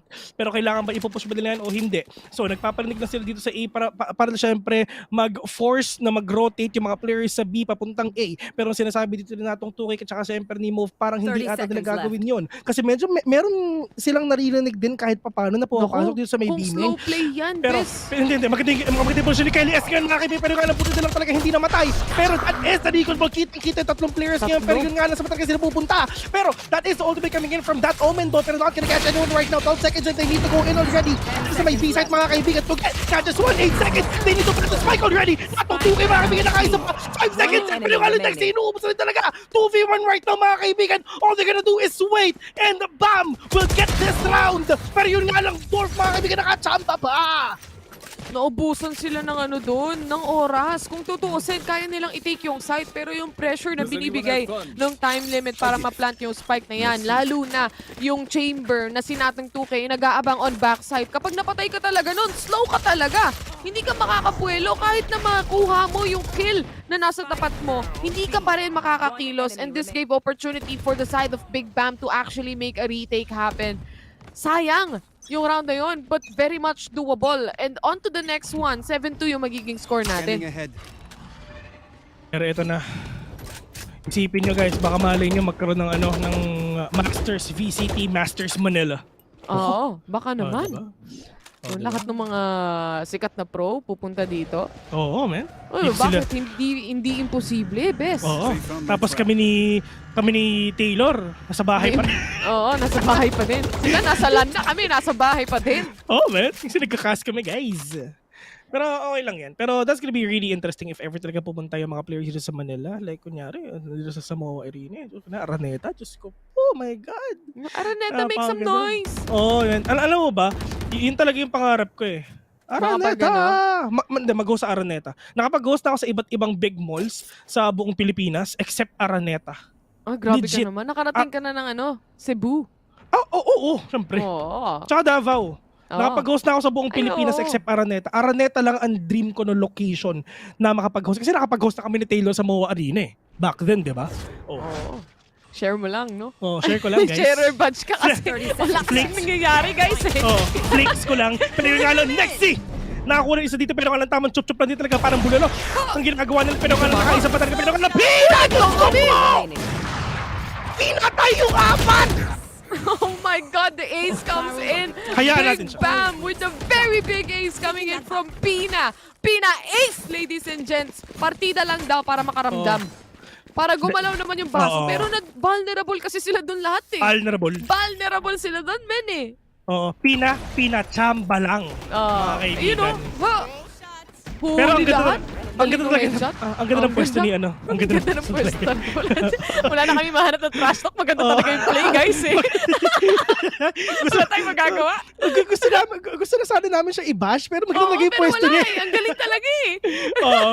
Pina-chamba, time out sila eh. No? Okay lang yan, guys. Pina-time out. Oo. Nag-time out sila para sa BAAM.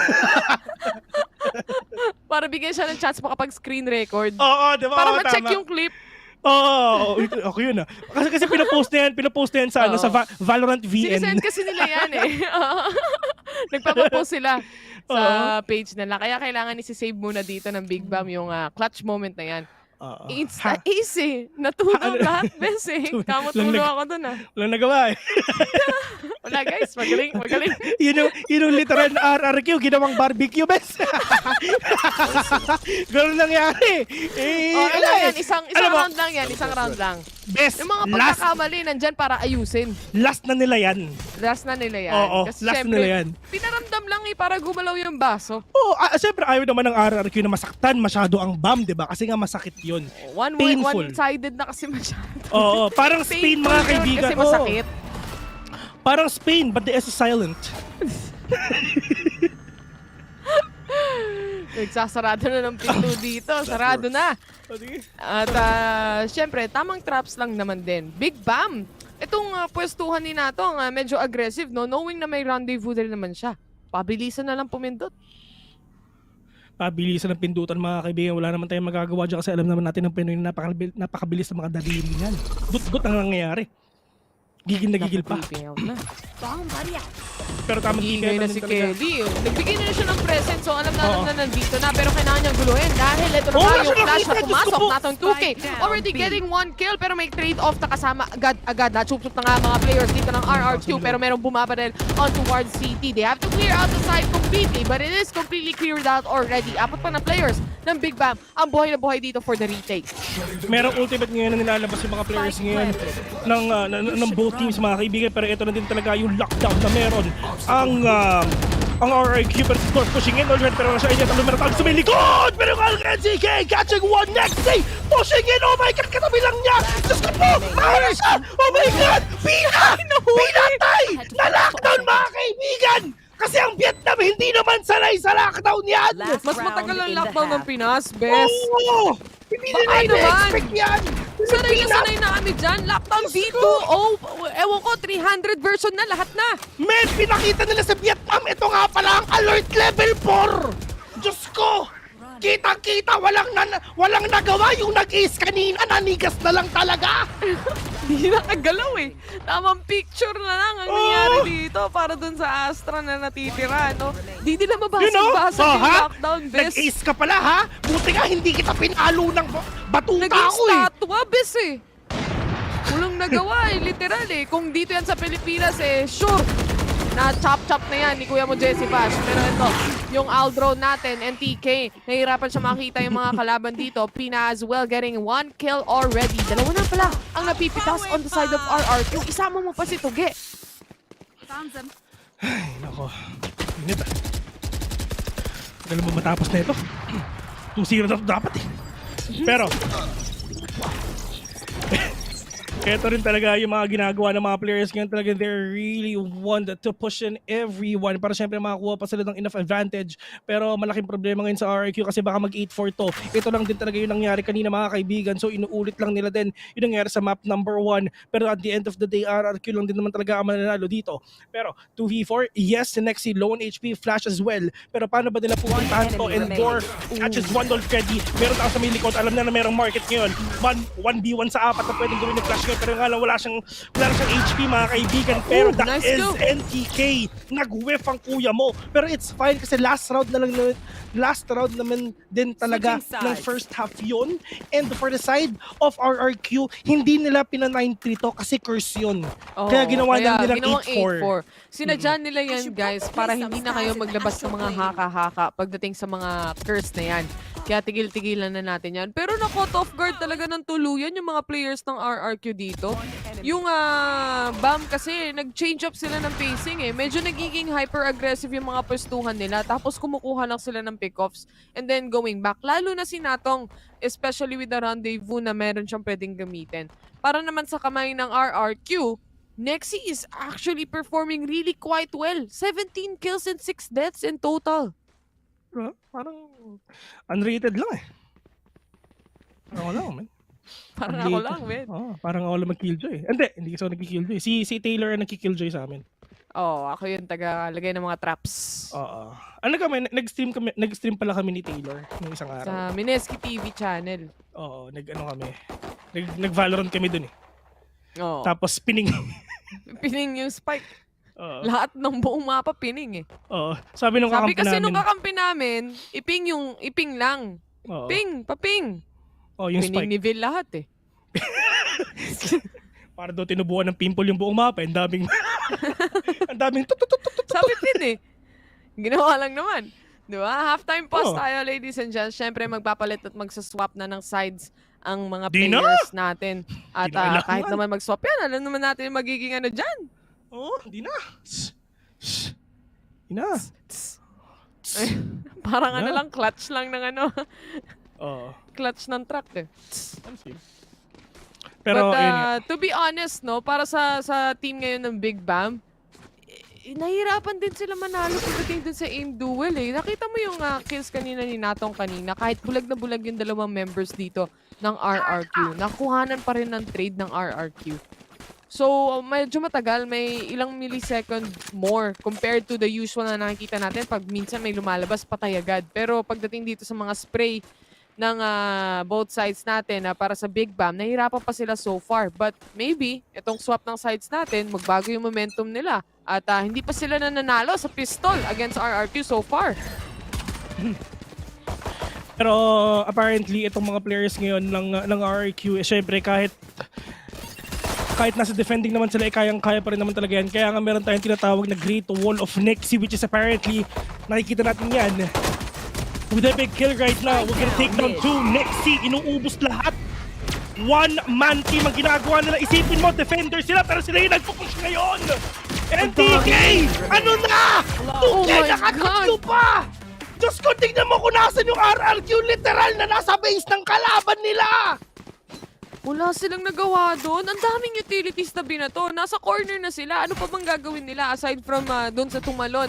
And on the other hand, wala rin naman silang matatalunan on that corner as well. Napunish sila sa mid completely. Dito nagsimula lahat. Pinush eh. Oo. Bait and switch ang nangyari. Ayun oh. BAAM. BAAM. Dikit-dikit na lang. Big BAAM. Oh, man. Theory. Yung BAAM, yun yung literal na nangyari sa kanila. BAM! Diyos ko. Big BAAM theory. Big BAAM theory. Oh, pansinin ko yun, bes. Huwag kang mag-alala. Salamat. Di kita, not gonna leave you hanging, don't worry. Thank you. Tagal, nakita ko lang kasi, ginamit ko lang. Okay. Hindi pala gana.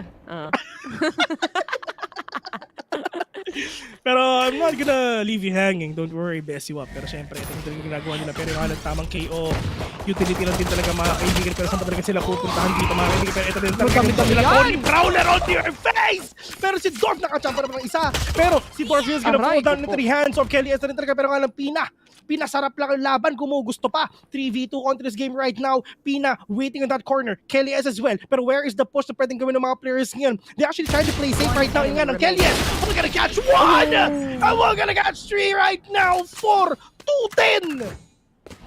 Diyos ko!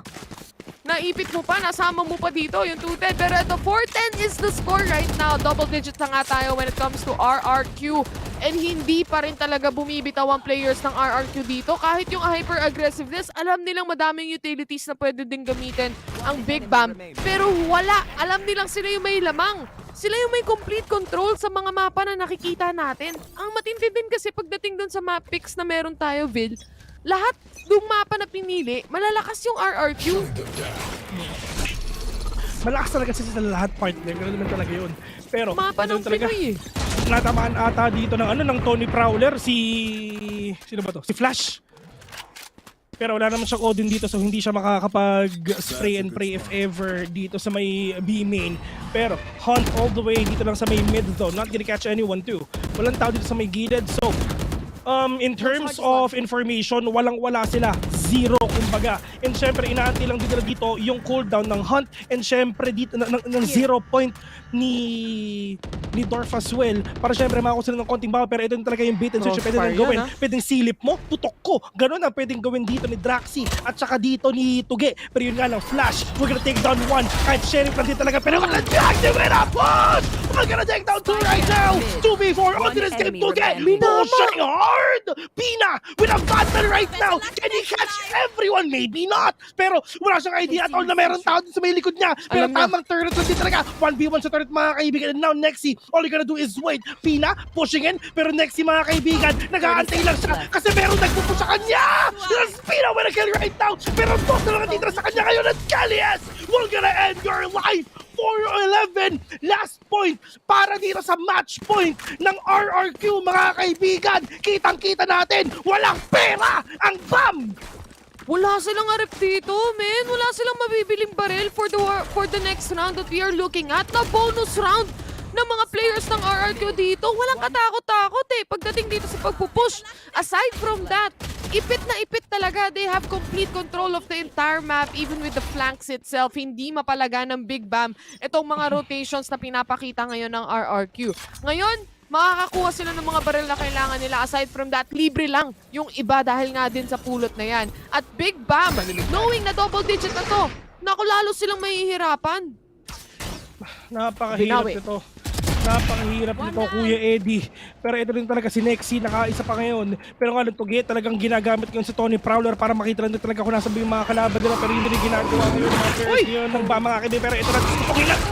Pero ano ginagawa mo pagka tumatakbo dyan? Pero NTK just po nakaisa pa. Pero nga lang, that hunt will gonna be denied by Draxi. Pero where is the push? NTK, delikado dyan. Diyos ko pa, pero natin sa pop flash right now. Dorf catching one, pero Kalias, why not spray? We're gonna take the spray! And he gets them all! Match point already for the side of RRQ! My God! What a play mula dito sa players ng RRQ from the next following round, pati dun sa previous rounds na nakikita natin. They're really quite showing off pagdating dito sa Asia Pacific stage. Hindi makakilos at all yung mga players dito ng Big BAAM. Aside from that, the sprays that Kalias can do, the punishes that he can bring to the table against Big BAAM is just phenomenal. Compared doon sa mga aim duel na nilalabanan dito ng Big BAAM, best. Man, oh my God, what is... Q!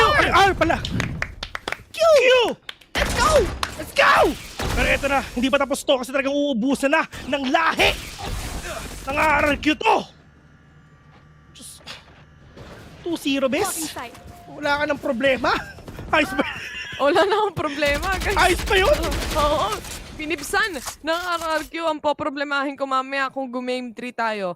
Pero bawas na sila ng isa dito ha. Wala na yung fade. At nawala na rin si Kelly S. So nabawasan na sila when it comes to the firepower. This can be deadly. Though, etong si Draxi nag-ahatay. At syempre, one and done position ang meron siya doon. And of course, with a 3v1 situation, hindi ka na nga makakapasok as well. Kuhang-kuha na nila yung ace at makakapag-plant sila.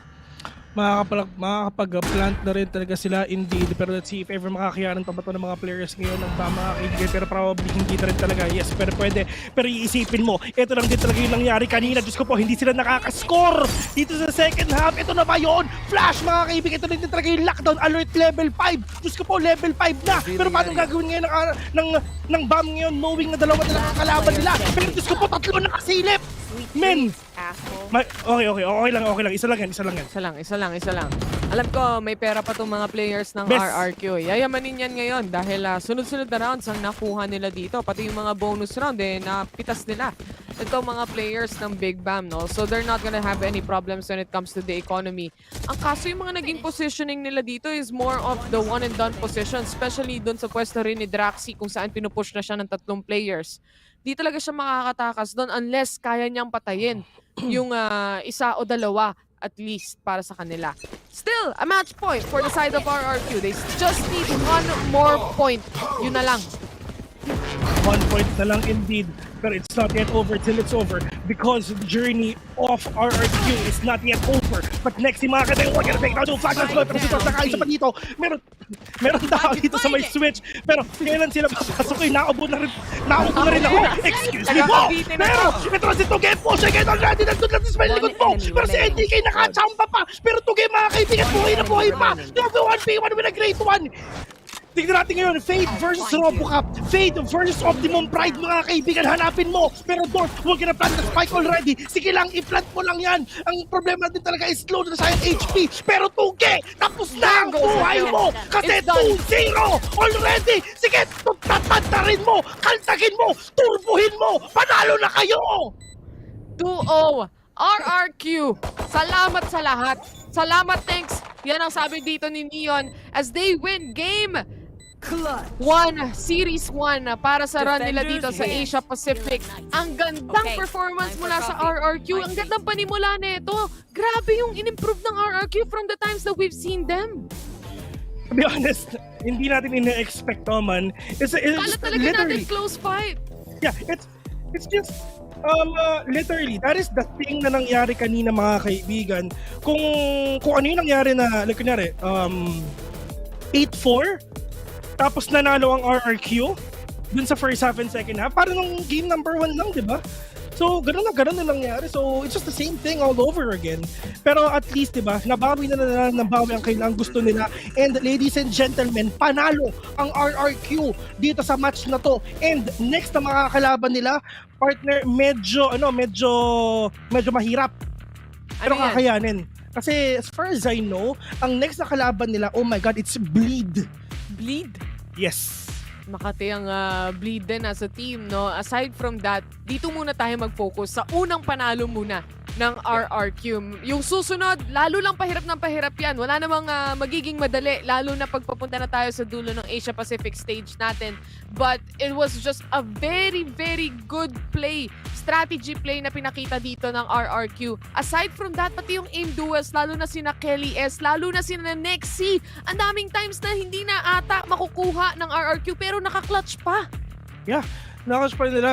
I mean, really never thought nga talaga na mangyayari yung ganito. Pero laking pasalamat din talaga sa mga players natin. Laking pasalamat dito sa mga viewers natin. Syempre, sa pagsusupport mga kaibigan. And syempre, dito sa match na to, mga kaibigan, #Laban Pinas ang nanalo. And yun nga, a big shoutout nga pala sa may-ari ng barong na to.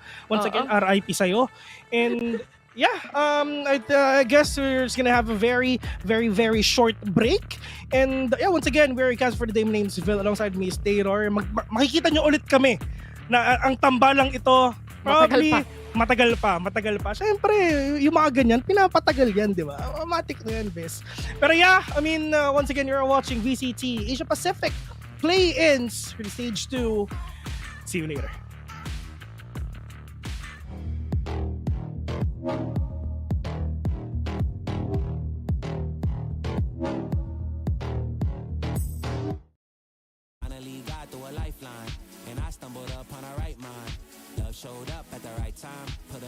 white dress, get the white wine. Some people do it for the nighttime, but I'm thinking more make your life mine.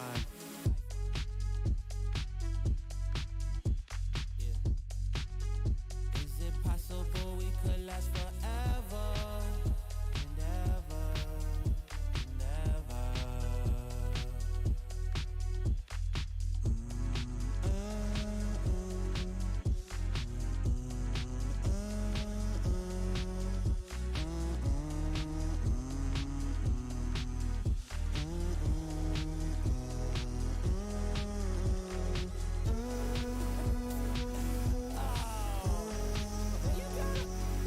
You gotta be kidding me, man.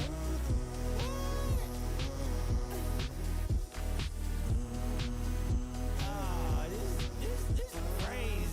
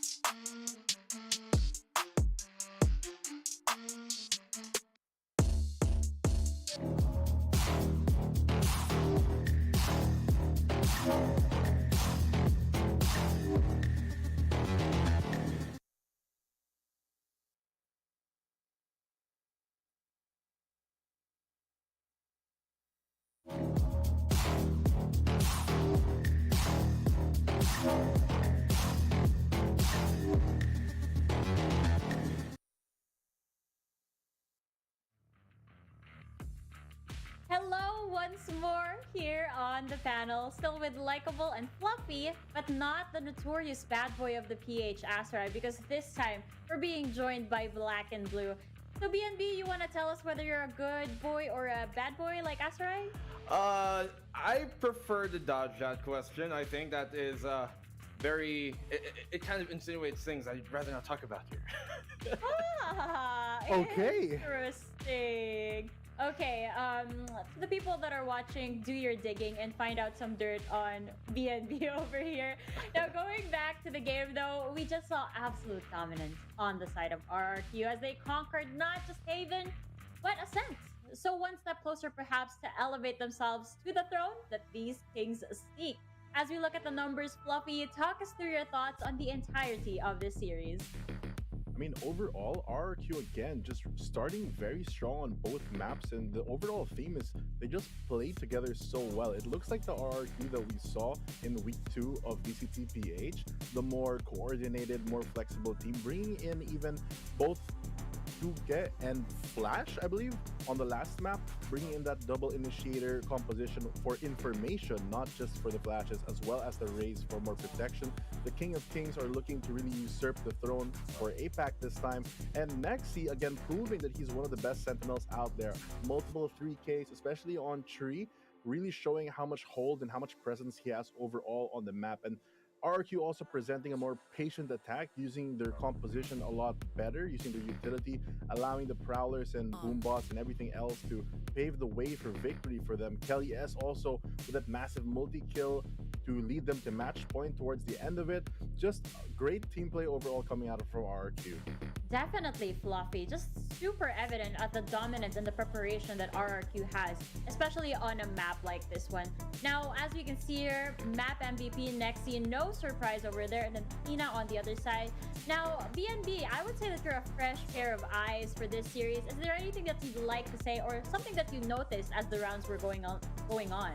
Well, one thing I really want to put out there is I am really happy now that, you know, the entirety of like the APAC scene gets to witness the caliber of player that Nexi and Draxi are. You know, we talked about how they are one of those honorable students who never missed a single class, never missed a single week of the VCT, at least locally PH. And now it's their first time to go on to that APAC slot, now to really kind of, you know, show their talents in that space. And in that, we saw amazing performances from those said players. We also saw, you know, Kelly S really step up and knock it out of the park the way that we expect him to. And those opening maps, not gonna lie, I was expecting, okay, Haven, that's a good map for RRQ, if not Split. And for them to go big there, that makes sense, but to do it as well on Ascent, a map that Big BAAM have kind of, in my honest opinion, looked better, even if the statistics sometimes might not like, always agree with that. That was, I think, a really big, I guess, sign that they came here to the play-ins to do exactly that. I mean, Big BAAM did really put up a fight as well. We saw Pina go so big, playing off switch of contact from his teammate, getting that great ace. It really, I thought, was the start, that flash of brilliance that everyone keeps talking about for them to steamroll into the second half. But unfortunately for them, RRQ showing their flexibility and flexing their muscles. And speaking of flexing also their six-man in. But now this time, they actually subbed out Rabbit, who, for the most part, in my opinion, is more of the IGL of the team. So subbing out your IGL, aside from just a player, right, is such a big change for the overall team environment. So I'm very surprisingly pleased to find out that they can work so well without them, with a very commanding score at the end of it. You know, funny that you mentioned the six-man. Flash, of course, a phenomenal performance from this guy, but the other six-man that I want to talk about is actually Nexi's turret. BND, can we please talk about that massive round over there with just a body block coming from Nexi's turret? And as I say that, we're gonna find out who the... Oh, well, there we go. He's the series MVP, so the perfect timing. Talk about Nexi. Definitely so. I mean, I was already, you know, kind of gushing over him even before this whole MVP came up, and for very good reason. He is such a consistent player, one of the most consistent players we have. And this roster, you look at, you know, the stats, you look at maybe Wikipedia, VLR, it says a six-man roster, but you gotta add Timmy the turret to the 7th after that round, especially. Definitely. Is the turret's name really Timmy? Is that old news? That's what we're going with. Oh, okay. I thought it was a name that I was unfamiliar with, like there's a lore behind it perhaps, but I guess now we're officially naming him Timmy the Turret. Thanks, casters, for claiming that name for him. But again, Nexi, no surprise, whether it's his Killjoy setups or his chamber. I'm just in awe at how this player is able to secure sites and just flick on heads over here. Now, I would like to talk about more of how the rounds went. After all, we did see how RRQ had like a stellar start. Just at the beginning of the game, it was already very explosive here on Ascent. I mean, Fluffy, Kelly S with that 4K on the raise. Already stunning right there. I know, it was really great timing. You know, his teammate went in to check the smoke, but unfortunately, he got attacked by the amazing performance from the Prowler. I think the Prowlers this game, just saying, are just so oppressive if it actually does land, the amount of information and space you can take for them. But going back to my point, after that happened and the team pushed through, Kelly S on the ready already for the spray down, as well as going for the deagle at the end of it and taking out the last player. Just great aim and team play. I mean, playing off your team is one thing, but being able to survive like that and having your team cover you from heaven, etc., is just an overall good look for RRQ. And hopefully they keep this look moving forward throughout the tournament.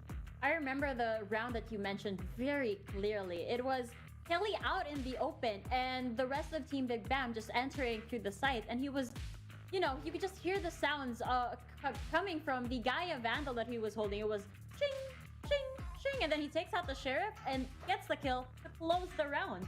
What an amazing aim from this player. Kelly S just absolutely showing us how Raze is meant to be played. I know that I mentioned earlier, would have loved to see him on the Jet, but overall, I am very appreciative of Raze players, being a former Raze main myself. What about you, Black and Blue? Anything that you want to point out about Nexi? Well, we already talked about Nexi. What about the other players that we have on this team? Well, maybe not a specific player that is there. Maybe I can really kind of point to, because I do think if I'm especially looking at the BAAM side, you know, we had okay performances from the people we kind of expect to show up. NTK, Natong, and then Pina obviously on map number 2 had a bit more to do, and so did Dorf. But I do think that, you know, the composition, especially on Ascent, didn't really favor them. They started on the defensive side, and for their only Sentinel to be that chamber, they didn't have much stopping power when it really came to it. Yes, they had an Astra, but also having one less star, obviously, nowadays, does really hamper how... I do think maybe if they kind of supplemented something more with maybe a Killjoy or maybe a Cypher even here and there, then their defensive opening half would have gone a lot better, because as we saw coming in from RRQ, it really came down to them being able to streak runs over and over. They had a 5-round run on map number 1 to start off the opening half. They had another 5-round run in map number 2 after the 3rd round, and when it goes to that, you just lose so much momentum that even if you call a timeout in between all that, yes, you might be like, okay, this is how we gotta play, but sometimes they don't even have the proper tools to try and dismantle what is happening. So I do think maybe, just in my humble opinion, that when it comes to the composition they were bringing on the table, I just don't see too much rhyme to the reason of what they were doing, especially in that second half on Ascent. Absolutely. And I also remember what Fluffy mentioned earlier, that he was predicting that the rounds would have really slow starts, and we saw that when RRQ was attacking, right? But the trade-off from that is how much information they were able to get into the site, which is why, again, the utility, or at least the ability to slow down RRQ from entering the site, was more important than ever on the side of Big BAAM. Now again, astounding performance from both of the teams, but alas, this time around, RRQ was the victor. Coming up next, though, is a match that's also something to look forward to. And let's tackle this series one team at a time. Starting off with a team that, once again, is no stranger here to the APAC scene. They're notorious for shutting down some of the biggest competitors in their country and in the region. They managed to get to the knockouts at the last APAC stage, and I'm pretty sure they're dying to go further this time around. Here is Made in Thailand.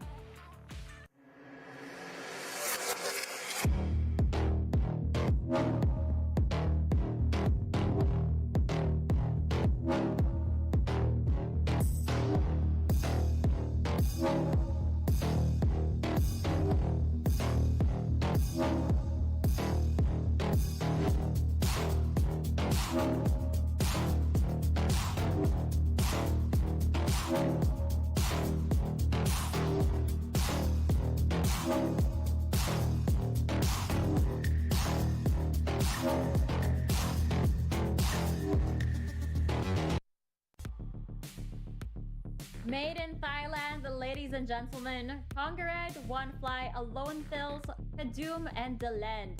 Glad to see the boys back here on our VCT APAC stage, Fluffy. I mean, from the last APAC run and in the recent Thailand run, what would you say is the fundamentals of this team?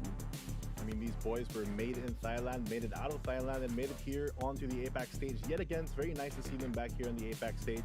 They were a very good team. They shut down and eliminated Full Sense in a lower LR2, and they really let them in the lower bracket finals. Kadum especially performed so phenomenally on that duelist.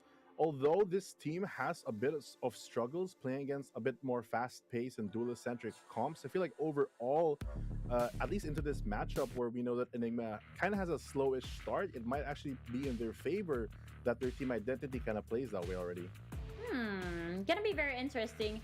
Black and Blue, well, Fluffy just touched up on it. I don't want to get too ahead of myself and get into the detail of the next team that we're gonna be introducing, but just off of the paper that we know, from the research that we've done, how well do you think Made in Thailand will be faring against their competitor?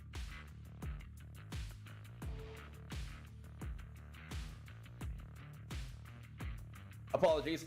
As I was saying, I do think that this match should kind of be I guess with them being on the favored side of it, right? For them to be the upper class and for the opposing side to be the underdogs in this case, because just of the fact that they do have experience from last stage. They were able to play in APAC. They have proven that they are a very formidable team. They made it the top 8 to the playoffs last time around. Although they weren't like super convincing in terms of how far they could really get, they were still able to make the top 8, right? But the team that they're going up against, well, Enigma, if you look at the teams that they have played in the VCC, they are used to teams that like to go aggressive, and they do have a decent kind of, I guess, method of shutting that type of aggression down. We haven't seen it be too successful in the grand finals that they played, but we're going to touch on Enigma later. Focusing on Myth, they are by far like the 3rd seed, right, of the Thailand scene, both last stage and this stage. And I think that this stage on, though, it should favor them a bit more because of the experience that they brought in and just the added refinement that we've seen from their local qualifiers to here. Well, you know what, Black and Blue? Everybody loves an underdog story, so we'll see how this is gonna play out. And again, when Made in Thailand is gonna be faced off with a team that's ready to cause some trouble over here. This is the team we're welcoming to the APAC. That is, I'm sure a lot of Indian fans have been looking forward to see step on this international scene. This team has fallen short in their effort to make it to APAC before, but alas, they're here now, and we're excited to see what they can bring to the table. Let's welcome Enigma Gaming.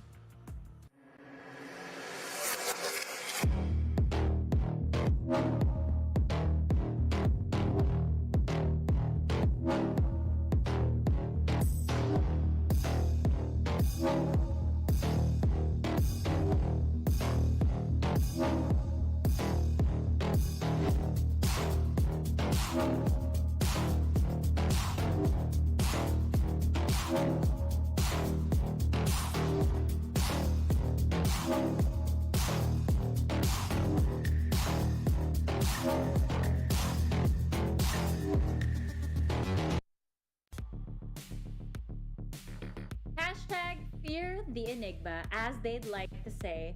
The runner-ups from India, truly a team to be fearful of, Black and Blue, especially with Raphael leading the way. You know, I love that you touch upon Raphael because he is by far that player that we look at to be basically the face of this team, right? We know his huge following, we know what he's proven, and this team really, even though they've done so much, they're still a relatively quiet team just based on, I guess, like the noise that people are talking about this team. We have to remember that these guys, they were able to eliminate Velocity, a team that almost made it to the top 8 last time. They were able to beat, in the group stages at the very least, a team like Global Esports 2-0. They did lose to them in the grand finals, yes, 3-2, but they were also able to beat another team like Orangutan, which has some SEA talent on their roster. And for them to be able to do that in such a competitive scene, finally, this Enigma Gaming squad has always looked very, very impressive, and even more so now that they have what seems to be the refinement that we've been looking for coming from the other teams in SA. For a long time, we're only looking at Global Esports and Velocity, but now we have a new player on the table. We have seen in the past SA teams, teams from South Asia, be very proficient at beating teams from the generalities of APAC. That means including Korea, including Japan, but we haven't really seen them be too successful in beating SEA teams yet, and that could change here today. You know, I was actually able to catch a glimpse of how the SES tournament went. I believe it was the finals game that I witnessed against Global Esports, and I gotta say that the energy that they had over there was just something different. So I'm pretty sure that a lot of, again, the Indian fans out there who have been supporting Enigma from the very start are just out here really showing their support for this team, because it's finally the time. It's finally time to hashtag fear the Enigma once again. Now, as we do go along into revealing of what we know about the Enigma, I gotta say, Fluffy, this team is truly an Enigma. Have you had a glimpse of the compositions that they've had throughout their series? I've seen a couple of their compositions. I feel like overall, the thing that really stands out to me the most is basically the fact that they really have so many compositions, if I'm being super honest. I feel like one of the things about this team is they have a tendency to swap a lot of their agents. They've done a lot of adaptations, especially they've brought out the Fade, for example, instead of the or the K or Sky. It's really depending on I guess because there are some teams, right, that just have a certain composition that they run through all the time and they practice it, something like a DRX, etc. But there are other teams that, like Team Secret, will play into their opponents more and adjust their composition to fit in their play style against that team. So I feel like they're probably one of the teams that do that the best, which is probably where they find the most success. On the flip side, if you feel like that's where they find success, though, I want to ask Black and Blue, do you think that this is going to be advantageous again for them? Meaning that Made in Thailand might not expect what's going to be brought to the table on the side of Enigma.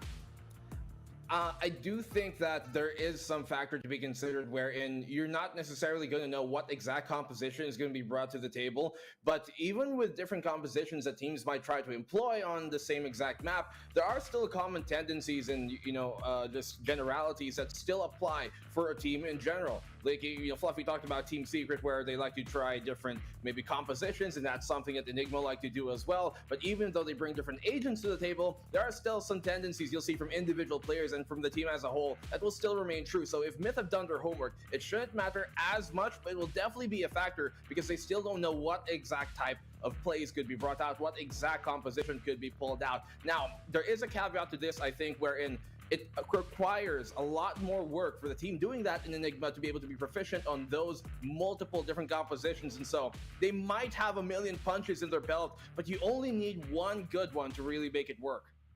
So your opinion is that it's better to kind of set roles per se, especially on specific maps. I mean, we're always welcome to the flexibility over here, but would you prefer for a team like Enigma Gaming to have more set roles for specific maps? Because what I notice is that, again, they always adjust their lineup. It's not always just, this person's going to be an initiator on this specific map. No, even on specific maps, they still switch it up. Sometimes they're, except for Rafiel, of course, he's always the duelist of the team, but we have the initiators sometimes becoming the sentinels even on the same map. So what is your take on this? I do think there is some good merit to it, especially because yes, you do have different looks, and I think for most maps, teams should be prepared to play at the very least 2 different compositions just in case the opposing side brings a different look to the table as well. But for the most part, I think it's still at the end of the day more important to have practiced at least one really professionally over being kind of okay on a bunch of different compositions, which none of them could really work out in the end. So there's definitely needs to be a good balance between both flexibility and comfortability, really.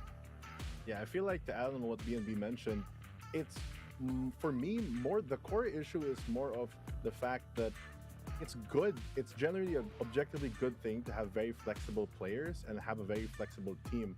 But being a jack of all trades is not what you need necessarily all the time to win. You really have to have the practice down to make sure that using those players in those roles and being able to flex your compositions in general is a strength if you can pull it off. If you can't, generally it's better to stick to a tried and tested composition that that works. Well, now that you put it that way, you guys both have professional backgrounds. You guys are both analysts or coaches for respectable teams in the professional industry, or the pro scene rather. So I want to ask, maybe to Fluffy first, how do you think behind the scenes Enigma Gaming has been practicing this? Again, how are you able to scrim a map and have different compositions and not lock it down, not kind of dedicate yourself to one composition? Because I can't imagine how they practice these maps given that they keep switching it up. I feel like at this level, a lot of players, regardless of the role, will also notice what their teammates are doing because they have to be equally as aware. So a lot of the players at the top end really have the game sense to easily flex from one role to another. What changes is your small habits in your positioning, like your priority system. If you need to know that you have to play your life, or if you have to go, if you're used to playing duelist, to do something else. So the solution, I feel like, for a lot of players that would feel is to do what BNB mentioned, and you would kind of practice like a main composition and you would keep your variations under it. Because if all else fails, you always have that reliability aspect to fall back on, but you're still being a bit open-ended of what you can bring to the game. Now, we did talk about, or at least BNB mentioned earlier, that he feels like Myth has the upper hand in this series. So what would you think, or what do you think is going to be the win condition for Enigma Gaming? Sorry, I was talking to BNB. Sorry. I kind of want to hear Fluffy. No, I'm kidding. Okay, I'll let you pass. Beyonce, the best album of all time. No, I'm kidding. Yes, I do think the win condition here, many times on over, when you are the underdog, is to take map number 1. You have to take that map away from them, and the fight really happens before you even join the server. When you're in the channel, when you're talking to that admin and you're going like, I want to ban this map, I want to pick this map, the map veto is really where it starts. And for a team like we see for Enigma, especially a team that struggles on split, and we look at the opposing end where Myth are pretty okay on split, those type of things is where it comes down to. You have to get your foot in the door before you can close it behind you. Yeah. Fluffy. Okay, I'm not gonna give Fluffy a pass. You have to answer the question now too. What? I mean, I really do agree with what BNB said. I feel like the win condition, generally speaking, for a team that's coming into it, especially in an Enigma like Enigma, is I feel like it's also the surprise factor. It's that X factor that you can bring in, because although yes, it always starts at the start of the day with the map picks and bans, it also matters how much you play in it. And it's personally for me, the mental aspect is a big factor, where you have to have that confidence going in with whatever pick you decide to choose. You know, whatever you practice, whatever you guys talked about, or whatever you noticed from VODs or something of the opposing team, to really pull out the best that you can from that game. Because if you do get that map 1, it sets you up for a great start for the rest of the series. I completely understand that. In terms of playstyle though, BNB, how would you say, or is made in Thailand the kind of team that's heavily reliant on the duelists? Would you say that that is true? Not necessarily, and that is something I think curious to note, considering that they are a team that does like to up the pace a bit more than maybe some of the other teams in Thailand, like Searcha, for example, right? Especially when they were in X10, now they turn up the heat more, yes, but I guess it kind of makes sense considering the fact that you have a team like Full Sense, and they are one of the most go hard and fast type of teams we have in the entirety of APAC. They're not here now, but they are from Thailand. They made big waves by making that style of play very popular here in SCA. And so Myth have kind of taken that role. Now, they definitely have a bit of an old guard kind of feel to them in terms of the organization in itself, but the players that we do have here, they are in very different ways, just kind of like almost like an all-star team of the players that weren't already in either Full Sense or weren't already in Xerxia. You have players like WannaFly, who came from Foxy Arcordai. You have players like Conger Red, who also came from that Foxy Arcordai team. And so there is definitely a lot of experience that they do bring to the table, and especially coming into this year, that is when they really seemed like they had the proper glue to make things work.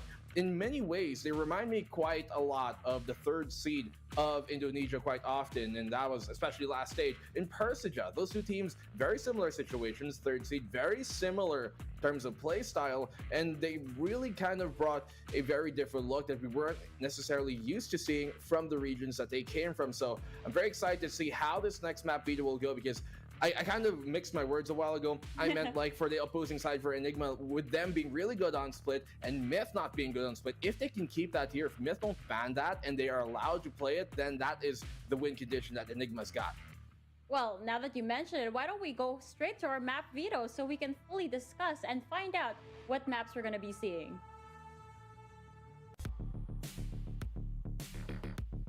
Fluffy, we already know that Made in Thailand favors Haven, so do you think that this will still be the first pick for them?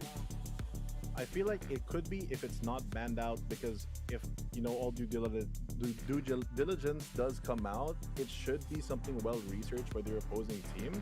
It's one of their strong maps. And as BNB mentioned with that Split is the first map that's going to be going out of their map pool for this series.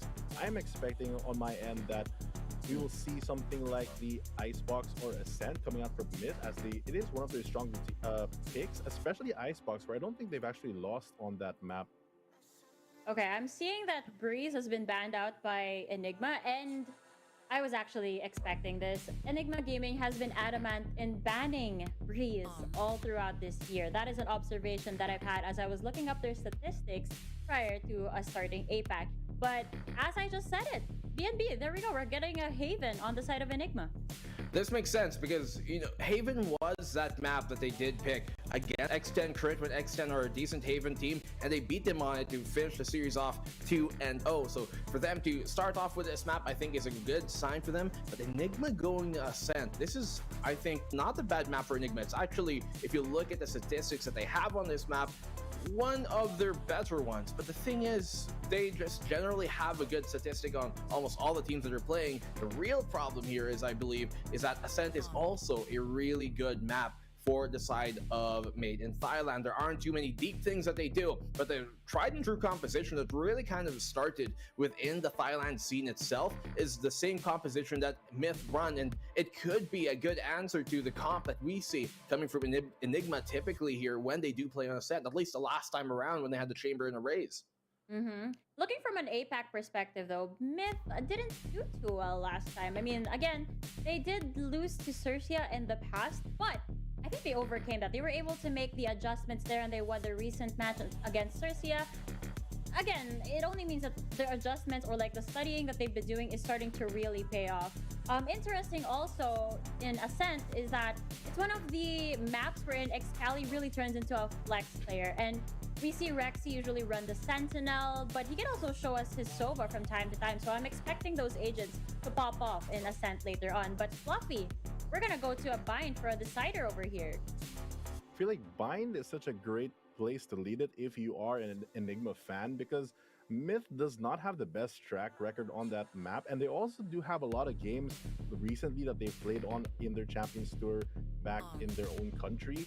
So what you can really see from that is not only a lot of information for the VODs that they play, but speaking of VODs as well, Myth has consistently played every single map, so they're not hiding any strategies, at least from the previous time that we've seen them on stage. Moving on to APAC, obviously things can change, but with the overall map done, playing Haven, Ascent, and Bind, I feel like it's still pretty confident. I'm still pretty confident in Myth that they can take Haven and Ascent, because they do have a very good Ascent. But if they lose any of the first two maps, I feel like it'll be very difficult for them to come back on Bind.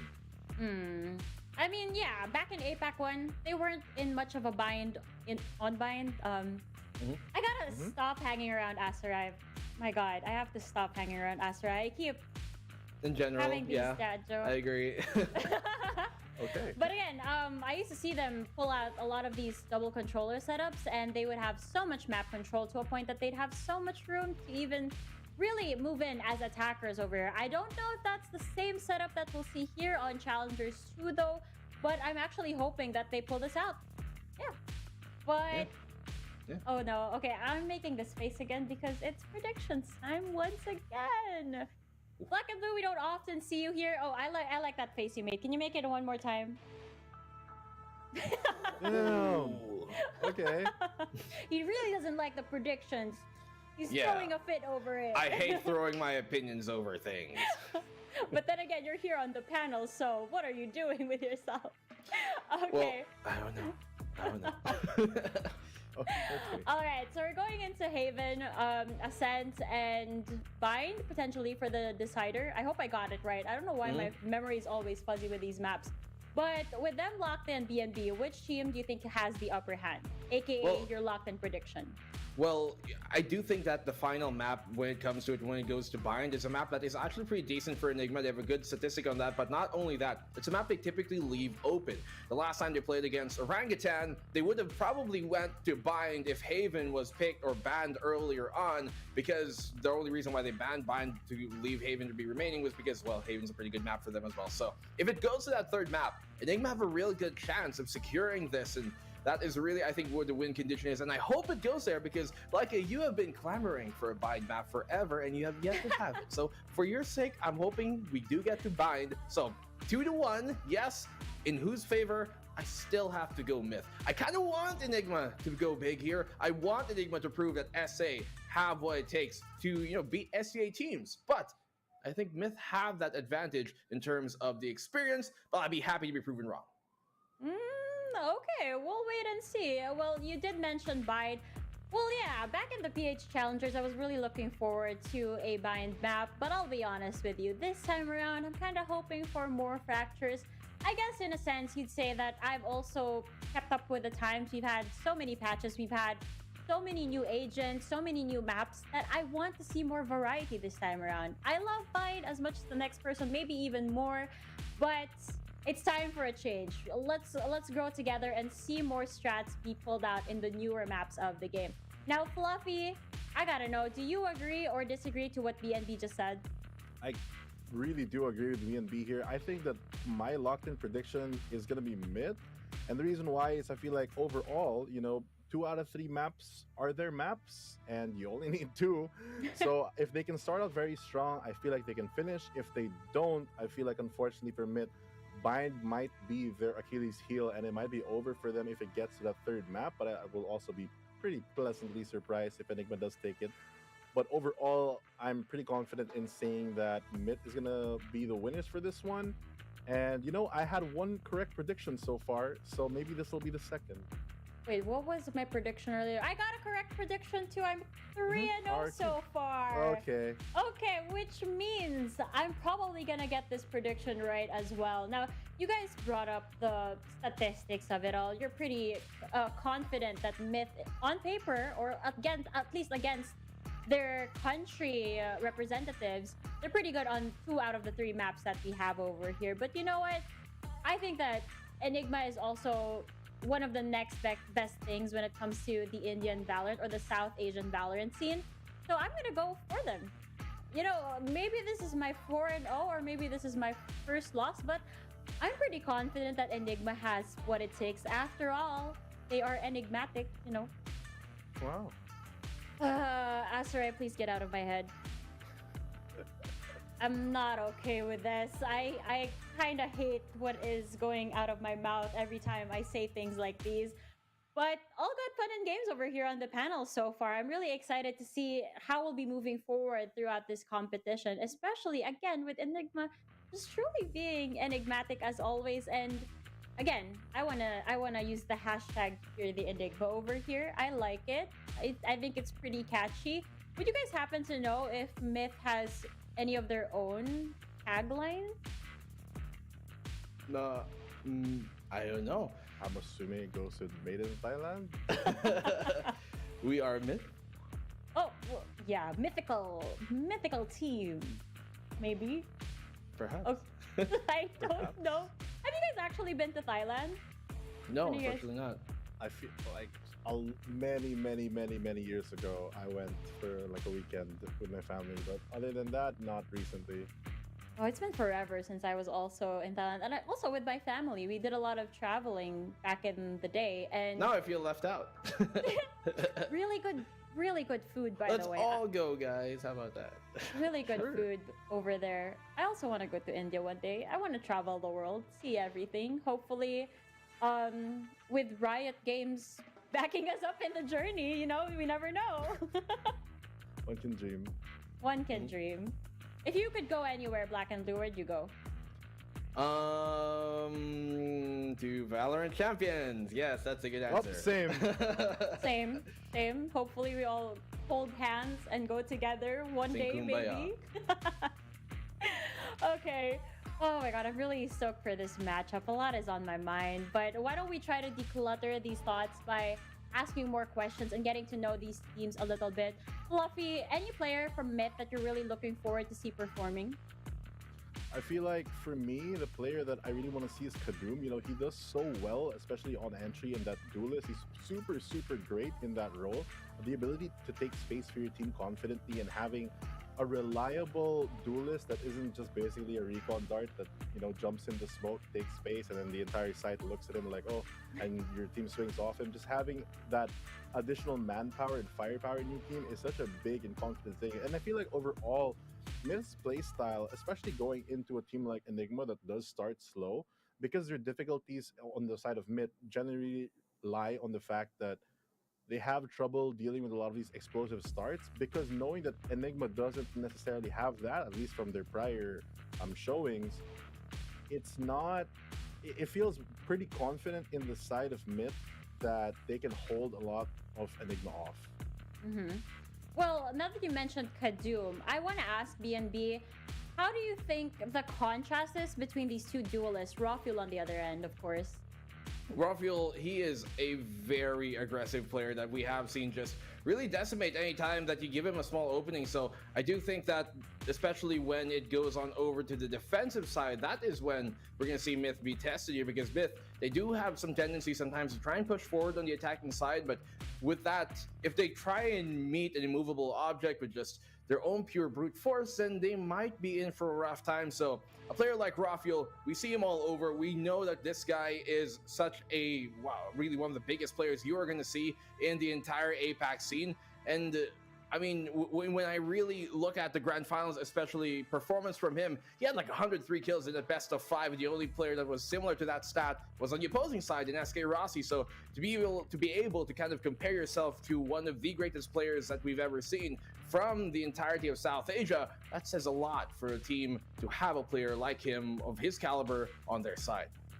You're giving me goosebumps right now, Black and Blue. I really want to see Rafiel pull that out over at Haven, over at Ascent, over at Fight, all of the classic maps that we've come to know and love.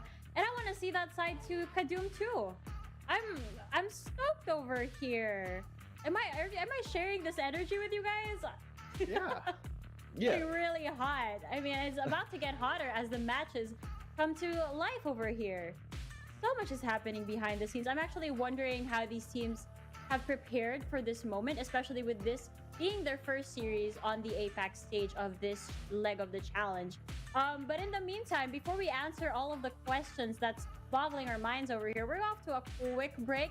So this is your chance to grab a drink, grab a snack, and just settle down before all of the action begins. VCT APAC Challengers Stage 2, we'll be right back.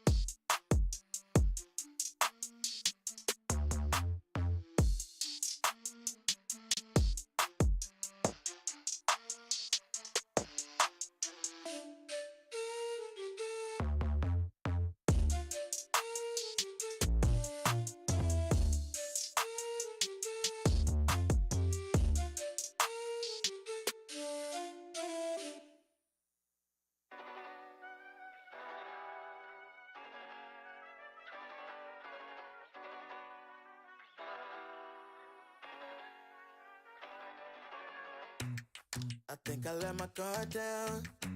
Certain things ain't the same now.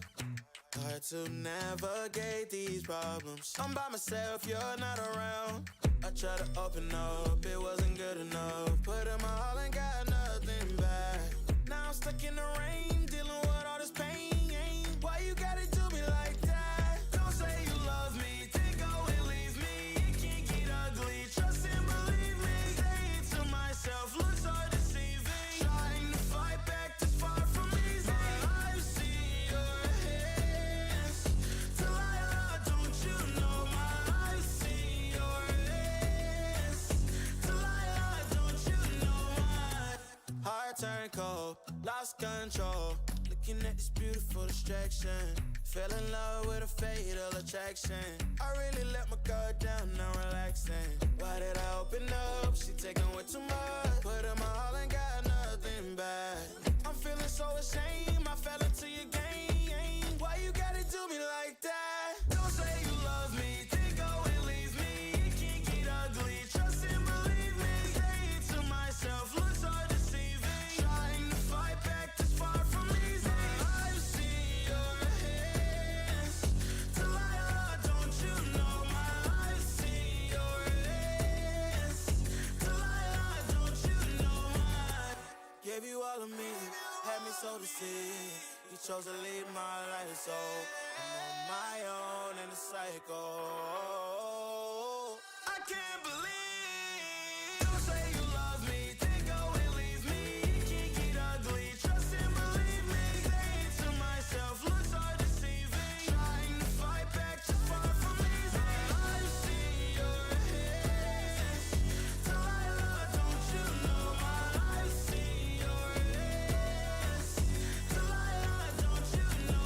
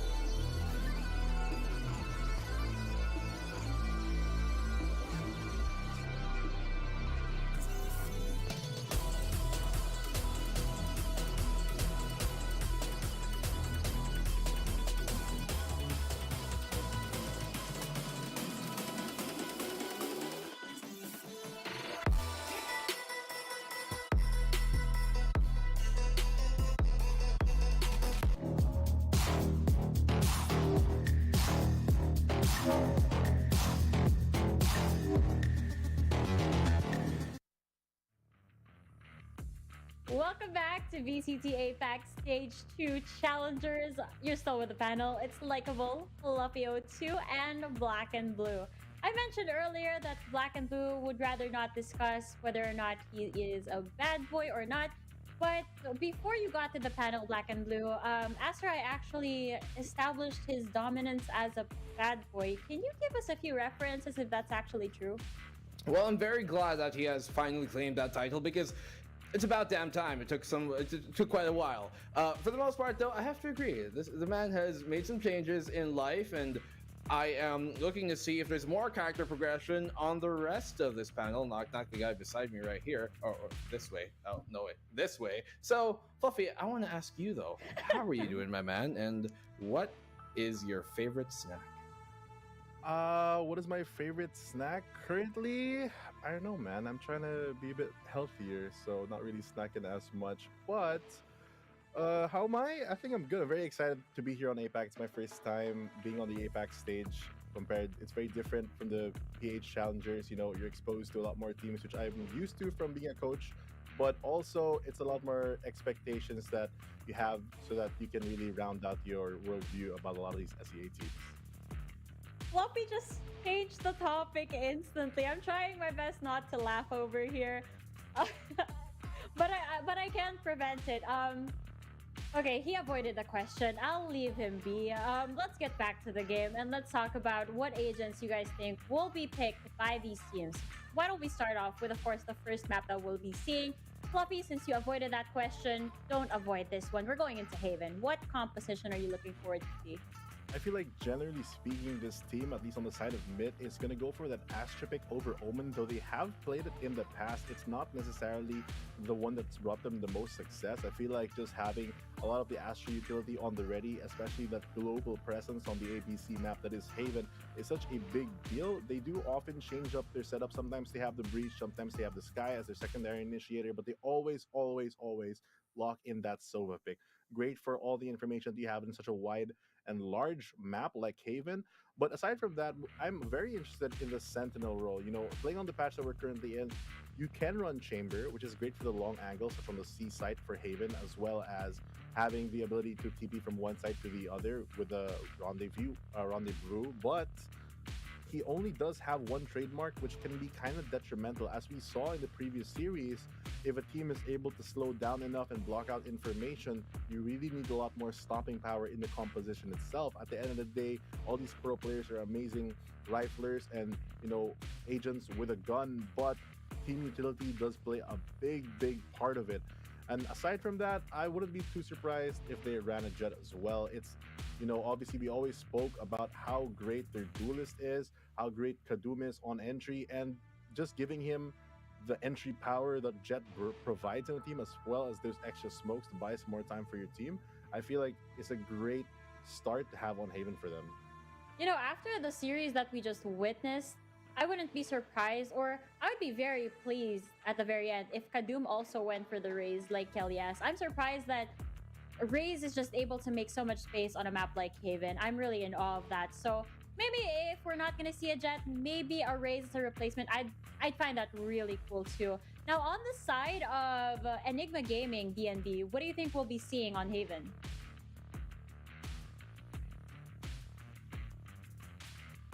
Oh, with Haven, sorry, everything going haywire. Seems I have been hit by the null command, but I'm not expecting a KO here from either side on Haven, especially. We don't really see that to be something that we normally see from both teams. We do see a bit more KO employed in maps like Ascent from Made in Thailand, but not on Haven.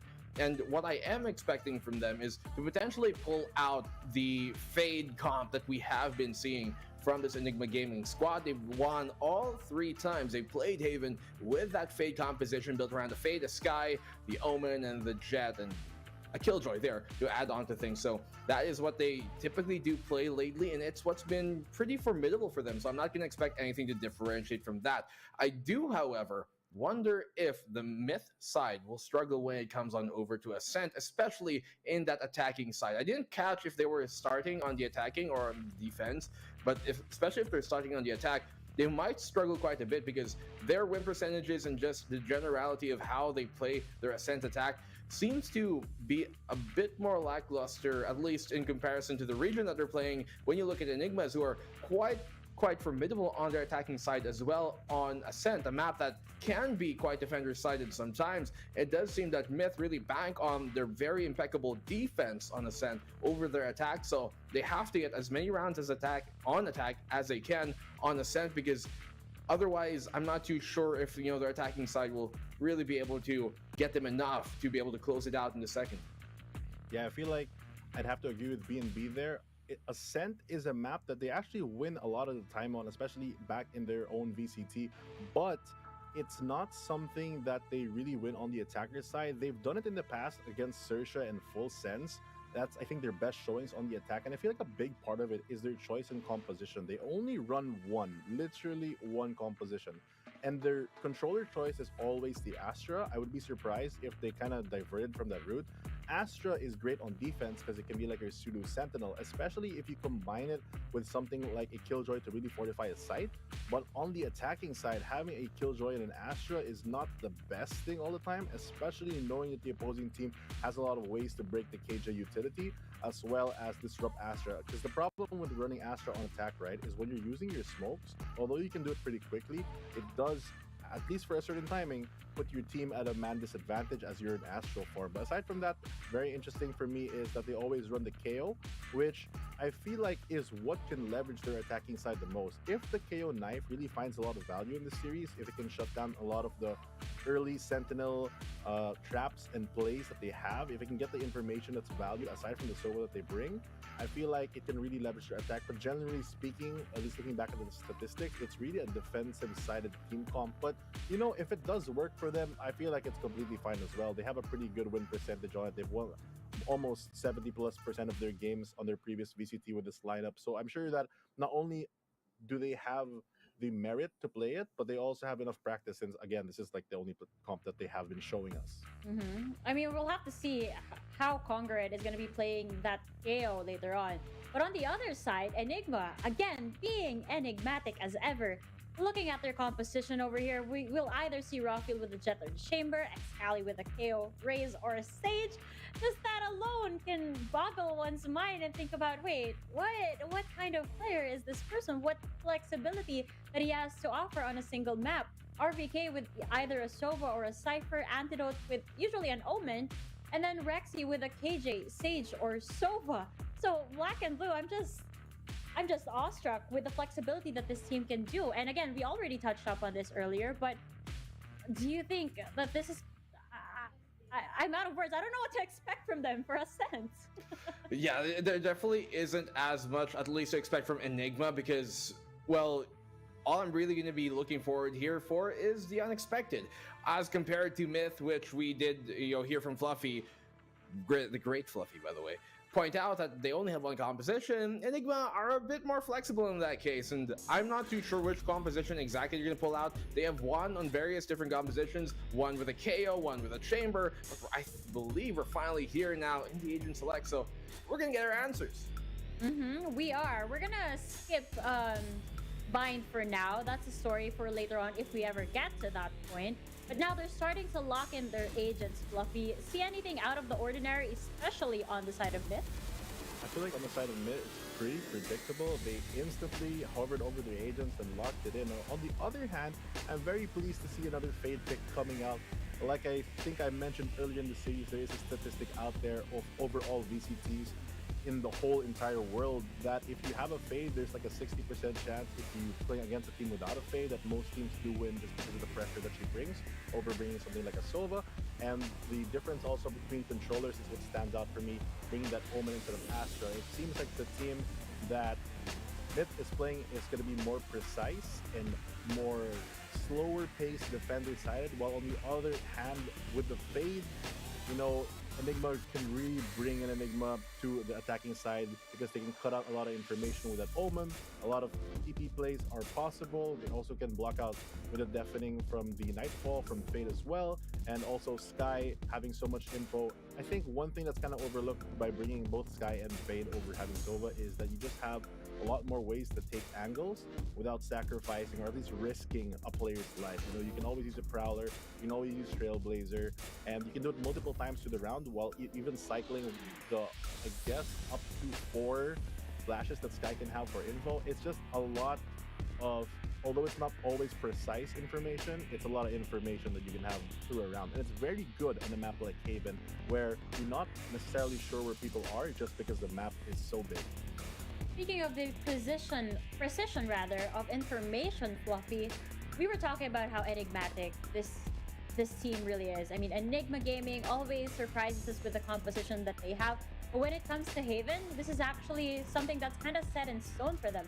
We'll be having Rawfuel on the Jet, Excali with the Sky, RVK with the Fade, Antidote with the KJ, and Rexy with the Omen. No surprises there so far. So however, or wherever this map 1 leads us to, it's going to be quite comfortable for both of these teams, I would say. But with that said, our agent selection is finally locked in.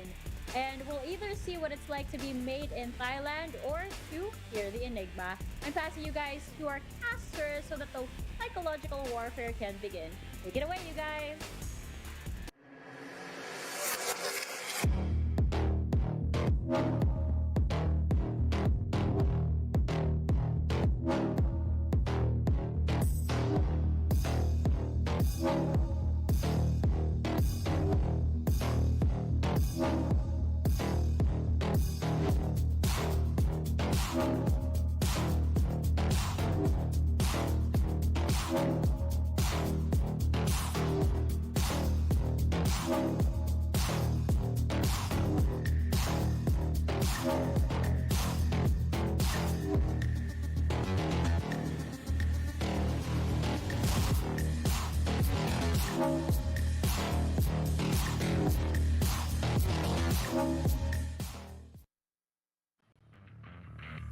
Ito na ang aming pagbabalik ngayon dito sa pangalawang araw ng play-ins. I'm Monique Lacey Dudabali. Kasama ko ngayon sa Vil, and I just wanna ask, Vil, may boses ka pa ba?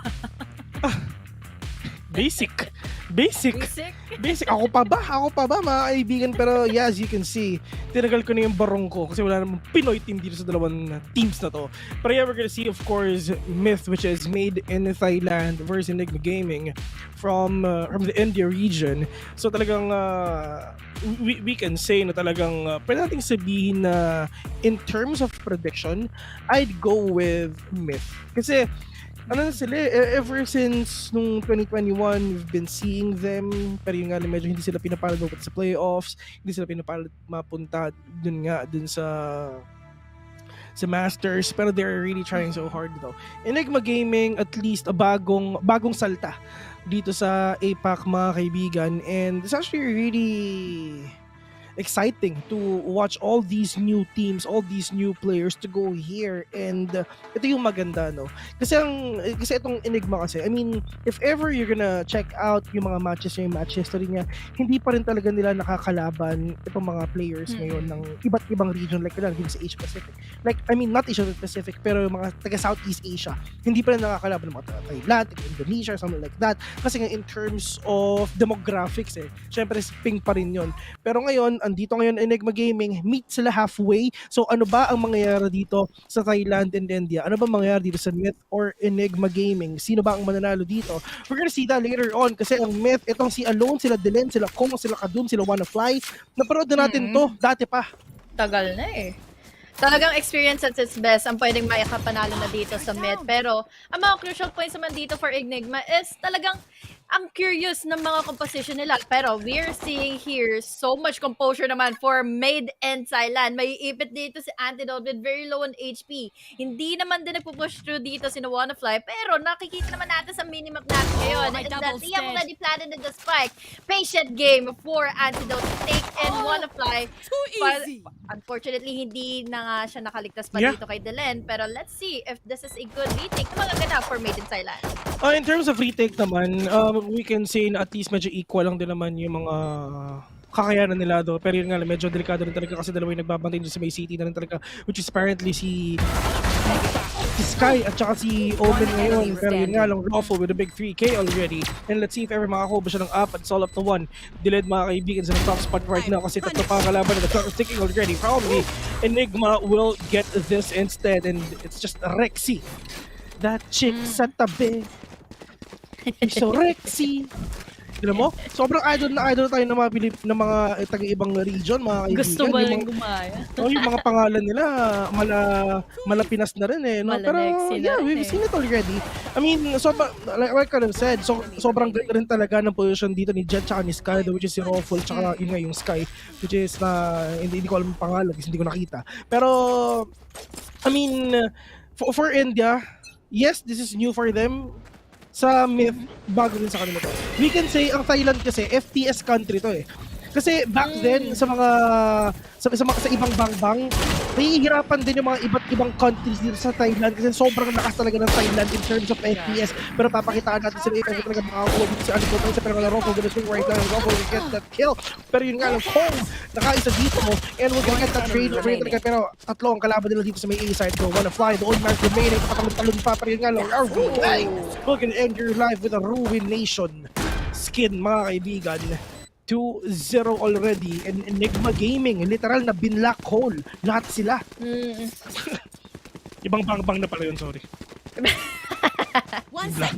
Maganda yung nagiging aggression dito ng Enigma eh. Hindi nakakabuelo yung Myth. Kailangan na lang natin makita dito for Enigma is yung consistency nila. Will they be consistent throughout the bye phase na ng Made in Thailand? We saw here in the replay na talagang na-bulldozer kaagad ang Made in Thailand sa pagpasok pa lang dito all the way from sewers. Pero again, save round lang yon ng Made in Thailand. So let's see if this time around it will be doable for Made in Thailand or talagang Enigma Gaming talagang gusto lang nilang lampasuhin bigla dito ang Made in Thailand, especially na kahit ang dami na nilang experience throughout the tournament. Ang pasuhin, kailan ba ang gagawin dito ng Enigma Gaming dito sa Myth or Myth mga kabawis na kahit pa paano dito sa buy round nila doon. In terms naman sa prediction, yun nga, pwede natin sabihin na Myth to, pero siguro 2-1 in terms of Myth. Pero kung talaga papakitaan tayo ng mala-impactong galawan ng Enigma dito, this is gonna be really interesting to. Pero at least 'di ba na prevent din ng Enigma yung possible kill na ginagawa dito ni Kadum, and wala naman siya magagawa kundi magpapahinila siya dito kay Kong. Healing over here! Pero ang problema is wala siyang heal, kapatid. Kadum! Literal na tres na lang ang natitira sa kanya dito. So, bahalang-bahala na dito si Alone Fails if ever talaga makakuha siya ng kills. Pero yun nga lang nilabas na kayo sweet, so daw na pa ng isa. Pero that is a straight coming in from Ruffle right now. We're gonna take down 2 already. Pero pa natin sa may hell. Pero Ruffle nakatatlo na nga. Kong and literal dito mga kabigay. Rexy catching 1. 2v1. Delend all the way from CT. This is gonna be really hard for him though. Kasi, I mean, pwede pa naman kasi naka-vandal pa rin naman siya. Pero ang problema, tamang crossfire na lang din talaga sa mga pwede lang gawin dito. And now Rexy will gonna enter live with a 3-0 scoreline. So in favor of the team from India, Enigma Gaming. Enigma. Kakapanghinayang, Vil. Bakit? Dahil binili at syempre pinagsavean na ng Made in Thailand yung kanilang mga rifles doon. Free upgrade naman dito for Enigma at 3-0 pa ang makukuha nila dito for our first half. It's just the star player dito ng Enigma na talagang rumarakada na lang din, pagpasok na lang din ng side, goes in for multi-kills, tapos follow up na lang dito with the trades.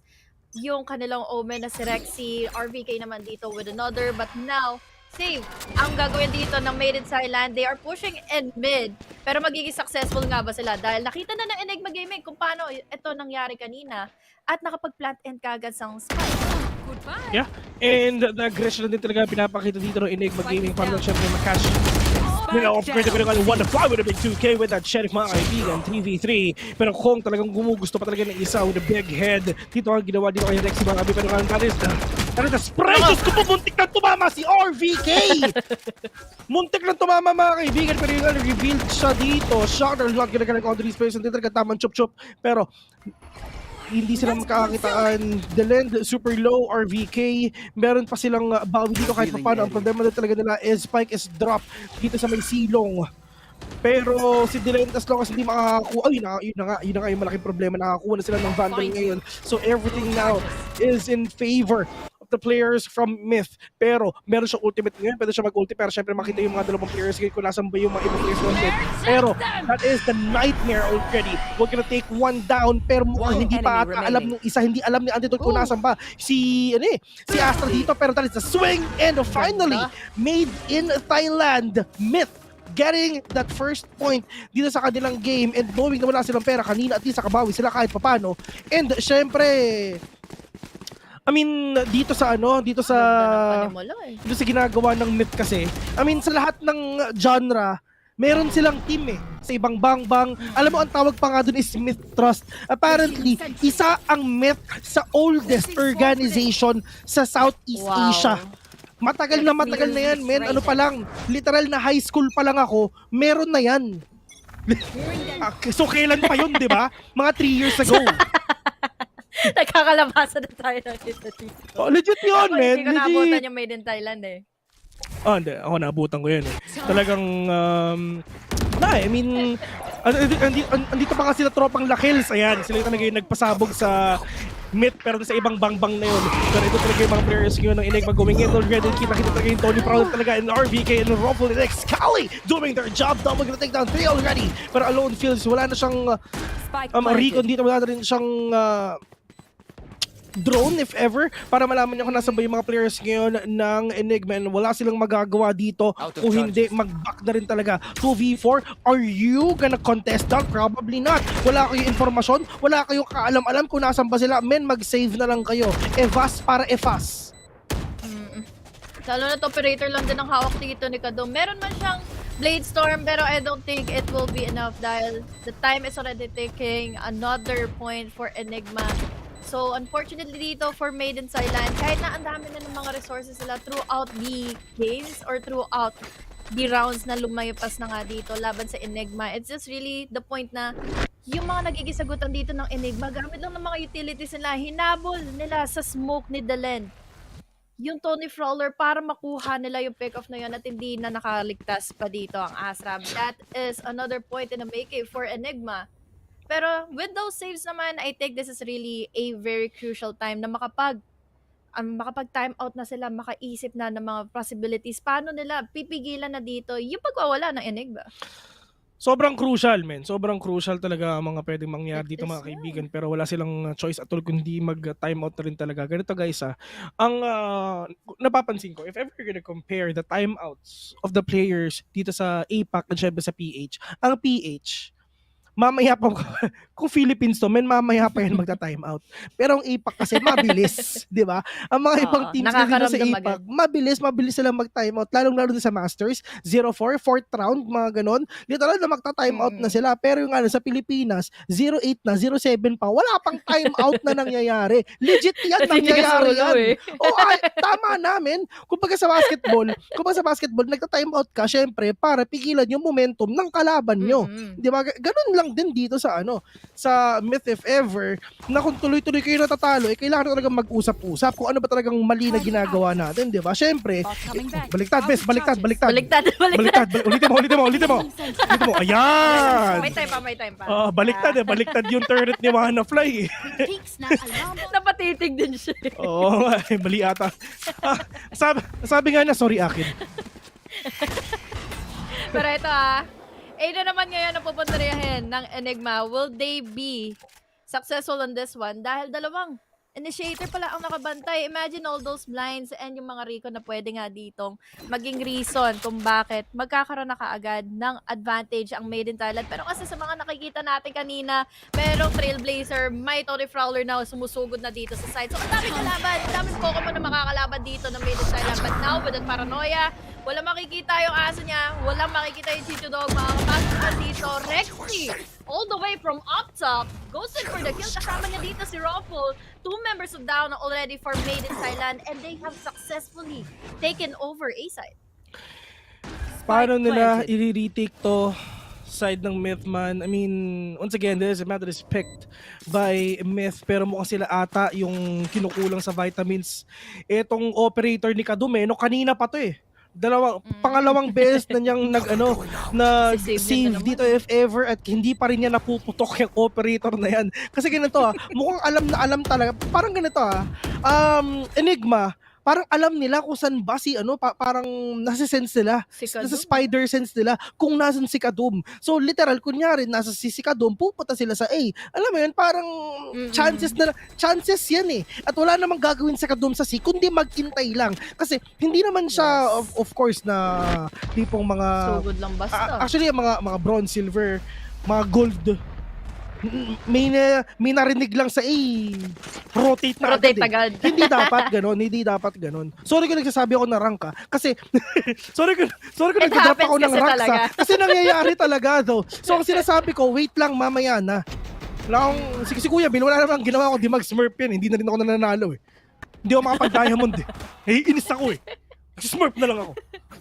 Bakit Pwede naman kaya naman. Bakit Save na lang tuloy ang Made in Thailand myth. Pangatlong beses na yata itong hawak ni Kadum. Tama nga dun, Bill. Talagang hindi niya pa once ever napuputok dito yung operator niya. It's really one of the big things na kailangan natin makita na Enigma Gaming talagang pinapakiramdaman nila. Kanina galing kami ng C, so most potentially parang papakiramdaman ni Kadum kung doon ba sila pupunta ulit. But this time, napaglaruan nila yung pusap damdamin isipan dito ni Kadum. Lumipat sila ng A, they were able to conquer an A, at ang problema na lang dito is tech pause na. We have the save once again for Made in Thailand. Ako, uwi na si Ray Ray, mga kaibigan mo. Pinaparamdam na ata niya ang presensya niya. Oy, congratulations nga pala kay Ray Ray sa graduate. Nag-march si Ray Ray, guys. Congrats, guys. Yes. Siyempre, I mean, priorities yan, di ba? Ang tawag yung ginagawa ni Ray Ray, mga kaibigan, sa responsible gaming, di ba? Yeah, siyempre, I mean, if ever meron kayong gagawin, siyempre, put your priorities na tama, di ba? Ano ba yung mga priorities natin? Siyempre, dyan studies, pamilya, jowa nyo, tipong ganyan. Pagkain. Op. Diyos ka naman talaga, Op. parang si ano eh, yung direct natin, parang nagmamilo best eh. Nag-edgy siya dito. Oo, nagmamilo best si direct eh. Op, kaliwat kanan, pasigzag lang eh, no? Alam mo ginagawa, nagko-crossover yan, men. Mala Lebron James, crossover, no? Tapos biglang fake sa kanan, tapos biglang shoot sa kaliwa. Bam! May kasama pang foul. Ano yan? Tour lang tayo saglit in Haven. Yung mga teddy bear na hindi natin usually makikita natin yan. All in favor sa tulong ni Direk. Sayang, no? Kasi nag-time out na yung Made in Thailand. Nagkaroon pa ng tech pause. So, most probably, pwede na nilang i-take advantage tong oras na to para makapag-reposition, makapag-ayos na ulit ng strategy sila. Pero, dito lang nila magagawa yan. Kasi sa Masters, pag may tech pause, hindi kayo pwedeng magsalita. Ang Masters at sa Champions, mga kaibigan, pag may tech pause, walang nagsasalita. Hindi pwede. Kasi pwede lang kayo mag-usap pag the round is ongoing and pag time out. Yun lang. Pag tech pause, nope. Zip. No can do, boy. No can do. Hindi kayo pwede. Pero ito, mga kaibigan, titignan natin yung buhay ng operator ni Kadum dito. Ito na yung pangatlong buhay ng operator niya. Hanggang kailan mabubuhay ang operator ni Kadum, ladies and gentlemen? Kailan niya mapuputok ang operator niya? Pero mukhang si Antidote at makakuha ng first kill dito. And the main smoker is now down from the wrong side. Pero ito yung judge. Just ko, walang naboga. Si WannaFly, ang nangyari sa kanya, wanna die. Wanna die talaga dahil ang daming mga utilities na biglang umulan dito in Silong kaya nagkaroon ng opportunity sila pumasok. At yung pagkapatay nila dito kay Gadum is one of the opportunities for them to secure in A. Although nasa corner nga dito ang Killjoy, hindi naman din magigisagana yan dahil ready na at talagang confident dito ang Enigma to win out their duels. But unfortunately for Rexy, hindi siya naging sexy enough maka-disengage from that. Oh, but that flick though from Excali. 2v3. This is still doable for our defending team. Pero the time is oh my god, RVK. RVK! Grabe naman si Rob Van Cam, mga kaibigan. Ano kasi yan wrestler yun, si RVD. Meron si RVD, ladies and gentlemen, tapos si RVK. Mamalay mo, yun yung pangalan niya. Inspiration. Ano yun? Tapos yung kamay niya, alam mo yung naka-okay sign, tapos parang nag-flex, parang RVD. Ganun siya. Wala lang, share ko lang. Sayang wala kang camera dito lang dito. Ako paano mo ito. Sorry. Pero yun nga, mga kaibigan, I mean, tignan natin if ever ka naman talaga ang sitwasyon ko yun, kaibigang RVK. Pero feeling ko, dun din talaga nanggaling yun eh, no? Pero going back here in this game right now, there is Antidote trying to peek out this area of the map right now sa may garage, pero mukhang wala naman ata lalapas dyan to. Pero si Kadum trying to, wala na pala yung operator niya. Ano lang, pang-apat na rounds lang yung operator ni kaibigang Kadumation. Naputok na hindi nga lang tumama eh. Sayang. Naputok pero hindi tumama. Aroy. Sayang na 4,700, mga kaibigan. Allow siyang arep, dude pare. Kasi 200 lang talaga ang pera dito. If ever matalo dito ang Myth, wala na naman talaga silang pera next round. Pero meron silang mga ultimates ngayon. Inaantay nila yung ultimate ni Kong ngayon. And yun nga yung mahirap eh, no? Hindi sila makahunt ng butas kung kailan ba nila gagamitin yung mga utilities nila, yung mga ultimates nila. And once na nakapatay si Kong dito, for sure, ng kahit isa, gagamitin na nila to. Inaantay lang nila na mag-up yung mga petsay dito ni Kong if ever. Pero Excali, right there, the corner dito lang sa may outside B, but WannaFly, siya ang pwedeng makuha ni Kong ngayon. Pero delikado rin si Kadum if ever talagang nag-push siya dito sa may bilik, baka mahuli agad siya ni kaibigang Kong, mga kaibigan. Pero si WannaFly with a big lockdown right now, pero wala pa silang idea at all na nasa likod lang si Kong. Pero si Kadum, mga kaibigan, nagbabatay lang din talaga if ever meron pa talagang sisilip dyan. Pero it's time for Kong na gumalaw right after that lockdown, mga kaibigan, and everyone is out already. Pero ito din talaga yung Hunter's Fury na meron dito sa kaibigan. Pero yun nga, wala na at sa mga isa, pero yun nga, hold that thought kasi isa pala makakuha na ngayon. And finally, made in Thailand, getting their first point of the game. Ubos oras lang din talaga. Like what I've said, napakadami nilang ultimates ngayon. Naghatian pa sila ng mundo, meron pa silang Hunter's Fury, meron pa sila ng lockdown. Literal na paano kayo makakapasok dito? Oo. Pero sobrang dami ng naging cost ng round na yan para maipanalo na lang. So what more? Kung nandito na tayo sa mga duels na kaya naman ipanalo usually ng Enigma. Nakuha nila yung first 4 rounds kanina. This is finally the second round na makukuha ngayon ng Made in Thailand. Pero after nun, kaya pa ba nila manalo after using all of their utilities? We have the push na magiging aggressive na nga daw yung dalawa. Pero wala silang ka-idea na si RBK nandito pa nga sa gilid. Pero natinador din naman siya ni Kadum. Finally, good trade. 4v4. Good enough na masasabi natin na Made in Thailand can still win this round. Yeah. Pag na tinador, talaga tayo mga kaibigan, talagang kaya pa to. Pero it's not yet over till it's over kasi hanggat hindi pa naman 13 yung mga points sa itong mga teams na to ay talagang kaya pa rin talaga nilang manalo dito. Pero ang problema din talaga is Alone Fields is now down. Wala na initiator yung both teams sa ating point except they still have the Sky though. Pero yung nga lang, Wanna Fly will gonna take one down as well. Pero yung nga lang, that is the spray down with a wallbang na ginagawa ni Antidote dito. Pero maganda yung ginagawa nilang trade-off dito mga kaibigan. Pero 2v2 on this game, si Excalibur. Ako na bumuo na pangalan mo, bes. Excalibur. Kasi kulang ata yung Burr. Hindi ko alam kung ano nangyari sa Burr. Pero Excalibur lang talaga eh. Pero si Rexy, I mean, just trying to cut off these players if ever meron kang pupunta dun sa may city. Pero yun nga lang, paano bang ipipilit to ng Enigma if ever makakaya pa nilang putting ito 1v1 situation right now. Wala na paranoia dito si Rexy. Pero wala silang idea kung nasan ba talaga ang omen natin. Pero Wanna Fly, the clock is ticking and syempre planted for city to. And Wanna Fly mga kaibigan, that is the pick coming in from him. At Wanna Fly hindi talaga humihinto. Pero Rexy, that is the swing coming in from him. But Wanna Fly still gonna get that kill and will defuse that spike, ladies and gentlemen. Myth with a huge kill na ginawa ni Wanna Fly.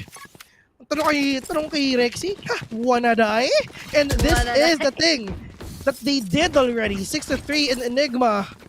Kailangan nilang bumawi dito kahit paano. And Antidote with that operator na attacking ka. Let's see if that'll gonna be successful na gagawin mo, baby boy. Giging worth it nga ba to? Nakikita na natin yung aggressiveness niya, Vil eh. Pagdating ng mga points na kaya niya makapag-rush in, talagang gagawin niya. Dahil dalawa yung initiators niya, dalawang pakpak ang meron siya dito. We have that Tony Prowlers, we also have here the Trailblazers. But let's see kung magiging successful nga ba dito ang Killjoy sa pagpasok ng round na ito with that operator at hand. Isa lang yung nakadefend dito here in C. So kailangan niya mag-ingat guys. Win-wallbang na siya dito kaagad. Free fire na kaagad siya dito ng Enigma. Pero little did we know, RVK, slowly but surely, ginagapang niya dito ang B. Magiging successful nga ba siya? Dahil naririnig natin yung mga utilities pa ni Killjoy. All the utilities are settled already dito sa mapa na to, pero paano ba sila makaka-keep up if ever kung si Kadum lang talaga oh my god, Kadum, napakadelikado ang position niya, pero at least saka isa dito nakapitik siya ng isa dito, pero nga lang Kadum mga kaibigan, dash is now charged up already. Kadum with a 3K, gonna go with a 4th one right now, but Antidote is just right there na J Rizal pa nga ni Alone Fields. Ito ang problema if ever naka-operator ka, knowing na attacker kayo. Kailangan na talagang pumasok, pero wala eh, sabi ni Antidote, what is money? Paper only. Makakabili ako ng operator, pakin nyo ba? And they tried na makapitas lang din talaga ng kahit isa si Antidote kasi sa totoo lang napakamahal ng buy sa side ng Myth yun. And for the side of Myth man, I mean, sobrang aggressive nila eh. Hindi, they tried kanina na makipaglaro na sobrang bagal, pero it didn't work. Pero right now, tinry nila na sobrang maging aggressive naman. And finally, nakita na rin talaga ng Myth yung bawi na inahanap nila, na inaantay nila. Na-mention mo nga yung patient game na nilalaro lang dito ng Myth na iniitay nila pagpasok dito ng Enigma, yung mga utilities and all, hindi na sila nagiging successful. Kaya naman sila naman yung naging aggressors laban dito sa Enigma. And now, naging successful naman sa kanila ito. 2 more rounds at ma-equalize na nila itong half. Let's see kung magiging okay pa ba dito ang Enigma. Lalo na't medyo nababasa na sila dito ng Myth. Hindi man naging baka sakali yung mga rounds sila from the early stages, but in the meantime, kaya nila itong ihabol kagad. Look at their economy. It's already going all forward. Sa mga full-on utilities sila, they have their rifles, pero ang Enigma Gaming, pinapwesa nila yung kanilang mga guns ngayon and half on armor. So will it be worth it or will it be not? Dahil this time, mukhang passive plays naman ang gagawin ngayon na Made in Thailand. It's gonna be worth it if ever talaga nakakuha ka ng mga kills dito, pero kung hindi, sobrang mahal ng buy talaga dito. Pero kung napapansin nyo, talagang fake lang yun. Fake ultimate ang ginagawa dito ng kaibigang RVK, pero hindi nagpadala yung mga players ng Met. The discipline, ladies and gentlemen, akala nila is napa-rotate nila yung mga players ng Met, pero yun nga lang, hindi pala. And that is the lead dito natin sa may backside, mga kaibigan. Hindi siya natamaan yung flash ni Excali. Sobrang sayang nun. And now, as you can see, the HP of Met is just parang hindi sila nababawasan. They tried na utakan ang Myth, pero Diyos ko, minamamaata nila, pero parang sinabi ng Myth, galing na ako dyan. They expected the worst to come from Enigma. May mga utilities man, may mga ultimates man ang Enigma, pero hindi pa rin ito sagana dahil nga disiplinado. Oo, di sila nagpadala, Vil. Ganda nun dahil syempre, nang hinayang tayo sa ultimate ng meron dito. Ang Fade, RVK, he was the last man remaining, the last man standing, and here's the replay kung saan sobrang compose lang din ni Delen na nagamit niya agad yung mga smokes niya dito para may mapagtataguan siya sa pagpasok dito nila Wannafly. And yung timing pa ng pag-responde ng iba pang members from Made in Thailand was also there, kaya naman yun, one more round, pwede na maging 6-6 sa scoreline. Prowler, wala siya nakikita kahit isa. That is the Blade Storm ni Jet. Because this is the last round of the first half anyway. So, pwede nating sabihin na this is gonna be a 6-6 or a potentially na pwede maging 7-5 if ever talaga mangyayari itong mga scorelines na to dito sa game na to, mga kaibigan. Paranoia, I mean, smoke out all the way from heavens above just to block off all the views. The players of mid here, pero not some grenade just to delay the plan even further, pero at least nag-reposition mo siya kahit paano. RVK waiting for that possible rotation na ginagawa ngayon ng mid, and pwede siya makapitas dito ng isa, pero talaga meron siya makikita dito, pero locked on for the side of Wannafly. Meron siyang line up, para lang syempre mas mahirapan pa dito sa pag-back out and pagpasok ngayon ang mga players ngayon ng Enigma Gaming, pero wala silang idea at meron pa tao sa may likod. Pero gusto ko po anong ginawa dito ni RVK. Pwede mo naman kontrolin yung Tony Prowler mo, pero gusto ko pa nagpakita. Pero po siya kita 2v5 right now. Excali is still alive. 1v5, this is gonna be it. Pero yun nga lang, alone Phil says no.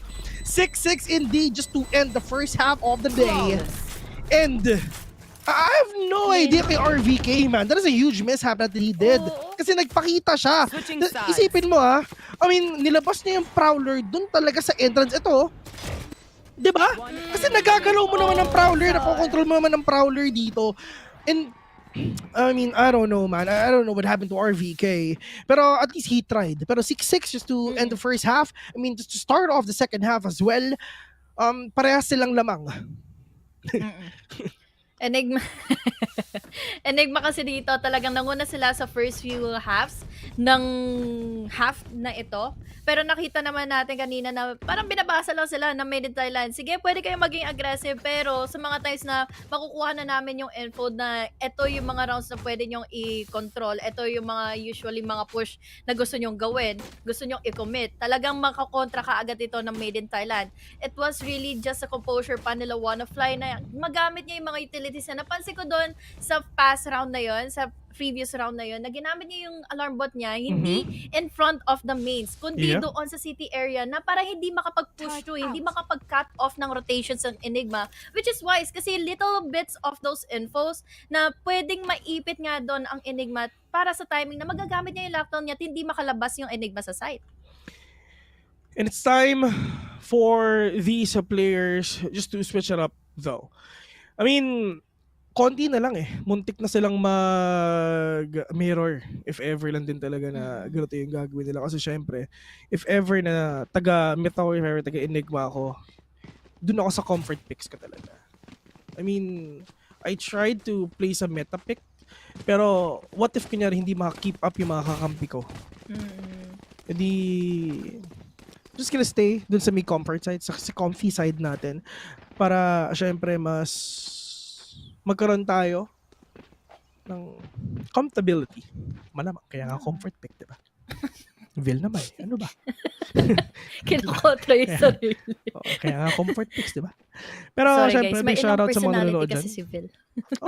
Shoutout sa mga nanonood dyan sa YouTube, sa Twitch, and syempre sa Facebook. Big shoutout nga pala sa inyo. And sa YouTube kanina dumalaw ako dyan. Hello mga anak. Magandang hapon sa inyo. Time check na ba? Alas 4, maaga pa. Pwede pa tayo mag-series pa.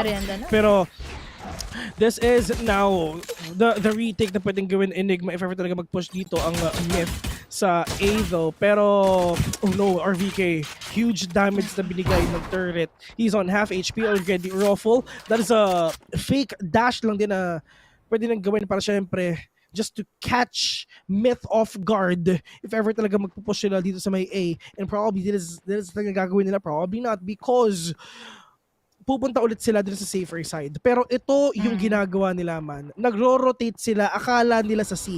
Ito yung ginawa nila kanina. Ito yung ginawa nila kanina, men. Pero mukhang gagawin ata ng mid sa kanila yon. Debated, kumbaga. Ang mga players ng Enigma dito, kala nyo magsisi kami? Hindi, mag-A kami. Ito yung ginawa nyo sa akin kami. Ito yung ginawa nyo sa amin kanina. Ito yung tama na way kung paano gawin yon, yung pag-debate. Pero, Ruffle mga kaibigan, wala na siyang dash, meron pa naman siyang isang smoke dito, so pwede pa siya makabawi kahit paano, pwede pa siya mag-smoke para syempre mabawasan pa siya, magkaroon sila ng konting advantage dito kahit paano. Regum will gonna be denied. Hunt, wala siya makikita kahit isa, pero Ruffle will push right now, pero nga lang Kadum, andito lang sa hell, pero nakatalikod yung kalaban naman, pero nga lang malon, pero si Rex sinakot yung isa dito, pero yun nga lang tuloy-tuloy lang nangyayari, but what a fly! Siguro with the lone fills with that. Oh my god, 2 kills. Grabe. Myth finally, for the first time dito sa game nila, sila na yung lamang. Oo. Ganda nun, lalo na kuwang-kuha ng Enigma yung, or rather kuwang-kuha ni Nakadum yung mga members dito ng Enigma, yung attention nila all the way from hell, tapos sabay-sabay nag-swing yung rest of the members from Made in Thailand, the ones na kailangan na nila ng tulong. So that was a good one. Lalo na kailangan nila itong lead na ito para syempre hindi na makabawi pa dito ang Enigma. Flash, pop smoke para ma-cover up yung mga vision dito from Enigma. There is the dash. Nandito na rin yung Trailblazer. Kadom goes in for 1. Kasama din dito yung Trailblazer at mukhang hindi na nga din makakarempa on time. Yung isa pang magde-defend and now they were able to take down 3 members agad from the side of Enigma. Finally, naragasan na naman nila yung side. Si Rexy na lang ang titira. Si Rexy pang natagpuan pa nga na turn. Rexy, the only man remaining. Are you gonna save that share? Probably not. You need to die here in this game para syempre magkaroon ka ng pera next round though. Pero, ito, I mean, konting trivia lang. Bago mapunta si Wits sa Bren Esports, ito yung team niya. Made in Thailand. Yeah. Pero umuwi si Wits dito para mag-asik ng lagim. So yun. I mean, sayang nga yung orangutan. Kasi andun si Tesseract ng Action PH back then. Natalo sila sa Global Esports na maglalaro ngayon. If ever na nanalo sila sa Global Esports, andito si Tesseract mga kaibigan, naglalaro siya. Siya lang ang, if ever nakalaban niya ang Pilipinas, si Tesseract lang ang pupurihin natin, yung 4 hindi. Yun na expected natin mangyayari. Oo, ganun ang mangyayari dito for sure. Sayang. Di sana, parang may yeah. reunion sila. Oh, tama. Pero ang problema, wala naman din naman kasing Action PH dito So, ayun lang. Tsaka sayang si Modski at tsaka si Josh S, diba? Si Josh S na laglag sa qualifiers. Sobrang sayang yung scars. I mean, nangyari na dapat nangyari. Siyempre, wala naman tayong magagawa kundi mag-move on na lang din naman talaga, diba? Sila nga nag-move on na, kayo hindi pa ba? Pero, natag ba niya? Yes, natag nila si RVK ngayon. Ang problema ngayon ng Myth, ladies and gentlemen, is just, ang kalaban nila is naka full-on Vandals and Phantom together. With Alone Fills, at least siya yung may Vandal dito. They have enough money anyway. Kadum with a push, pero that is Ruffle! My God, hindi na nahabol! si Kadum ngayon. Libreng Vandal mga kaibigan. Wala bang 3K right now. Kong trying to be aggressive, trying to push it. Pero Kadum, what? Whoa. We're gonna take down one through that smoke. Just gonna be an ace coming in from Kadum. And yes, he gets that. Kadum with a big ace to end this round with a 6-9 score. Nice. What a round, especially for Kadum na talagang ginamit niya yung mga utilities na meron sila dito. Look at that. It's just the Spectres who open up the site. At walang ka-idea dito sila RVK kung paano sila pupwersahin na hindi kayo pwede pumasok ng site. You had the Tony Frawlers na meron kayo yung mga utilities to blind them off. Pero talagang yung composure na lang din nila Kadum dito. Immediately nakuha niya nga yung Blaze-Storm niya. So finally, a timeout na for the side of Enigma really needed dahil ilang rounds na rin ang nakukuha dito ng Made in Thailand. Nag-start tayo for a 6-6 scoreline. 3 rounds ng sunod-sunod na kukuha dito ng mid yung kanilang panalo ngayon. Kung saan parang nawalan ng pakpak ang Enigma sa pagbigay ng mga winning conditions sila laban sa Made in Thailand. Nawalan ng pakpak? Nako po, hindi sa mga kalipad niyan, man. Ng wings. Pero meron akong business idea. Sa chicken. Ayoko lang munang i-reveal kasi para baka ma-jinx eh. Pero matagal ko nang iniisip 'yan. Pag ako nagka-budget, gawin ko 'yan. Bakit hindi, 'di ba? Diba? Business idea, 'di ba? Tatayo ako ng Valorant team. Tatayo ko ng tournament. VIL Challengers Tour. VCT pa rin. So, para at least hindi ka malalayo. Tapos mamimigay ako ng VIL points. VPs.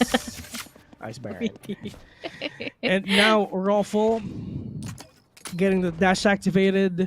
And tingnan natin if ever talaga makakuha sila ng mga kills dito. Yan kasi mga kaibigan, yan jet na yan. Pwede siya mag-double dash literal. Dash na magkasunod. Dalawa yun. Pwede nang gawin yan.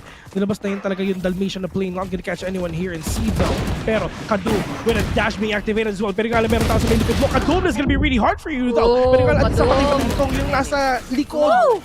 And what a really quick take that Myth did here in C-Long. 10-6 already. And for the side of Enigma, they have the firepower already. They have one operator. They have all the Vandals on hand. And if ever hindi nila na ipanalo tong round na to, it's over. I'm telling you, man, it's over. Kasi pag natalo sila dito, they don't have money. They don't have money next round, lalong-lalo na si Raffle. Well, kailangan niya makakuha ng at least 2 kills dito. Para next round, orb na lang ang kukunin niya para sa Bladestorm.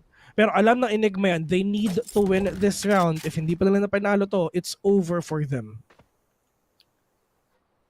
Aggressive nga lang dito ang ginagawa ngayon ni Enigma x Kali.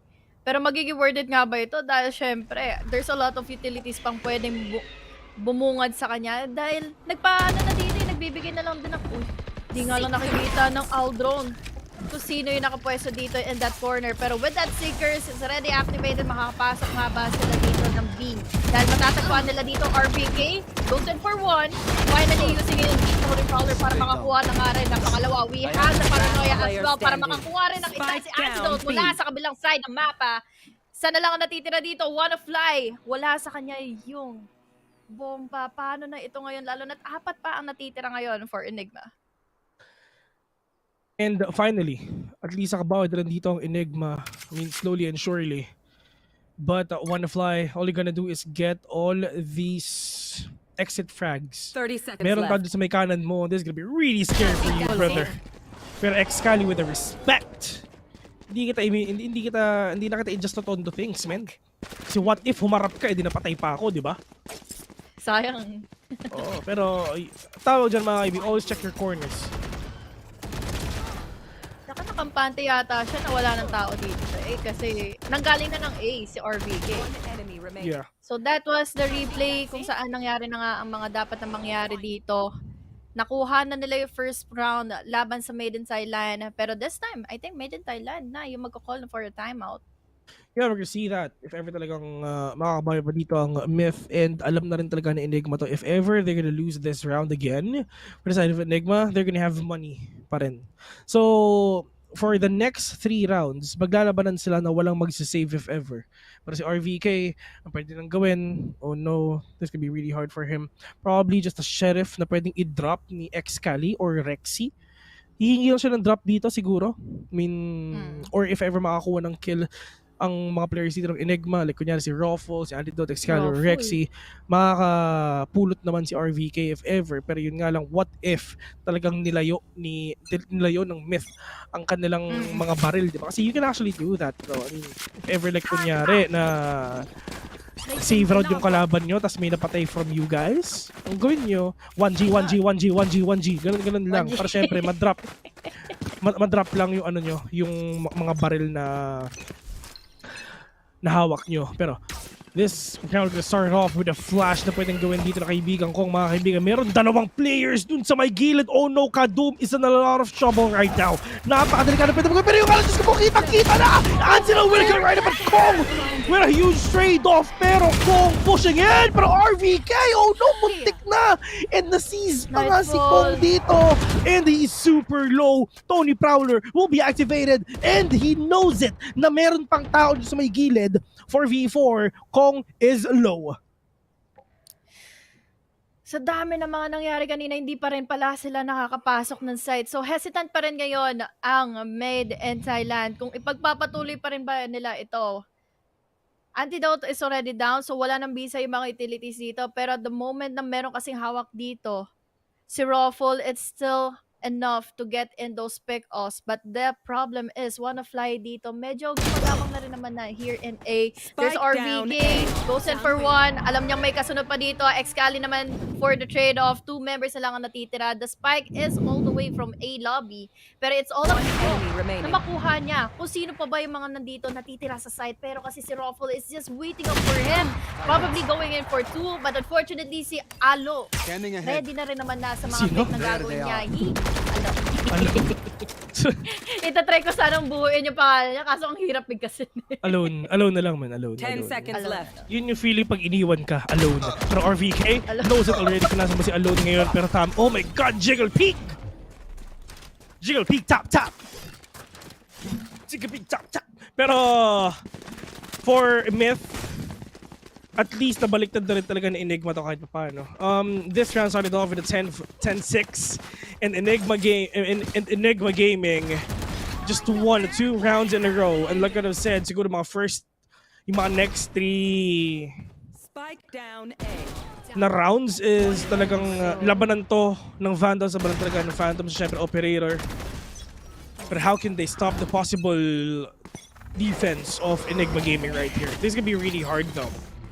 Mahirap ang sitwasyon ng Myth ngayon for sure. Ruffle, ang ganda na position niya. Pero WannaFly ang unang-una makakakita. Kadoom, Smoke, and a dash right now. And yung mga players ng Enigma Game, all they're gonna do is go out. Bail out na lang din kumbaga. Pero Alone Kill is gonna deny that lockdown right now. Pero wala siya makikita dito mga kalaban. Pero tamang hatian na rin din talaga ng mundo. And hindi alam din na Enigma Gaming kung nasan ba yung mga kalaban nila dito sa may A. And for the side of Enigma, inaantay lang din niya ang pagparanoia dito ni Rexy. Pero Excali, all the way from the backside right now. Pero WannaFly, waiting din sa may sewers. Pero WannaFly, probably ika-cut off niya yung mga players ngayon. Makakita isa, dalawa. Pero WannaFly catching 1. Muntik na makakadalawa dito. Pero Kong ka rin. Nakakaisa pa. Pero Kadoom is number 1 right now. It's all up to Rexy. And Kong will get to end your life again. 11-8 mga kaibigan. And the Myth is in a match point already. If ever panalo sila dito sa round na to. Half buy. Grabe yung pangyayari dun. Ay, hindi. Phil, dahil kanina, Enigma, pwede na nilang masandwich na dito, yung Made in Thailand. But the problem is, hindi sila naging ready kung saan manggagaling dito si WannaFly. They went on fully rushing into A main without even contesting kung sino pa ba yung pwedeng mag-cut ng rotation sila dito all the way from sewers, kaya hirap sila pagdating sa retake na yun. Half buys na kailangan nilang gawin pero very risky, costing a lot of eco for Ruffle na makuha niya dito yung kanyang operator. Magiging worth it ka ba ito dahil parang rush na naman ang gagawin dito ng Made in Thailand after nilang ma-detect ni RVK gamit ng kanyang hunt. 1 member down, WannaFly pa nga ang nawala kaagad sa mapa. Excali! Naku! Oh my god! Oh no! Spike down. Nagpapagdap na Made in Thailand! Oh my god! Among Us mga kaibigan! Among Us! Oh my god! Player standing. Spike. of the thing that he did! Excali! Akala nyo kakampi ako pero hindi! Hindi siya pinansin na kasi akala nila si Kong yun! Nagulat sila bakit may dalawang Sky doon! Asan yung tunay?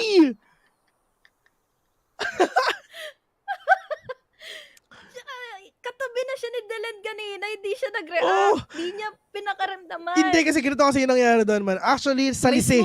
Nagsalisi sila. Si Excali at saka si Dylan. Men, salisigang ang nangyari. Makikita sana ni Dylan if ever hindi siya gumalaw doon. Pero hindi. Nagkasalisihan sila pero nga lang kadumag isa na talaga and rough will end your life. And buhay na buhay pa rin talaga ang Enigma Gaming right now. Pero ang tanong, may pera ba si Excali at saka si Antidote? Oh no. Si RVK, drop. Sige. Yun, nagpa-drop na dito, nagpa-drop na dito kay Roful mga kaibigan kasi meron naman siyang Brainstorm next round. Pero so, I don't know what to say. Iba yung round na yun. Grabe. Iba yung round na yun. May nagpanggap sila eh. Amogs. At least, kasi nakuha nila yung advantage na napatay nila kaagad si Wannafly. So, walang anti-flank. So, kinuha agad ni Excali yung pagkakataon na yun na pwede siya makapag-push and he did. Was able to secure themselves another round tapos potentially pwede pa silang umabot ng second or ng double-digit score lang nila pag nakuha nila yung momentum na ito laban kina Made in Thailand na medyo peacefully lang muna silang pumili dito. Sa mga pwede nilang i-expect na mag-push dito all the way from sewers or even here in A main. But now, Nightfall, agad-agad na ginamit ni RVK. Nightfall already. Para syempre, mukhang uulitin ata nila yung ginawa nila dito kanina pero at least wala namang natamaan dito si RVK kahit isa. Wala silang idea at all kung nasa ba yung mga players ngayon ng Myth if ever. Starting off muna with a Chichu Dog pero Excali knows what's up. Alam niya na baka may nagbabantay lang dito sa may A pero maganda ang position dito ni Omen, ni Rexy. Pwede siyang makakapatay siguro dito mga isa o dalawa kasi nasa taas siya kasi yan kasi yung mga off angles na hindi talaga ine-expect na tignan ng mga players natin ngayon. Siya ang mag-a-anchor dito sa A site if ever talaga magkasilipan na. Pero sa kadong mga kaibigan mo tignan matamaan ng Pecha in the Sky. Pero at least si RVK pero hindi mo naman magagawa yan. Diyos ko po kasi nasa may backside siya. Sayang lang din pero they know it na everyone is actually gonna switch it up probably here in B. Oh no, meron tayo some grenade dito, meron ding alarm bot so they can actually know kung nasa ba talaga yung mga players ngayon ng Myth. Pero Antidote and RVK is gonna do that job done! Kung mga kaibigan po na buhay pa pero not even longer because Excalibur gonna take you down. Wannafly, 1v3, no more time left for you guys. 11-10 and Enigma Gaming slowly and surely talagang gusto nilang makuha itong round na to. Once again, this is the map na pinili ng Myth if ever. And Enigma Gaming, if ever manalo sila dito, oh no! Delikado ang Myth sa second game. Haven tsaka Ascent, napanood ko na to kanina. Iba rin kasi talaga ang stats nakita natin dito for Enigma. Ilang games na rin ang nailaro nila dito here in Haven. Kaya naman nakikita natin na compose silang makahabol dito laban sa Made in Thailand. Nakaipon na sila enough resources.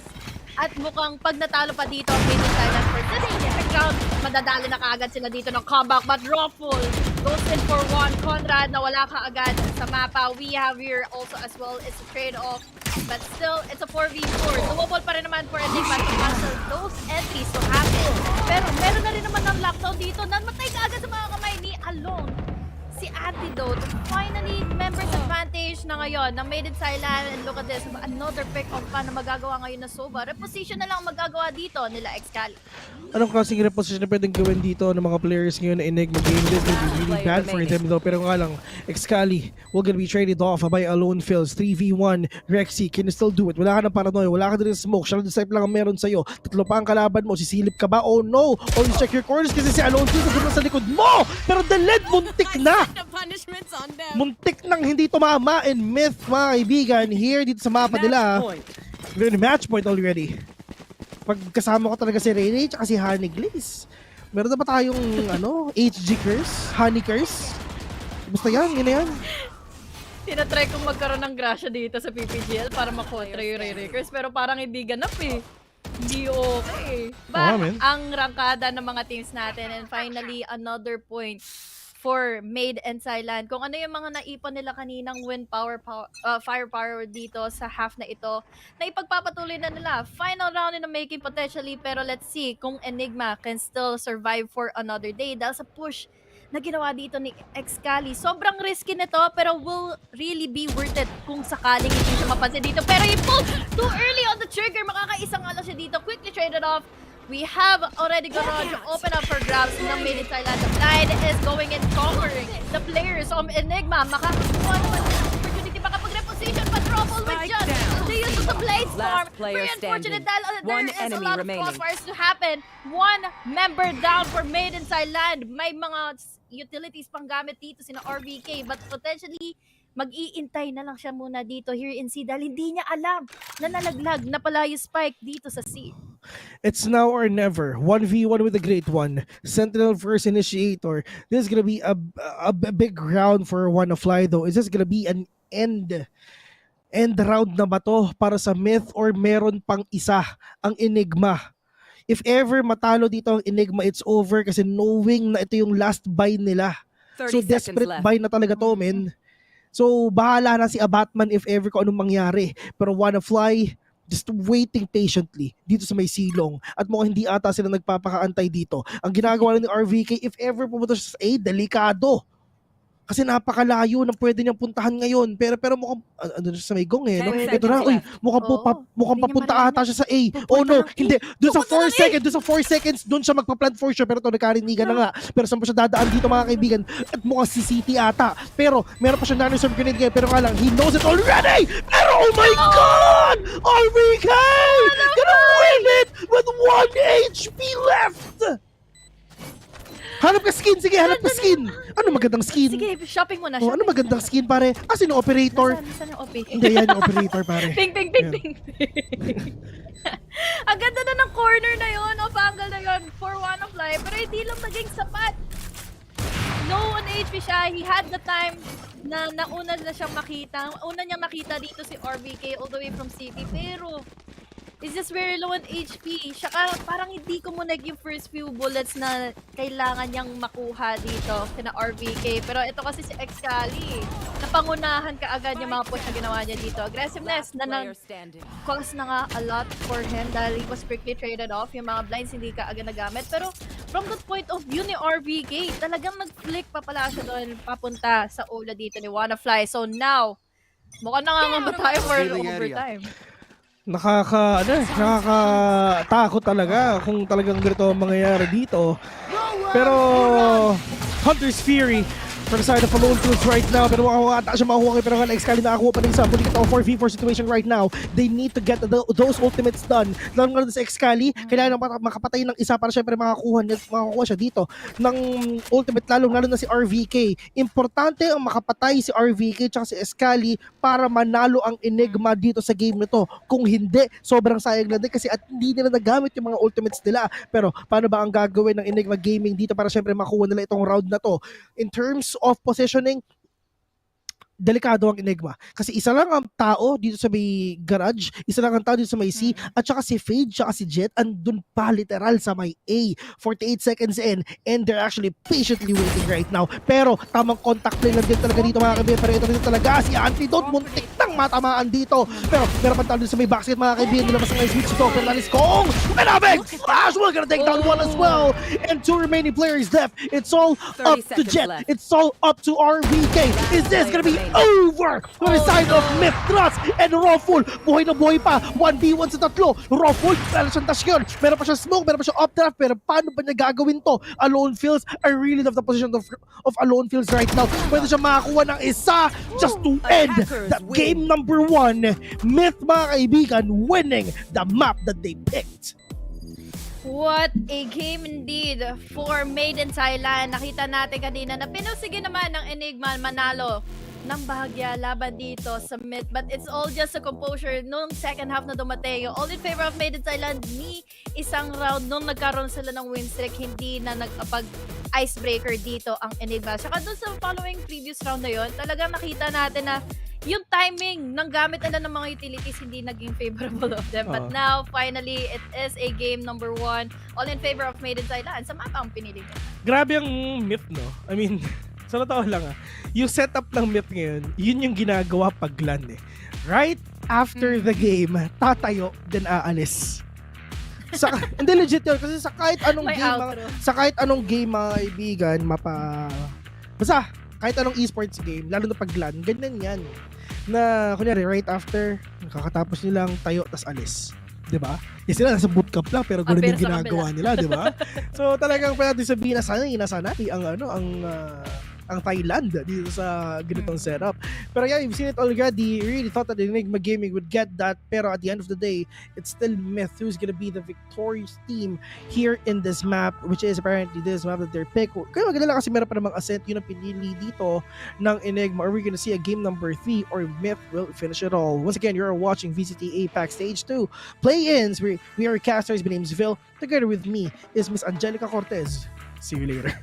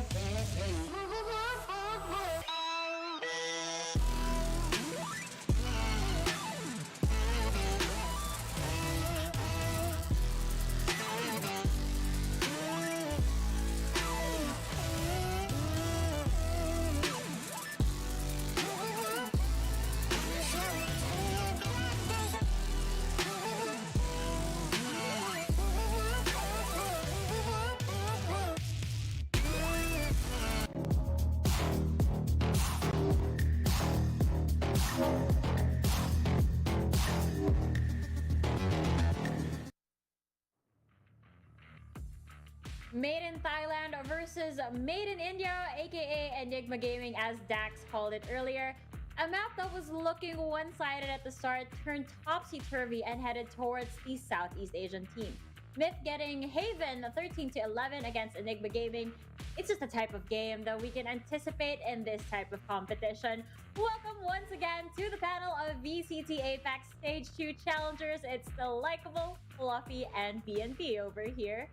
Black and blue, I'm gonna let you BNB, aka breathe and take a break, or break and breathe. Good enough. Good enough. I don't know how I'm gonna shake this out of my system, you know? But yeah, Fluffy. Can we please talk about the amount of adjustments that were happening real time with both of these teams? It's just too darn good how the rounds got traded in the end.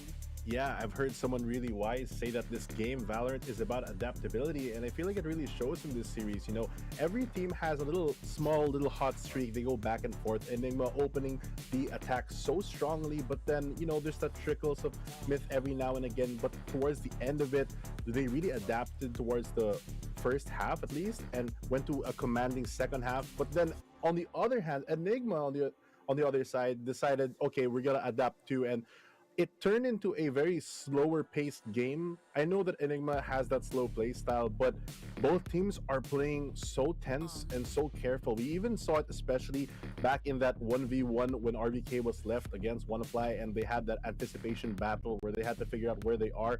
It's a lot of big brain gameplay, and aside from the raw aim that's coming out from both of these teams, all these little adjustments that they do in positioning and setups just to throw off their opponent. Even at one round, I remember seeing Fade commit the Nightfall just in case there was going to be a rush, and instead of using their Haunt for info. A lot of these small things and predictions are what makes a great team very, very good. We did see a lot of those adjustments come into really real time. Like, for example, when we saw an A-long take be very heavily so won and decisively so by Myth towards that A-long position, then the very next round they tried again and Enigma do the proper adjustments to shut that down next time around. And not just adaptability, but also conditioning the opposing side. Like when they knew that, hey, if we pull them close here towards that sewer position, get them used to it, we can TP our soul guy, our soul omen, all the way back over to heaven and catch him off there. So coming from both teams, both Myth and Enigma, I really loved seeing that really kind of flexibility and adaptability be put on the fly. Of course, and speaking of on the fly, we've got WannaFly as the MVP of Myth and RPK as the MVP of Enigma. These two are just the clutch masters of this map. Amazing gameplay from the both of them over here. And again, Fluffy, Enigma had an amazing opening. Round for round, they caused trouble for Myth. But once that momentum disappeared, it seemed like this team was in shambles at one point. Yeah, especially towards the second half, you know, they didn't start out very strong once the swap sides did start, but they had a very, very good showing. Like, I think they won 2 rounds in pairs towards the end of it, but unfortunately for them, it was not enough to push it into overtime. Although they did try super, super hard to. RVK especially, as you mentioned, played phenomenally on that Fade, giving his team not only the information, but space. I feel like space is the most important thing that a Fade can bring over info. Mm-hmm. And speaking of the Fade and the info that he's been bringing, I really love how RVK played the Fade. He's really utilizing the information he gets from his Haunt, and he's just getting the kills almost instantly after he throws that ability away. Now, another player to look at over here, BNB, is Doom. I mean, Doom, because like, when you face this guy, you're pretty sure that the Doom is on the way, especially after that massive ace that he had in one of the rounds. Yeah, he is just a complete slayer. The reason why they sing war songs about him is because of the real performance that we saw from him a while ago, just being the tip of that spear, but not just that, thrusting himself on in with reckless abandon, just no way for them to really stop him on that attacking side. And, you know, you talked about RVK, and he did so much work for them, but I do think in that first half, this makes sense, the second half of the first half, when he started lurking a bit more and staying less with the team, they struggled a bit more. He was so efficient when he was with that main push, throwing out the Prowlers, throwing out the Haunts, but when he went for, you know, a bit more of a lurk play to try and catch him off, to try and keep the defensive side on their toes, arguably it should have worked, but it didn't. And I think that should have been an adjustment that they realized, like, hey, let's try and stick together, maybe send someone else on the flanks. Now, eventually, they did make some necessary adjustments. And I want to talk about WannaFly. Obviously, he is the map MVP for this one. But this man, Fluffy, really with the crucial clutches. I believe that when he got that 4K, it was when the round started turning around for the side of Myth. Yeah, I feel like those little flashes of brilliance, especially coming out of WannaFly, really makes the make or break difference within the round. You know, we always say that it's whoever shows up on the day because all the teams are great. And today, WannaFly really, really put that statement into fact. BNB, we were talking about the difference of approaches over here between the two of the teams. Now, when you look at the scoreline of how it all went down to the 13-11 score, one has to notice that a lot of these wins are actually based off of the momentum. So would you say that either or maybe both of these teams are actually more of a momentum-based team? I think in general, Valorant is a game of runs. Sometimes it isn't necessarily important how many rounds you're counting. It's more important how many runs it could take for them to come back. You can say, oh, they're 4 rounds down, but really they're one swing from coming back into this, one momentum swing. And that is a big thing to have to factor in that I'm not too sure if most people kind of recognize just how much, as you talked about momentum, inertia, velocity even, get the joke, velocity, SA team, yes, how that is super important in these type of matches. I gotta say that I am a little bit relieved. I feel like I'm always alone when it comes to these corny jokes. So welcome on board to the panel, Black and Blue. Fluffy, step up your dad joke game, please. I feel like I've had a couple jokes so far, but overall, yeah, I'll try to. Daddy Fluff. No. No. Okay, well, you just casted this game, BNB, so I want you to talk us through one of the best plays that you've seen on the side of Myth. I'm not sure what you're talking about because I thought the casters from that other side on the English during the game on the English side were very terrible. So I'm going to have to take their job of explaining what happened a bit more, I guess, seriously. I do love a lot of what we were generally seeing, and WannaFly, I think, as you already talked about and as I wanted to touch upon, was that turning point. And when we were casting it, very terribly so, me and Dax, not him, only me, we were talking about how when WannaFly pulled off that 4K, that is one of the rallying points that typically we do see a team like Myth go around, and he very well so put that it typically comes from a player like WannaFly or Kadum or Alone feels that when they start to get going, the rest of the team sees like, hey, he's popping off, let's do this. Oh, Fluffy, we had a couple of timeouts throughout the rounds. Obviously, a lot of adjustment took place in this map. So I want to ask you, as an analyst, as a coach, what do you think was happening behind the scenes as the timeouts were going on? I feel like, first of all, when you go into a timeout at this level, you always talk about the information that you have seen, the patterns that you recognize, especially for the enemy team, but also on your own. Some teams, we don't have the comms for it for this specific game, but some teams really prefer to fix what they're doing and adapt that way. Other teams would much rather expose the weaknesses of their enemy depending on how they want to use the timeout. But generally speaking, it's just to gather information and orient your team to be able to do the action accordingly so that you can get the next couple of rounds. The problem with doing timeouts, though, in general is since you're only limited to how many you can do in attack pause, you also have to figure out when it's important, Losing a round, that happens. Losing a couple of rounds shouldn't be a problem. It's really a coach's decision to really decide when it's appropriate to say, okay, we gotta stop this because we're losing because of the same reasons, or to continue forward and be like, okay, guys, we have to fix this right now. So a big part of doing tac pauses, I feel like, comes from experience, but also the economy. It's hard to tac pause when your team is on an eco because they can't really do anything with the information, and sometimes to do attack pause when they're on their buy can look very predictable to the opposing team. So it is a game in its own.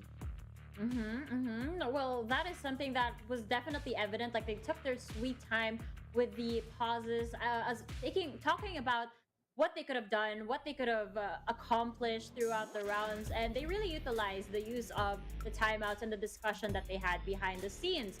Now, we are going to be moving on to a map like Ascent, not like Ascent, but Ascent itself, BNB. And I want to ask you, I'm looking at this now, based off of the performance that we saw from both of these teams, how do you think the game will go on a map like Ascent? Well, Ascent as a map is a map that I did say a while ago. There is a bit more proficiency on the attacking side from what I've seen on Enigma compared to how Myth play on Ascent on their attack, but the defense is absolutely rock solid. It's stellar here for Myth when it comes to the defense. So if they are going to be starting on the defensive side here, get as many rounds as they can, really, because if they go to the second half on attack, that's going to be more difficult. But seeing at how well they were able to rally back from map number 1. They still have momentum, and by all means, they still are the favorite team to win this series. So my prediction is still going to stick.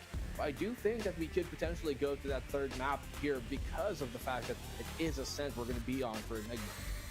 True. I feel like on the side of mid, like what BNB did mention, and to kind of add to that, they really have to start their defensive side very strongly. They've done it in the past against Purple Mood Esports. They've gone 11 rounds in a stack on the defense start. On Full Sense, they got 9. Even on Sersha, they got 7. So the majority of their rounds, they really do take on the defensive side. So what'll worry me is if we start seeing them kind of falter. But that being said, composition-wise, they also kind of run, like I mentioned a bit earlier, the same comp, so they have the practice in mind for that. But my question will be what they're going to take into Agent Select. Well, on the side of Enigma Gaming as well, they've actually run this composition in the past as well. So they do have a little bit of familiarity and comfortability that we'd like to see from them. So given that the map is Ascent, if Black and Blue is still with his prediction on Myth, I'm still with Enigma on this one, especially after that stellar performance, or at least that close game that we just witnessed on Haven. With that said, I am more than ready to get the action starting. I am excited to go on Ascent, and I'm pretty sure that you guys are too. So with that, Black and Blue and the rest of the casters, I'm not gonna name drop over here, Ralph, but you know who you guys are. I'm passing the mic to you guys.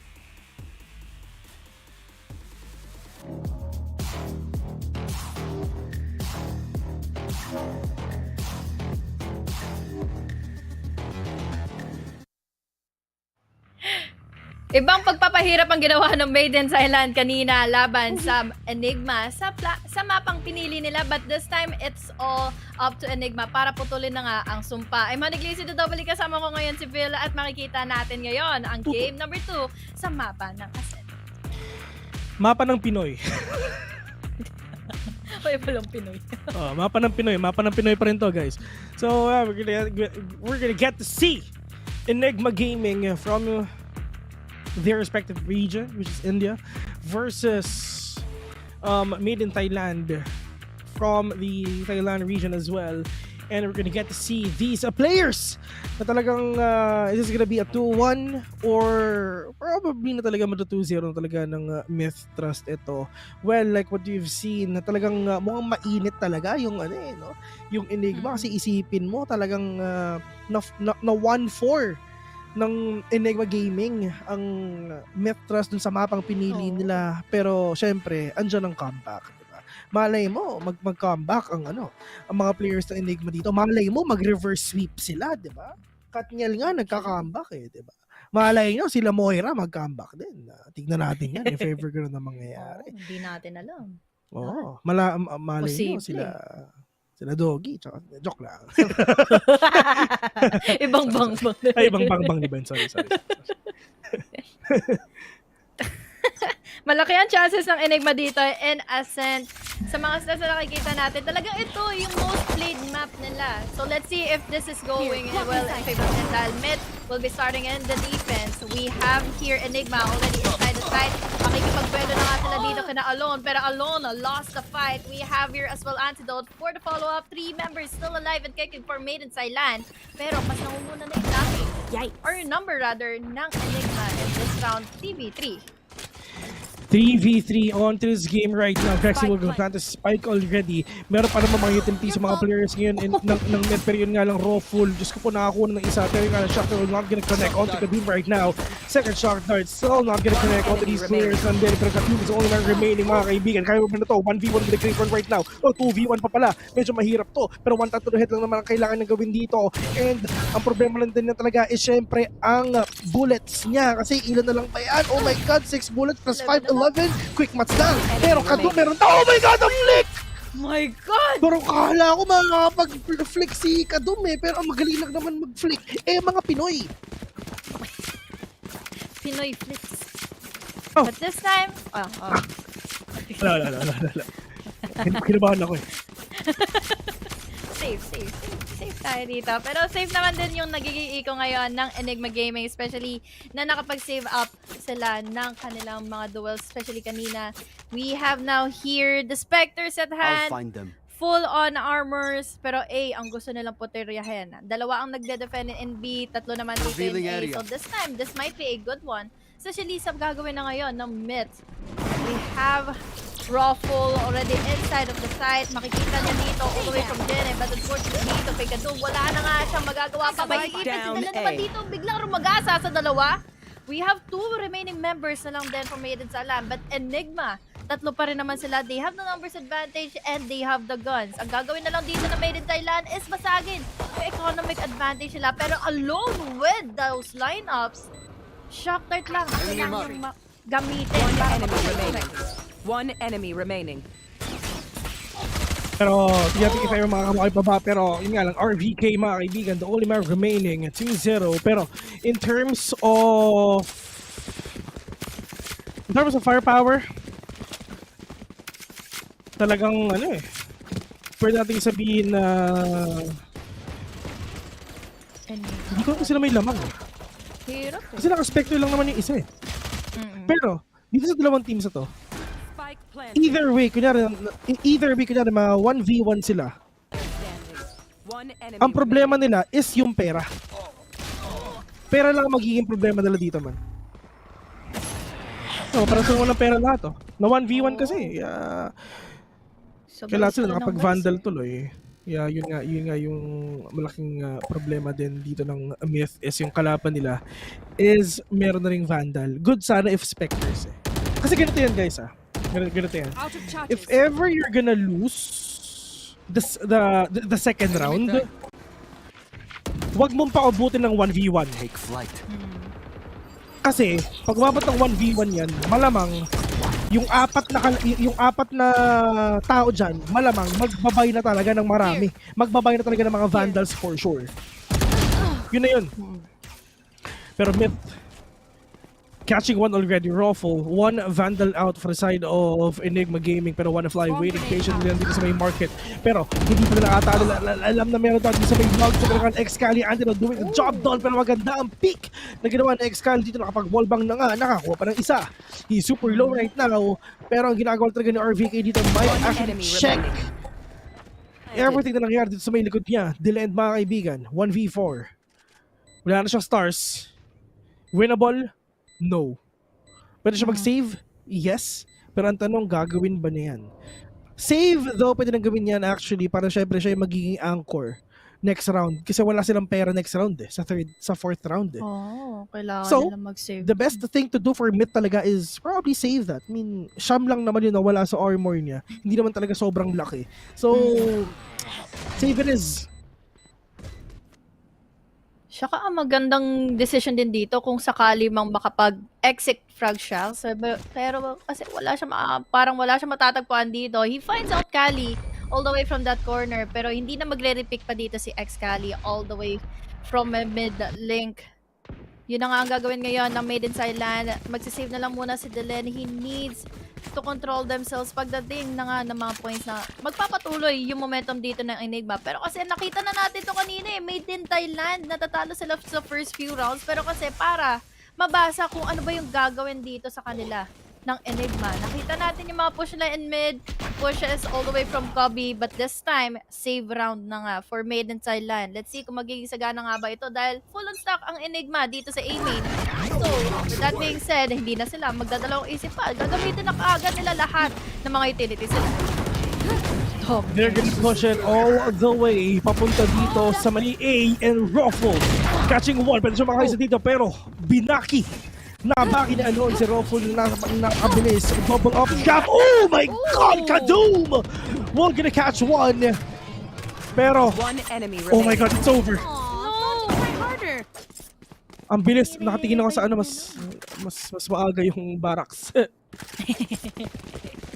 Pinapansin ko pa nga muna kung nagre-revive na pala talaga dito si Rexy. But that is finally a round for Maiden Thailand. Nakuha nila ito laban sa Enigma dahil sa pambabaki. Dahil sa mga echoes na naka-place dito. Ito pala yung mga smokes nila asa. Kaya naman pala nakapaglungga na rin yung dalawa ditong may hawak na ng pamboga. Dalawa yung na-pick off niya. We have Kadum as well with those after 4K for this guy. And now, sira ang economic advantage tuloy ng Enigma. 3-1, yes, still good enough for Enigma's composure. Pero look at that. Sinaglit, hinampas ang Longadog ni Alone na one member down already for the side of Enigma. Will still they be continuing further sa push nila dito sa A? That could happen if ever. Pero medyo mahirap talaga if ever talaga makakasipan sila dito. Pero wala si Kong mga kaibigan. Medyo delikado talaga sa kasi pag nag-push si RVK dito. It's gonna be a tough one for you for sure. Dalawa na suppress dito ni Kong though. Pero pwede na pa naman niya isarado tong pinto. Yeah, pwede pa naman. Hindi pa naman si Ryan. Pero isarado yan. Para lang syempre mas mahirapan pa yung pagpasok dito ng Enigma Gaming. And this is the thing talaga na ginagawa ng Enigma dito. As long as makakakuha sila ng kills, as long as nakakakuha sila ng mga early kill, mga early frags, early pick-offs, talagang mas mapupunta sa kanila yung lead and syempre mas mapupunta sa kanila yung momentum na rin talaga. Pero, muntik na si Kong!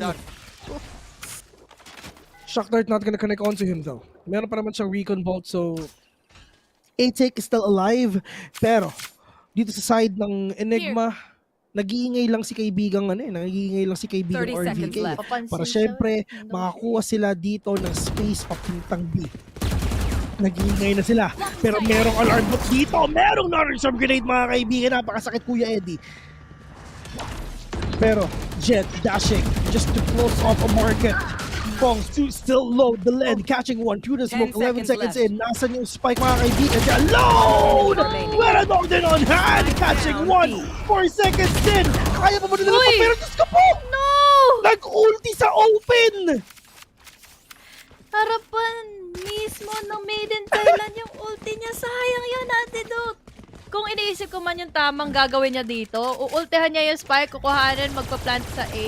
Pero kasi kulang na rin, natagol na rin talaga sa oras. But now, this is the replay kung saan medyo natakot ako doon kay Alone dahil he was looking up top tapos meron na palang nakababa sa kanya.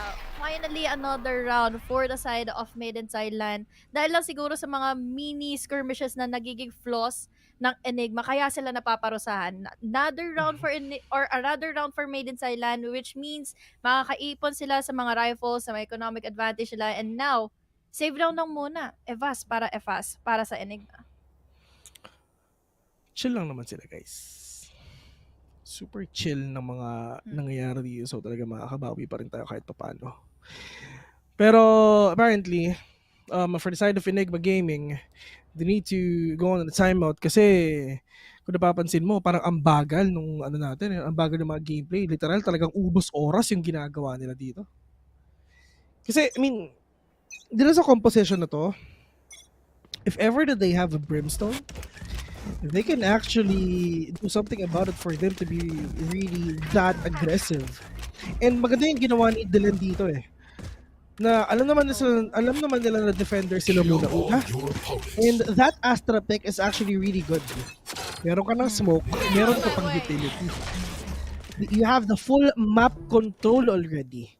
If ever you're gonna compare that to a Brimstone, to an Omen, wala silang full map control Pero nga, si Dylan, mga kaibigan, pwede ng smoke, pwede pang chup-chup, pwede pang kongkas. Pero yun nga lang, Kadum, anong ginagawa mo dyan, Step Bro? Kadum, pushing in, just trying to wait for that perfect entry dito ng Enigma Gaming for him to shut everyone down. Pero Alone Feels, mga kaibigan mo, makikita natin sa Excalibur sa Gedli, and now Excalibur is now revealed.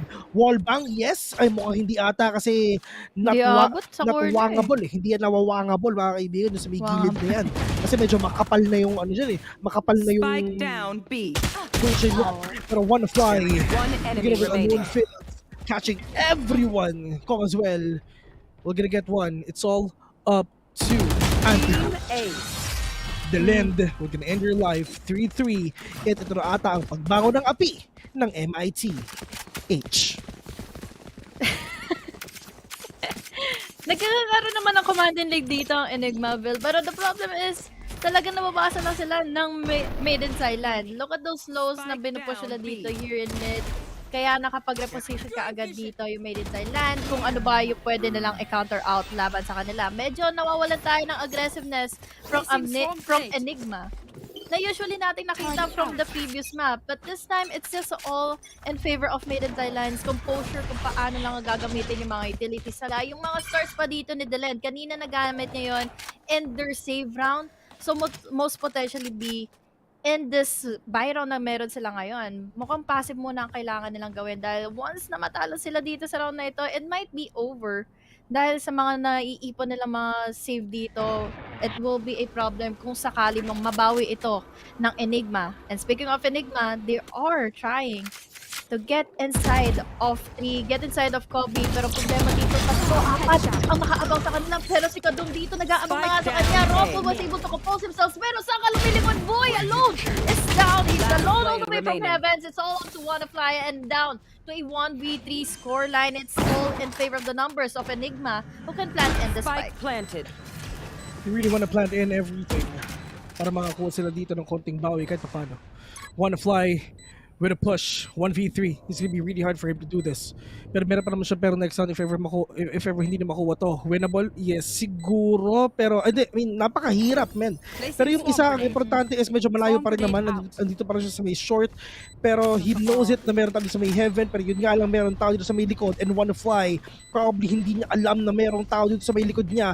And ang ginagawa nila talaga, nila kasi dito is gonna shut him down already. Rexy, meron pa Nornis dito. Pero then is the peak coming in from RVK and Wanafly. Will gonna go down to the hands of Rexy. Maganda yung ginawa dito ni RVK. Sumilip siya para syempre magkaroon ng space. Si Rexy sa taas. Mautak. Nagkaroon ng diversion ng attention eh. Tsaka umikot na rin kasi talaga all the way from mid dito si Rexy, kaya hindi tuloy nakapwesto na maiga dito si Wanafly for that round na kaya niya sana tong kaya niya sana to i-isolate play, but the problem is he doesn't know where the others is. At isa lang din yung nagpipick through sa kanila. Si RVK lang yon, what more kung sabay-sabay pa silang tatlo. But this time, they have Kadum on that operator. He needs to make it worth it para naman sakaling makuha nila yung equalizer dito dahil unti-unti nang nagkakaroon ng composure ang Enigma. And this time, Enigma, medyo patient pa sila sa round na ito. They need to be patient kasi if ever na talagang sobrang maging aggressive sila, number one na mawawalan sila is syempre impormasyon. Information kung nasan ba yung mga kalaban natin, information kung nasan ba talaga yung mga position na pwede natin tignan. Kaya ang ginagawa lang nila dito is play for picks if ever. If ever na talagang magpo-force out sila na mag-P, na mag-rotate yung kalaban nila na papuntang A or B, something like that, pupunta sila sa opposite direction syempre. And knowing na yung mga kalaban nila, lalo na sa myth, isipin mo, you have the molly of Kong, you have the molly of Wanafly, you have the shock dart, so paano kasi silip dito? Pero kung napapansin mo, ito na naman talaga yung diversion na ginagawa nila. Parang nakita na natin to mga kaibigan, pumunta sila sa B, walang tao doon, lahat sila nasa A, pero kalang delete mga kaibigan, ito na. Ang akala ng Enigma Gaming is madadala nila ang myth sa patibong nila, pero hindi. They did this dun sa game number 1 sa Haven pa lang. Pero dito ngayon, sa asset mo ang hindi rin mangyayari ulit yun. Ang daming nabatong ultimates ng Enigma. You got the lockdown, you have the ultimate of Omen as well. Pero walang na-debate sa kanila kahit isa.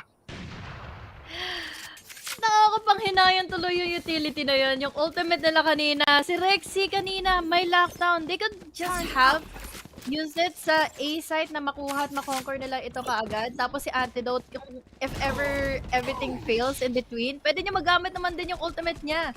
Yung from the shadows niya dito para makahabol na nga din dito sa B site. Na open na nga kaagad ni Rexy kanina.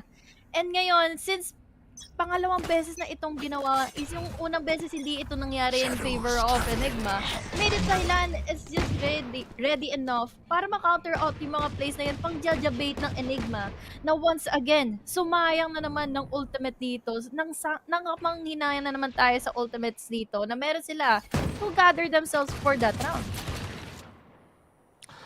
On to the side of Enigma. Oo. Si Kadum pala to. I mean, meron siya idea na meron sumisilip dito. Nakita niyo yung Siko. Siko na Rexy mga kaibigan. Pero Antidote. Always check logs kung he knows andun lang si Excali. Pero Kadoom will shot one down again. And this might be a 5-4 scoreline in favor of Myth. Walang perang Enigma Gaming dito. Si Dylan nakaisa pa nga pero si Rex dito sa may get. Alam na alone kills na meron doon. Pero yun nga lang wallbang it is. Headshot pa nga. Headshot na wallbang. Oh, beautiful. Na ginawa ng Enigma dito kahit paano. 2v3. Yes, winnable if ever nakakuha ng Vandal si Rex dito. Kung waiting on that core dito sa may likod, dun sa potential na pagbabak ng Enigma, which is gonna happen right now. He knows it already. Enigma, Rexy literally 1 HP. 1 HP left coming in from him though. Na 2v2 pa nga. Still in favor of Myth in terms of HP, pero kaya pa nilang ipanalo to kahit 1v1 to, kahit 2v2 to. Pero Excali muntik na, pero hindi natamaan. Oh no! Outspain Pighating. Anong gagawin ni Enigma dito para mabawi nila tong round na to? Pero yan Excali! What a huge kill that he did! At kung winnable pa nga, kung mananalo pa nga! Oh my God! Na-thrifty ng Enigma ang Myth! How? Isipin mo si Rexy na kumuha. Literal na 1 HP na lang siya. Maraming salamat, Excali. Kung sa panalong binigay niya. Especially na yung kill na ginawa niya dito in mid. Sobrang laki ng impact nun dahil si Kadoom yung na-pick off niya. Nadampot niya yung operator na yun. Which, by all costs, na ito yung isa sa mga naging advantage nila para mapanalo yung round na yan. And finally, a lead for Enigma. After silang bigla ang malandslide dito ng Made in Thailand. But look at this round. Masyadong magiging aggressive dito si Kadoom. Pero this time, ito lang din naman yung makikita nila. But let's see if this is going to be worth it. Mukhang hindi na din nila ipagpapatuloy pa ito. We have the Hunter's Fury pero mapupush. And then yung isang Hunter's Fury pa dito ng kabila. RBK for the push, for the kill. But we overcome para naman then sa Moreno. But we're so blind. Na makakonect na nga dito kay Kadoom. Wala tuloy siyang maliligtasan. 1 member remaining for the side of Made in Thailand. At mukhang galing pa siya dito sa kabilang pang side ng mapa. Ano ang gagawing rotation dito ng mga players ng Myth if ever, knowing na 1v dito? Or still gonna get that kill, probably Antidote. Hindi na. Game number 3 it is. Yan ang sinasabi ng Enigma Gaming. They don't want to end this day with a 2-0 scoreline, man. They don't want that to happen. At mukhang gano'n na nga talaga ang mangyayari dito, bes. Grabe. Ganda yung naging crossfire na ginawa nila all the way from mid. Yung reaction times para makareact doon sa mga magpupush dito sa mid side para makuha nila yung mga nasa catwalk. But then again, it's still all in favor of Enigma. 2 rounds ang nagiging lead nila ngayon. Ang Made in Thailand naman, mula doon sa mga point na kaya na nilang makapag-comeback, nakakabawi naman na ang Enigma dahil nakita ko rin sa mga stats sila, nakita ko rin yung mga pinagdaanan nila throughout the previous tournaments na sinalang sila. Enigma Gaming has been picking Ascent a lot. So it, by all means talaga nakikita natin yung nagiging comfortability nila dito to go around the map, yung mga mini skirmishes lang and mini flaws lang din talaga ang nagiging punishment dito ng Made in Thailand sa kanila. Pero look at this right now, they have what it takes para makuha itong half na ito. But the problem for this round is kaya rin naman makakuha ng thrift din ng Made in Thailand. They have what it takes to get in the lockdown. Meron sila Blazer and even have the Cosmic Divide. Tama ko sinabi mo, mini floss. Konting floss lang, kumbaga. Mini floss eh. Pero, oh my God, Kadoom! No more Sentinel indeed. Yan ang Enigma. So, pwedeng mag-flank ang mga players ngayon ng Myth if ever. Pero, nagli-lurk lang din talaga si Nagli-lurk lang din talaga si Antidote dito. So, if ever talaga makakuha siya ng isa dito, probably siguro mga 1 kill, 2 kills. Yes, pwede sana yun. Pero paano ba ang gagawing execution ng Enigma dito? Walang pera si Dylan, walang pera si Wannafly. This might be a 4-7 scoreline in favor of Enigma. Pero kung mapipigilan pa ng Myth ang Enigma Gaming, malay mo talaga maging 5-6 pa to. So, potentially 6-6 or 7-5. Ganito lang yan, guys. sa second half natin, 7-5, 8-4. Yun lang yun. Mamili kayo kung ano. Or 6-6. Yun lang ang pwede natin makita dito. Pero Owl Drone, sabi ni Dylan, medyo malapit yun ah. So, nasan si Sova? Nasan si Sova? Alam niya na malapit lang yung tunog na yun. So, he knows it already na baka merong tao dito sa may A. Antidote starting off with the kill right now. We're gonna take down Kong. Pero si Alone waiting for that perfect swing para makakuha siya ng isa dito. Ang problema dito talaga sa Dylan kasi one flight mo siya ang gamit niya. Pero meron naman siyang lockdown dito for them to get that retake done. Meron pa bang smoke si Astra o no, wala na. They don't have any smokes right na para si One Fly mga kaibigan nakakuha siya ng isang kill dito. Winnable, yes, pwede. Pero si Excali nakakuha siya ng isa. Pero yun nga lang, nakatalikod siya, huting siya ng lockdown mga kaibigan. It's all up to One Fly, gonna be alone right now. Pero nga lang, so RVK nakaisa pa mo siya kita. 2v1 na 350 pa nga ng mid. Napakagandang execution mga kaibigan. Nag-ingay si One Fly para bigyan ng space si Alone. Na-defuse sila yung spike, especially na may Cosmic Divide. Ang ganda ng gamit nila ng mga ultimates dito. Lalo na't napanimula na ito maaga ni Kadum. We have the finishers from Wanafly. Kung sigurong hindi niya napatay si Ruffle doon, it will be over for that lockdown dahil yun ang pinakakailangan gawin ni Ruffle. Biglang puntahan yung, biglang kuhanin ka agad yung Kobe, kuhanin yung lockdown, but unfortunately, na one top lang siya dito ni Rexy.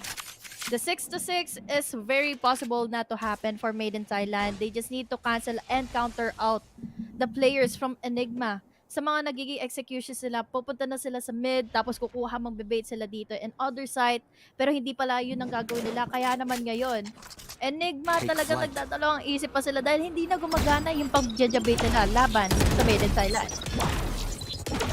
Wala nang debate na nangyayari talaga literal sa mga players na, so kailangan nila makabawi kahit paano.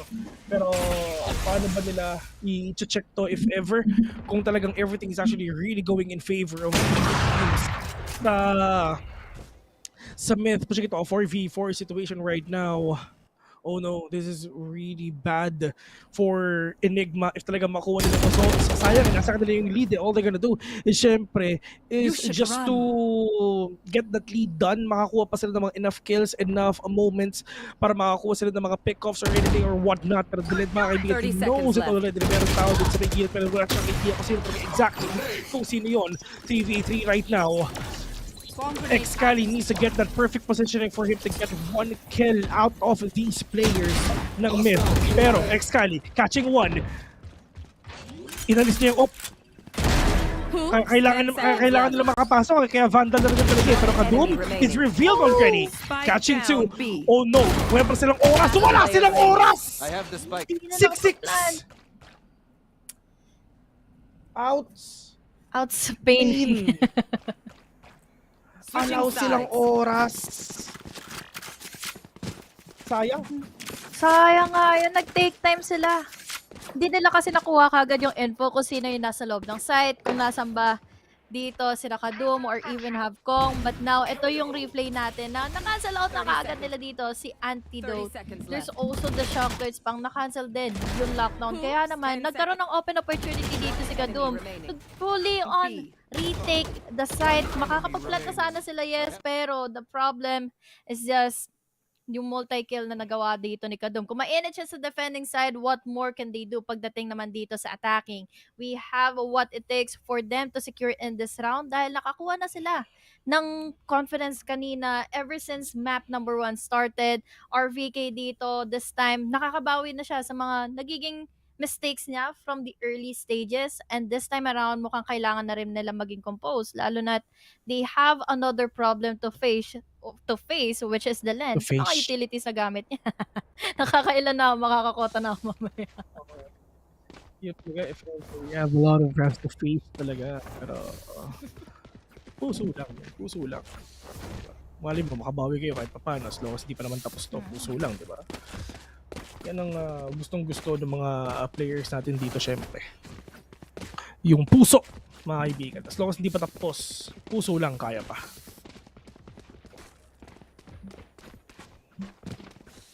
Deja vu eh. Tulad Deja vu! Number 1 eh.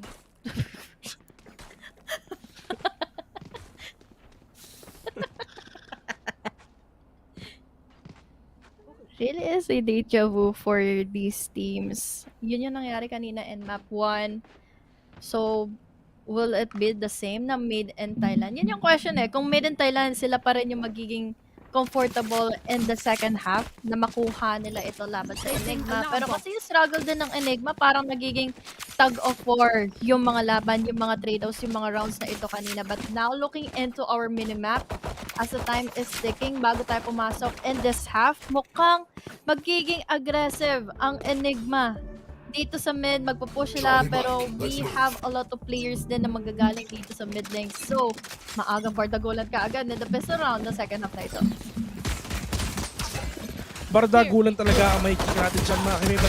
Going back here in this game, that is Antidote finishing everyone dito sa side ng myth, and it's all up to the Lend kung paano niya maibabado to onto a big win, mga kaibigan. Classic lang ang gamit niya. Buti sana kunyari kung Sheriff one tap, kung Ghost one tap, pwede sana eh. Pero hindi, classic lang to eh. And in terms of utilities, 2 stars lang ang meron siya dito. So, this is gonna be an impossible win for the Lend. Tapos magsiswing yung mga nasa kabila, pero oh no, wala pa rin siyang bawas dito kahit paano, so pwede pa. Paranoia has been activated, pero Delen catching one, talaga mo na second one. Nakadalawa pa nga siya dito, pero Delen all you gonna do is wait, pero may shock right dyan, dalawa pa ang kalaban mo. Yung hold nila sa mid, ang dami nila doon. Vil, hindi tuloy nakapwesto, hindi nakaamba agad si na Made in Thailand. Pero ang nakita ko kasi dito pagkakamali nila is yung recon, hindi nakaspot in from anyone here in mid. Kaya naman bigla silang nag-landslide kaagad dito sa mga kamay, sa mga crosshair dito nila Antidote. And it was all up to Dylan to clutch everything out. Pero with those right clicks, I think hanggang talagang 2 lang ang pwede niyong mapatay doon sa pwesto na yon. But now, we have the buys for Enigma. 7-6. Will it still be in favor of Made in Thailand or talagang Enigma na to? With their buys, 1 member down already. Kong ang nawala kaagad in this map. Kong is in a tough fight right now. How can they still get this? Kasi in terms of firepower, in terms of everything, talagang lamang na lamang talaga Enigma dito. They have the Spectres on hand, knowing na halos wala pa rin talaga silang bawas ngayon. Probably Honey Glaze talagang pinatraga tayo makakita dito ng game number 3 though. Pero yun nga lang, mukhang natamaan na nga talaga dito ng paranoia yung isa. And knowing na yung Marshall ni Kadum, malay mo, may bawi dito. I mean, medyo mahal na ba yung ginawa ni Kadum dito, mga kaibigan? Pero tignan natin if ever talaga makakuha pa sila. Antidote on this corner. Oh, through that smoke. The Lend is gonna be down right now. Recon Bolt will gonna reveal exactly kung nasan ba si Antidote dito sa side ng A side. Pero Rexy, naka-isa pa. It's all up to Alone with the classic on hand. Prime classic kung baga. Oh, right click. Yes, pwede sana, pero spray and pray ang ginawa ng Antidote dito. And it's gonna be over. And mahirap. Nice. Mahirap ang laban.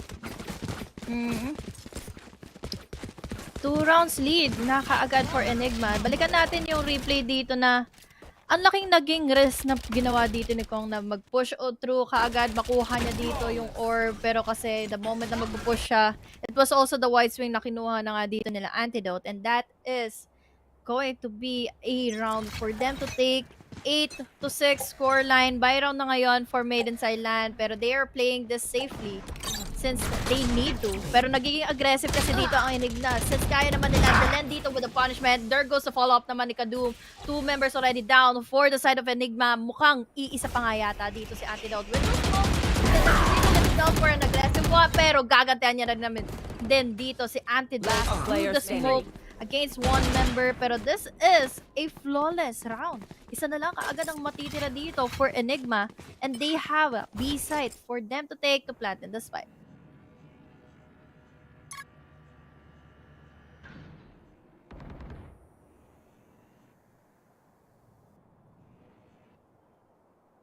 They will be planting in successfully, and now it's all up to Rexy. Pero Rexy, magagaling pa all the way from mid. It's taking too much time at matatagpuan na kaagad sila dito nila Kong. Finally, a round for them to take. Pero this time, ito na yung tunay na gun round talaga. We have the rifles at hand for Enigma, but let's all see what happened here. All in favor of Made in Thailand na talagang nabiluhan nila yung pagiging aggressive dito ng Enigma. Kaya naman, the punishment is real. One more round para may hahabol to. At 2 an 8-8 scoreline. Yeah, we can probably we can still see 8-8 scoreline kung makakuha ng mga early pick-offs ang Myth dito. Iba kasi ang laruan ng Enigma. Ang Enigma medyo mabagal yung maglaro itong mga to. Pero ang Myth, medyo aggressive talaga itong mga players to. Pero tingnan natin if ever this is gonna be really successful para sa mga players ngayon na Myth. Pero nga, oh no! Rawful will gonna end the life of Kadum right now. Pero yun nga lang, pop flash! Is that gonna connect? Probably not! Pero Congred, muntik na siyang makakuha dito ni Rawful. If ever tumama na talaga yung wallbang na yung Diyos ko po, literal na paktay na diha. RVK mga kaibigan, pushing in dito sa may short to. Pero si Kong nakakuha ng punish kay Excali. Pero RVK, waiting RVK. Dito lang sa may C. Dito lang sa may city, sa may A. To take one down, 3v4, 50 seconds remaining. They need to go in. But when and where? Kailangan solid yung mga smokes na pwedeng ibigay ni Dylan dito. Paano ang smokes na gagawin ni Dylan dito? May tamang kaldag lang dito sa may Gedli. Solo kaldag mga kaibigan, nag-iingay na sila. Pero Antidote, maganda ang position niya. Smoke in just to give them that hardship for them to go in dito sa may B. Shocker, they know it! Muntik na mga isa, pero swinging all the way! Dito may city ito, 3v3. Rexy! Oh my God! Nag-aim labs. Iba yun. Lumapit sila sa crosshair dito ni Rexy. 2 rounds na naman ulit ang agwat ng Enigma dito. Nagkataon lang din kasi mali yung corner na chinek nila Kadum. Samahan nyo na dito si Nakong. It was very unfortunate dahil hindi sila nakareact on time. We had Rawful with that operator. Quick of a kill. And finally, again, another buy round for our teams from Made in Thailand. Magiging worth it nga ba ito ulit or talagang malalampaso lang ulit kaagad sila dito nila Rawful with that operator. We have the recon and even have that 0.2 pick him off para mapersa siyang mag-reposition. But this time, it's all up to them to secure in Cubby. Nandito yung mga Aldrons. Matatagpaan nila yung isa. There is the disseminations of the utilities. But now, medyo nag-hesitate pa sila dahil ang spike ay nasa kamay pala ngayon. Yeah, so medyo nagkalito pero nga lang si Kong at isang nakakuha siya na isang kill dito. TV for under this game right now. Killjoy. That lockdown is now set. Ruffle. Oh, makuha isa dito. The land is gonna be down. Game number 3 it is. Enigma pushing their hearts out for them to get this game done.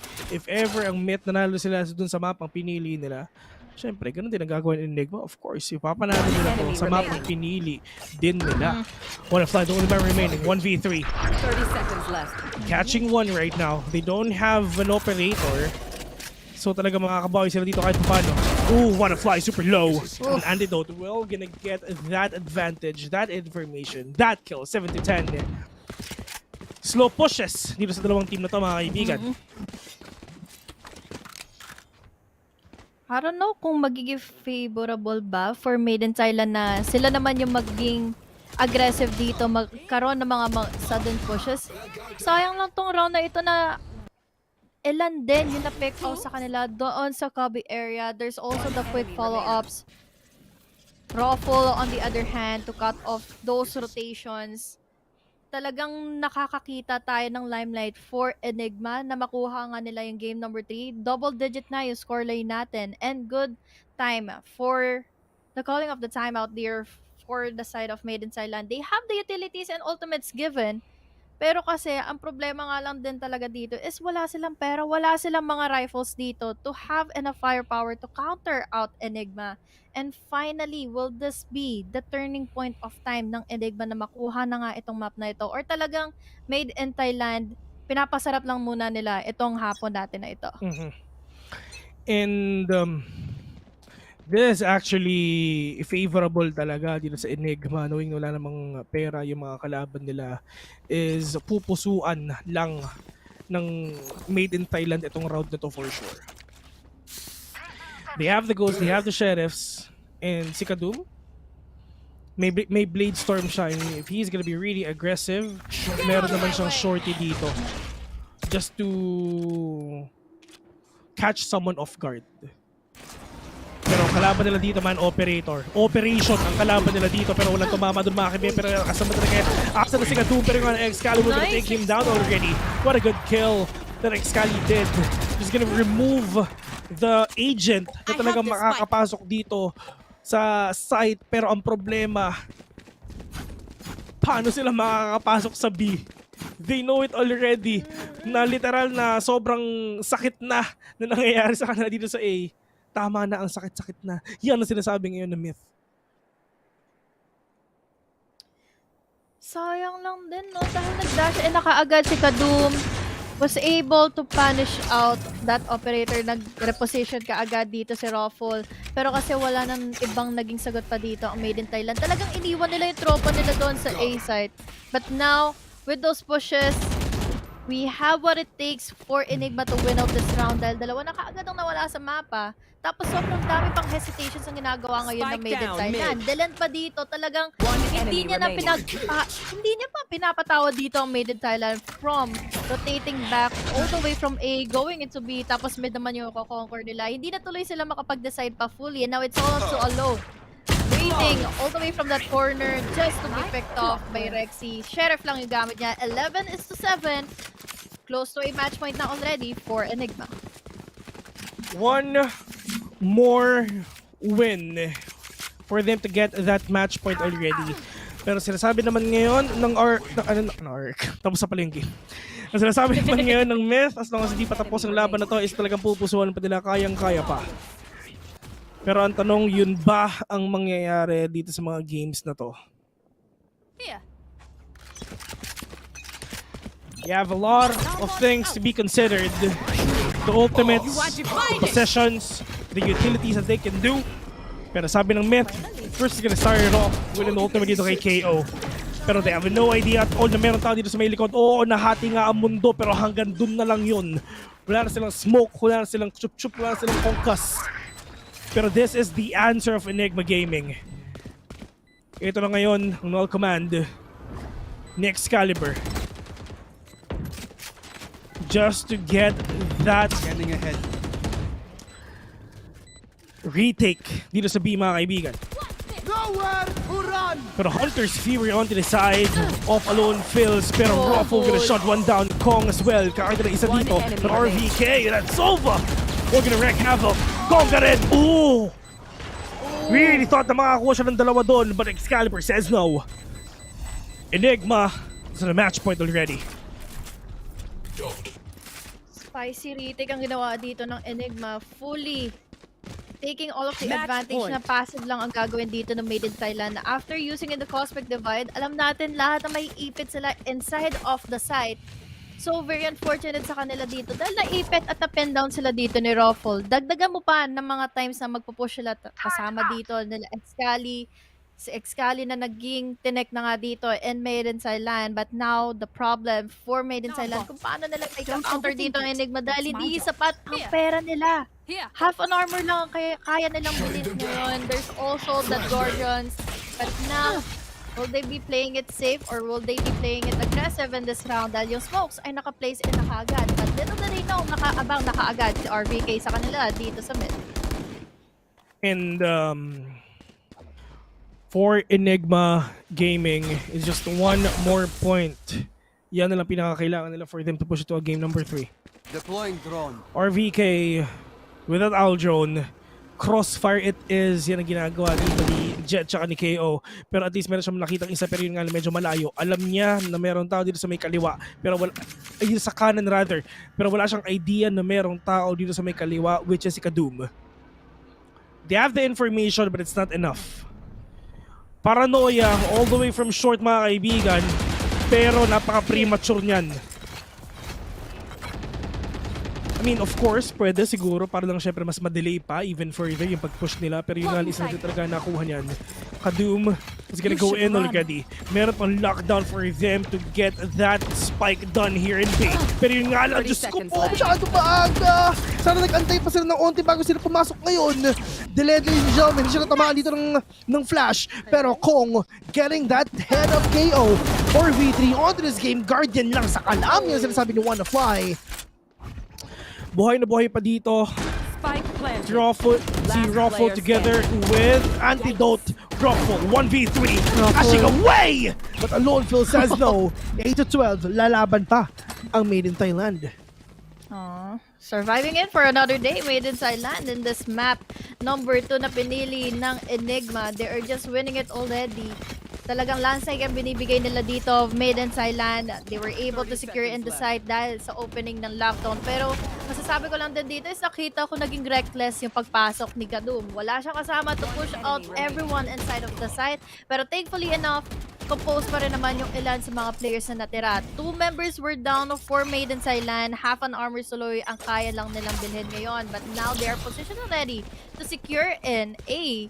But with those recons, with those utilities na nakapwesto na nga dito for Rexy, this might be hard for the side of Made in Thailand kung hindi nila sasabayan dito yung pagpasok ni Kadum pa lang inside of the map.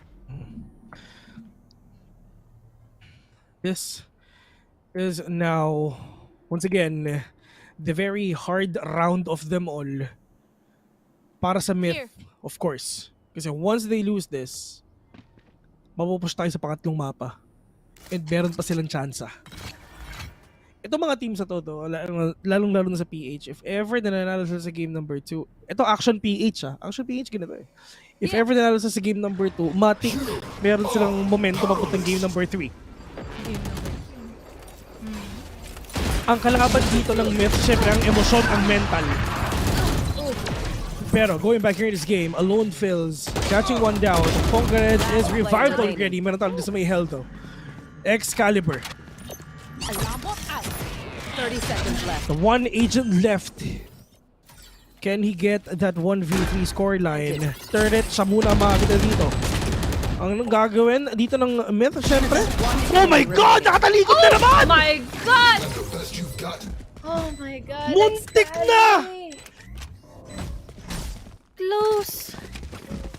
Hindi siya nakita ng turret kasi nga naka-ano yun, for A main.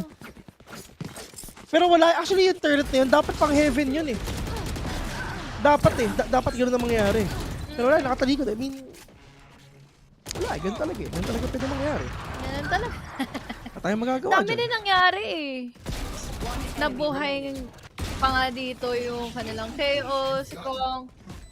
Sila naman dito with those trade-offs, ang daming crossfires na nangyari, ang daming umulan ng mga utilities. Now, finally, 9-12. Napuputol ba nila yung win streak dito ng Enigma? Na-fuerza tuloy nila na mag-time out muna yung Enigma dito para makahinga ng maluwag. Pero problema dito ng Made in Thailand. Medyo hirap sila ngayon with their ego. Half an armor pa rin na mapanghahawakan dito ni Kadum. Pero it was really a good executed play doon sa round na yon, and they are close enough to push this to an overtime kung kaya nilang. Pero sahin na naman dito yung Enigma. Enigma kanina nagkahirap-hirap silang encounter si Kong.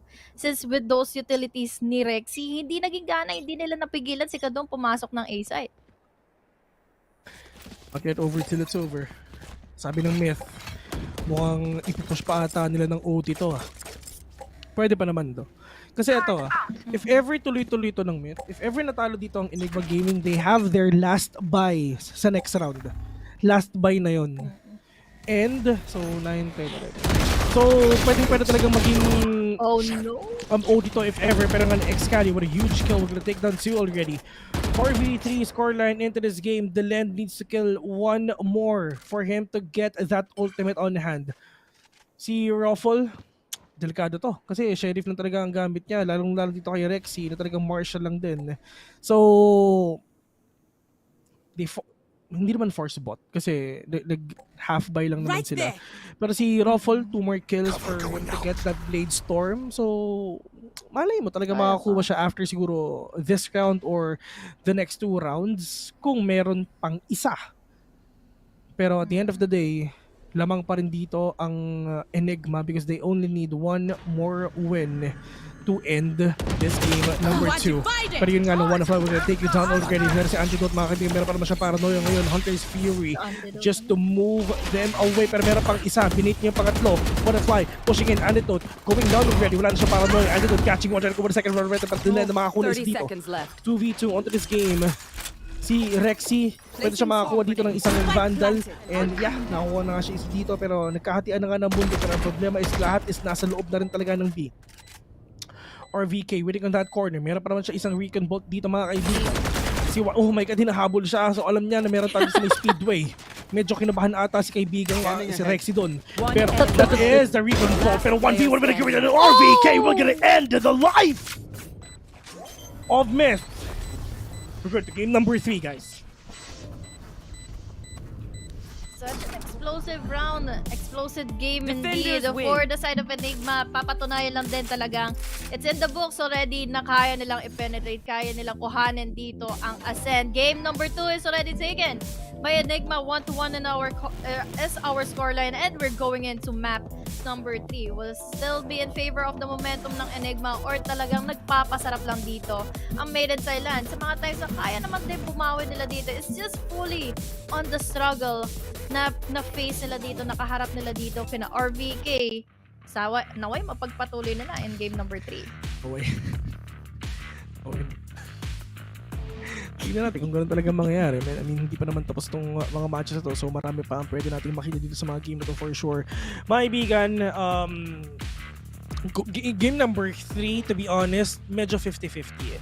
Kasi bago pa mag-start itong game na to, bago pa mag-start itong series na to though, I mean, it's hard for me to determine who's gonna win this, to be honest. Because it may be siguro Myth ang makakuha nito, pwedeng Enigma, pero wala eh. Nakataya ang aking prediction dito sa Myth because siguro matagal ko talaga silang kakilala. I mean, kakilalang team hindi kami close. Pero ang Enigma, lalaban at lalaban. Like what I've said a while ago, 2-1 in favor of Myth. Pero prediction lang naman yan, prediction-wise. In terms of siguro performance, in terms of experience na lang din talaga. Ladies and gentlemen, we're going to head on to a very, very short break. Once again, this is 1-1 already sa VCT APAC Enigma Gaming versus Made in Thailand. We're your casters. My name is Phil. Together with me is Maria Angelica Cortez. See you later.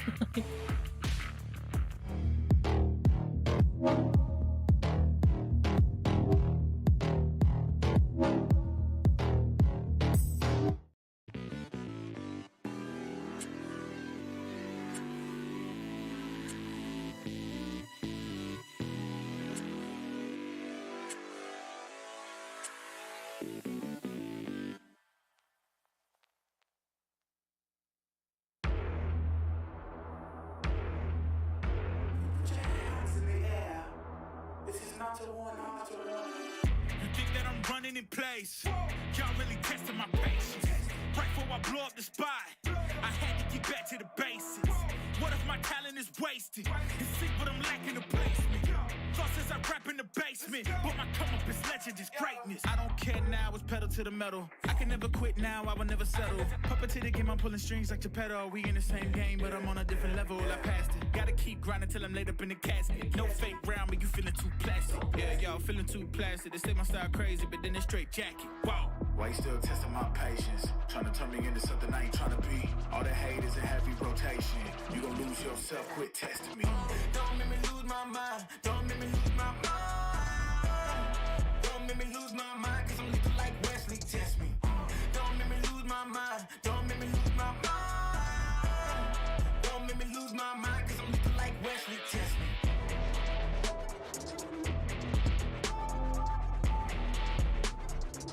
Cause I'm looking like Wesley, test me.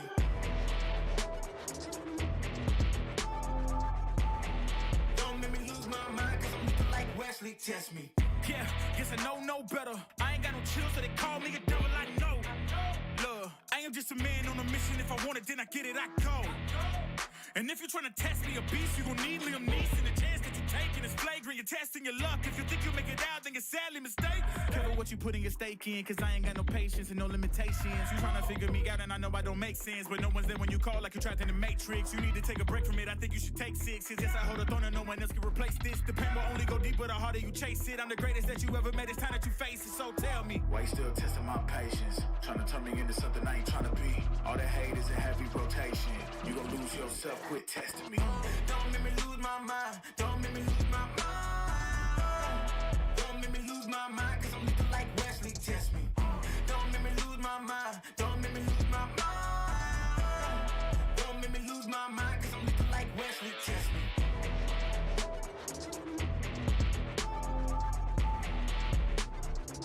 Cause I'm looking like Wesley, test me.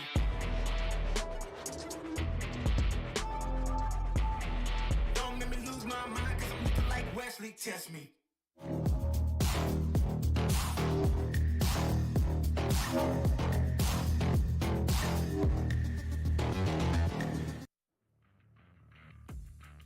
VCT APAC Stage 2 challengers just gets tougher and tougher, especially with Enigma Gaming taking us to game number 3 in their series with Maiden Thailand.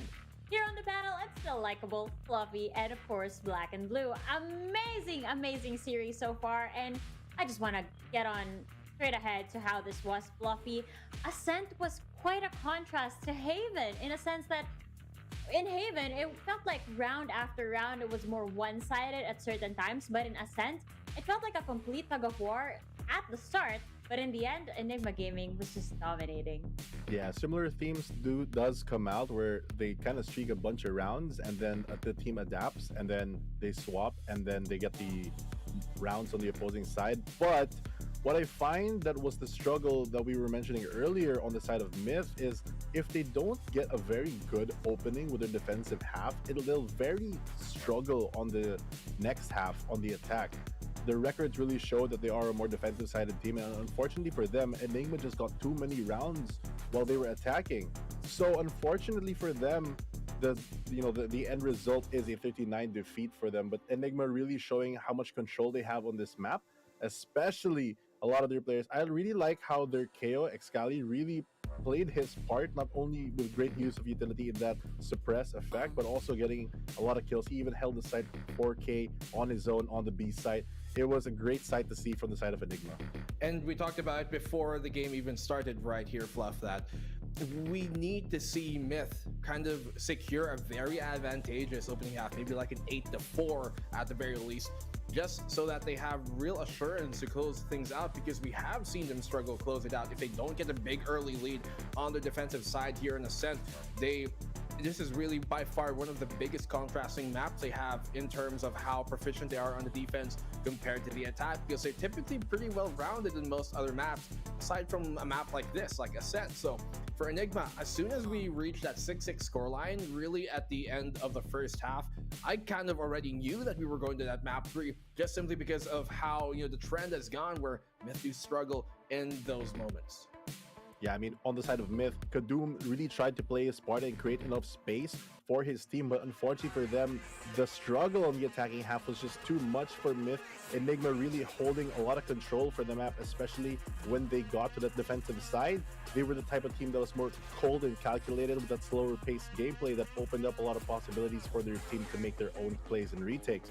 But it kind of worries me, because if you're a Myth fan out there, it's, BAAM, moving on to that, is not the greatest map on their track record. So as I mentioned in the very, very start when we were doing predictions, although I did predict that Myth will take the game or the series, I'm kind of worried now that it's going to a game 3. Why are you worried, Fluffy? Look at me. I'm not worried at all. I predicted Enigma Gaming, so far, I think it's going in my direction, but we'll have to wait and see how Bind is gonna go later on. But again, we are here over at Ascent in our series highlights so far, and as we can see, the Enigma opening rounds here was just something else. It just seems to me, Black and Blue, that Enigma really seems to thrive, especially when they start off as attackers. Definitely so. We know that they are so potent, and there were many times where we saw huge players doing so much work, like Excali, who found so many rounds that I almost thought he was about to clutch out, especially near the end of things there.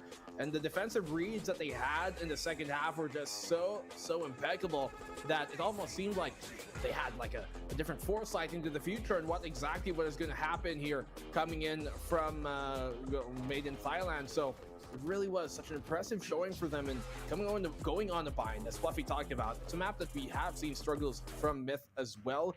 We expected Ascent really to go this way if that condition wasn't met, but I think the condition here as well that I want to point out is you guys, your names on the panel are all appropriate. Likeable, very true. Fluffy, I think very true as well. What exactly is BNB? What is it? What Can you is please it? let us know? What exactly about me is black and blue? Wondering. Aww. I don't know what direction this conversation is gonna go to, so I'm gonna direct it back to Ascent. I want to talk more about how the game progressed throughout the rounds. I guess one of the big questions that we had as Enigma started off with a really explosive couple of rounds was that how long, Fluffy, was their momentum going to last? In fairness, I feel like a lot of the momentum didn't streak very hard up until the second half. During the first half, they opened up with a strong 3-0, but Myth quickly adapted. You know, their strength is, again, that defensive side, and they did get the rounds that they needed, but unfortunately for them, it just wasn't enough at that point. They really had to go to that commanding 8-4, 9-3 half, because when you go into a 7-5, when your strength is defense, it's not a good sign. 7-5 just means that when the half swaps, if the opposing side wins the pistol, then you're back to equal points. So unfortunately for them, they fell kind of short on this one, but hopefully they can make it back because there's still one more game, which also kind of resets their mental as well, because the theme isn't anymore a best of 3. It's just play this map. It's kind of like a best of 1, do or die. So hopefully the players take a good mental reset after this game and just play out and do their best on the next one. You know who doesn't need quite a mental reset? It's Myth Kadum. I mean, of course, as a team, they need that. But I can't get enough of Kadum over here. His jet, just amazing. And we were talking about the early momentum that Enigma Gaming had, right? And he was just one of these players that was able to cut off that early momentum, which is probably why we actually reached a 6-6 scoreline at the very end. He got a 4K with his daggers at the very start. So he was starting off hot. He was starting off really with the heat in his hands, and he was dying to just get that victory. But again, they fell a little bit short over here. But, you know, as Kadum started off that really strong dagger play over there, WannaFly tried to follow in his footsteps. And we've known this player to be quite the clutcher in this series, forcing Enigma to use their timeout as early as round number 6, if I'm not mistaken. So there was just a lot happening, especially at the beginning of the game. Now, their rotation on post plant, especially on the side of Rex, it was just perfect timing. Really good coverage on site, especially for this team. Wouldn't you agree, Black and Blue? Definitely so. There was so much that we saw a player like Rexy do, and I was even talking about it on the cast, that, you know, a lot of the eyes are going to be on a player like Rawfuel, a player like Excali, who was really putting up the numbers there. And I talked about that, you know, Rexy, he might not have the same quantity of kills in this game as compared to Haven, but the quality of what he was doing, utility-based, really affecting the entire round, the entire game, is where he provided so much value to this team. So many times where just a good read on where he should place his Nano Swarm on the defensive side helped them out tremendously when it came to the long run, and so many times on the attacking side that he would be making sure that they don't have to worry about their flanks, so that the rest of the spear, the rest of the execute only has to focus what is directly in front of them, has been really, I think, an understated part of his game. He might be at the bottom of his scoreboard, but in my mind, he is at the top of effectivity in that game. Yeah, I feel like overall, if you look at the series so far, one great adaptation, I think that Dax mentioned as well on the cast, is that Enigma is kind of going back to that old school, kind of back to the roots composition. Instead of using the chamber, they stick to the Killjoy. It gives them so much more control of the map, which they were lacking in the first game. You know, we saw that Myth really was able to run with it, and this time around, it's going to be different. But let's see how it's going to go on Bind. We're off to Bind, ladies and gentlemen. And just as Fluffy touched up a little bit earlier, this is starting to feel like a best of one. It's like a reset because, you know, both of these teams have one map to their name, and it's all gonna boil down to this. But we're seeing some of the agents already locked in black and blue. What can you say about the roster that you're seeing? I mean, the comp that we do see from Enigma, we have seen them kind of play around having this fade before in the past, so it isn't anything specifically super new. This exact composition that they pull out here right now is the same one that we saw them play against Global Esports in the grand finals of the VCC. And knowing that we were talking about Fluffy, remember a while ago that when it comes to like a map like Bind, we've seen many different configurations from the side of Enigma that it could throw off Myth because they don't know what to expect. But luckily for Myth, that condition where, rather, sorry, from SA, that condition where they're not used to maybe expecting what to come from Enigma, they're able to at least have that information on what to bring here. Yeah, and I feel like on the side of Myth as well, one thing I like to point out is I don't think this exact composition is something that they've ever run before. Running both the Brimstone as well as the Viper, it's normally something that you'd see with an Astra to provide more of that pseudo Sentinel. But aside from that, what they're going to do is pivot and take a pseudo duelist in form of a chamber and use that one trademark to be their anti-flank when they hold the site by just pressure from the Viper as well as the Brimstone. And I feel like when this translates onto the attacking half, it's going to be one of those compositions that it's not clear-cut on paper, but it provides them so much more options of what to do.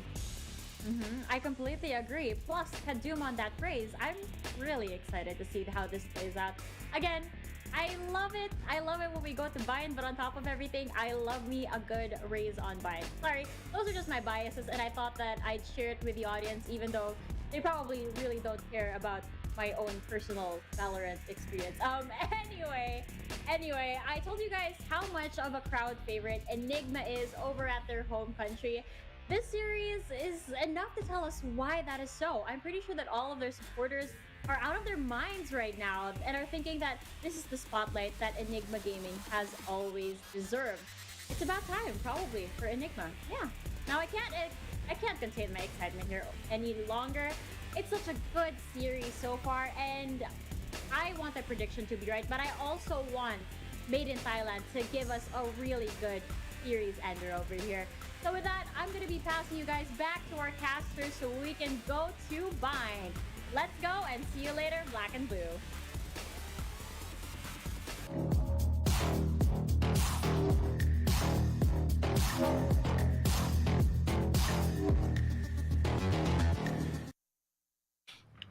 Nakakalimutan ata ni Laika, nakasama na si Fluffy. Si Black and Blue lang yung see you later niya. Pero hindi ko alam, bahala naman sila, problema nila. Pero yun nga! Diba? Pero big shoutout nga pala yun sa tatlong panels natin. Ayun, syempre kasama ko nga pala si Honey Glaze. This is actually game number 3 of the VCT APAC Play-ins. Ladies and gentlemen, once again, we are casters VIL. Together with me, syempre, si Maria Angelica Cortez na nagkakas ngayon. Shoutout nga pala sa'yo, Honey Glaze. But yeah, we're gonna go to Bind, and this is actually really interesting kasi like what I've said a while ago, we can see a 2-1 in favor of Myth, pero nung nakita ko yung gameplay talaga ng Enigma sa game number 2, probably talagang pwede pa maging 2-1 to in favor of Enigma as well. And yun nga, parang nakita na rin natin talaga, if ever na we are actually going to a game number 3, mas favorable yung game 3 dun sa nanalo ng game 2. Why? Kasi pwede nilang madala yung momentum na yun papuntang game number 3. Siyempre, in terms of problem naman dito sa RQ dito sa Myth, yung kalaban nilang emosyon, of course. Ang mental fortitude na meron ng Myth, siyempre, matibay yan. So, kailangan hindi ka magpapadala dito sa emosyon, mga kaibigan, para syempre talaga makabawi kayo dito sa game number 3. And here we go! Sino ang mananalo dito? 2-1 in favor of Myth or 2-1 in favor of Enigma Gaming? We're gonna see that in a few, and this is it. We're gonna go here to Sandilands and Bind, and Kadum with a quick kill already. Wala na silang initiator, kumbaga. Oh no. Oh no. Spike down A. Hindi man lang nakapasok na ng side dito. Enigma Gaming. Hanggang Nakatapat short nila lang sila. kagad dito si Kadum. Oo, hindi na sila nakabuelo pa. Oo, hindi. Ganda Di ba ng may pwesto platform nila. yan? Di ba may platform yan ng konti, di ba? Hindi man lang sila Hindi sila nakalagpas. Oh, yun nga, hindi sila nakapagpas doon. Hindi man lang sila nakatungtong doon sa literal na A site. GG. Solid. Really solid job for the side of Myth for them to secure everything that they can see. Haba pa. Marami pa pwede mangyari dito mga kaibigan. So dito at least nakuha na talaga ng Myth ang kanilang second round advantage because of the Spectres that they have already. So they need to make the most out of everything that they have. And for the side of Enigma Gaming, they need to make the most out of every sheriff na meron sila. In order for them na magkaroon ng full armor Vandal next round, kailangan nila makapag-plant. Or probably siguro nakapag-plant sana sila dun sa round number 1, pero yun ang pinakakailangan nila dito, guys. Kailangan nila makapag-plant para at least makapag-Vandal, half armor, or utility sila kahit papano. Pero ang tanong, magkakaroon ba ng ganun? Fade, well, gonna reveal one. Alone is now marked, pero meron siya pain shield ngayon, pero wala naman siya magagawa kundi mag-mambout na trigger papuntang Fade. Pero, RVK and Excalibur is in a lot of trouble right now. Everyone is super low on HP. Excali with a peek, and he's gonna get that kill. Wonderfly with a big trail off as well. RVK, all the way dito sa may mid.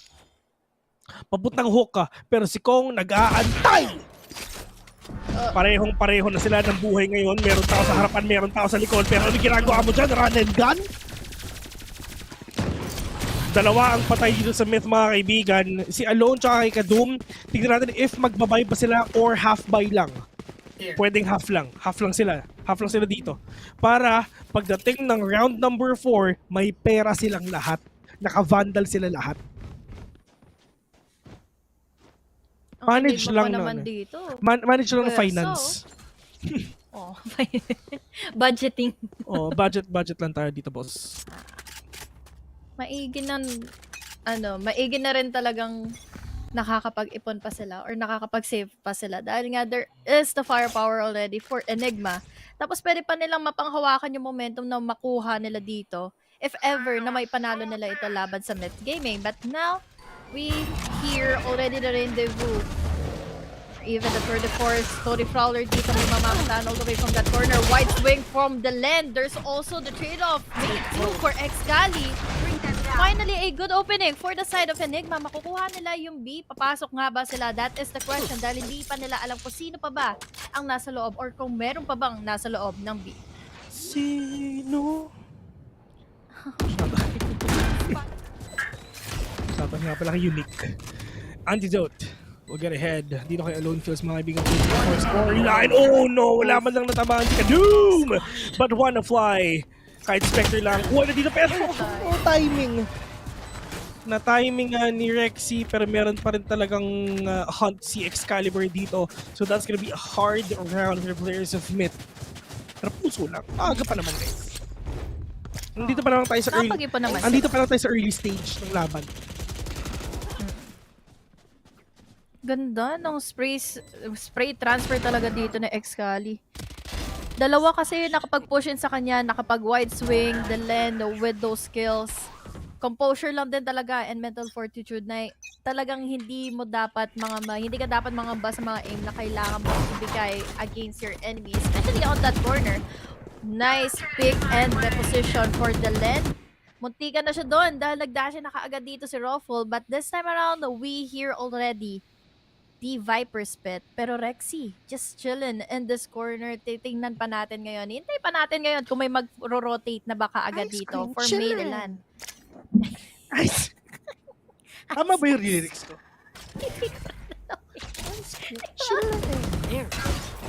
Ano ako guys? Ano tawag doon? Low-key K-pop fan ako. Low-key. Low-key lang. Low-key lang. Yan. Mga kasabayan ko dati sila.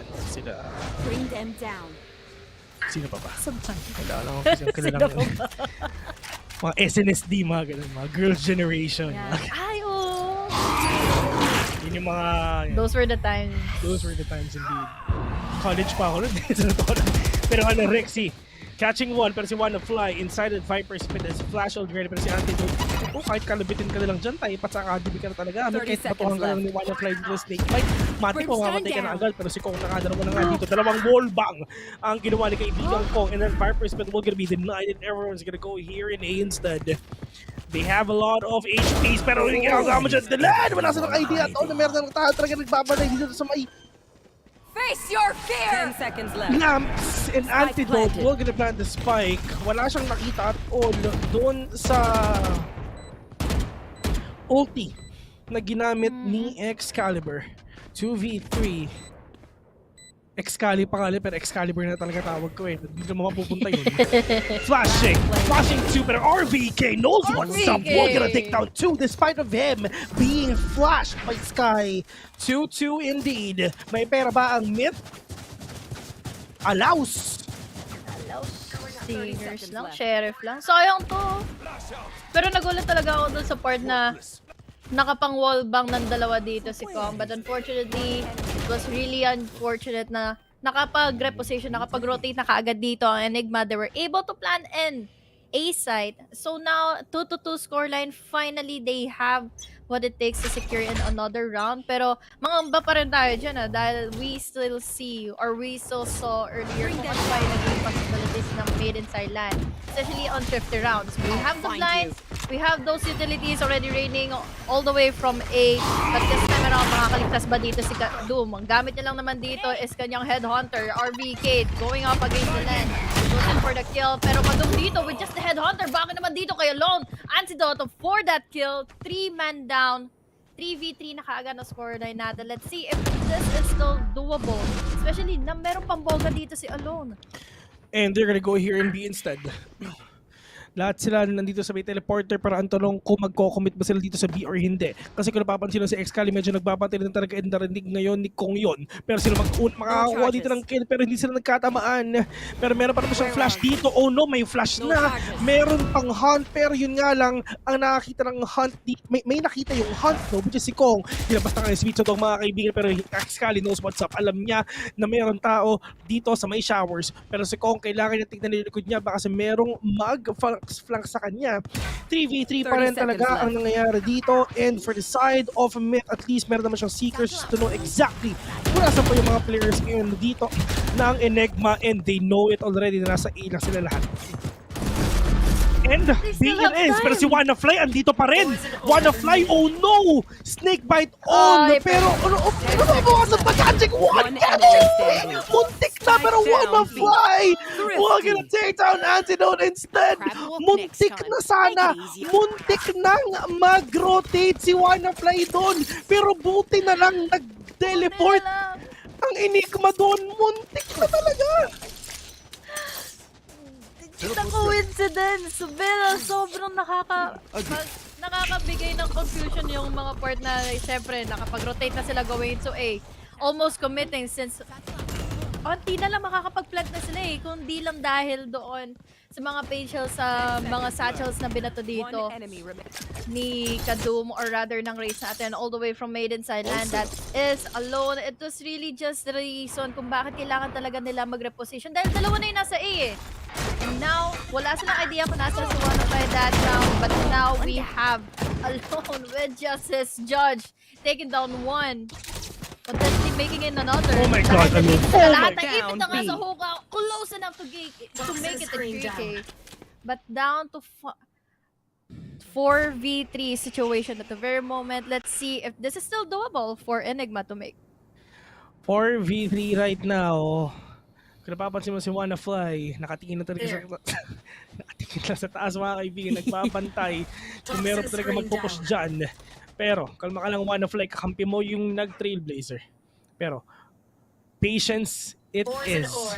Patience from Wanna Fly mga kaibigan. Delikado si Ruffle dito if ever lumabas siya. Huwag kang gagalaw dyan kapatid. Andyan lang siya. Si Ruffle nakakuha na nga isa dito. Pero yun nga lang makapakasok yung mga players na talaga namin. Kaya meron tayo sa may likod mo. Hindi na talaga makakapag-flex si Wanna Fly dito. Si Ruffle. Pero ito na talaga yung kalampag ng papagpupunta dito sa may A. Layo no, from B to A. Pero 2v2 onto this game right now. Andito pa si Jennifer, and now Kadum with a flag catching one! 1v1 with a great one. Breach versus Brimstone, and gosh. Breach will gonna get that kill 3-3. Dikit! God, sobrang dikit. Close rounds. Ito nakita ko yung stats dito ng Enigma. 80 times nilang nalaro ang bind. It goes to show na talagang nakikita natin na may experience na sila. Control nila dito yung mga pagpasok, yung paggamit nila ng mga utilities. But the problem is there's always the counter naman ng mid and Thailand. And this round, it's just fully the reason na may ultimate kasing ginamit dito, may rolling thunder na ginamit dito, kaya hindi naging madali yung pag-retake na nga ng mid side land and B side. But let's see if this is still doable for Enigma to make, dahil may momentum na sila on the first one. This is an eco round of 4 mid side land. Quick pick off ang nagawa dito kay Kadum, and finally mamamataan niya pa dito si Delet.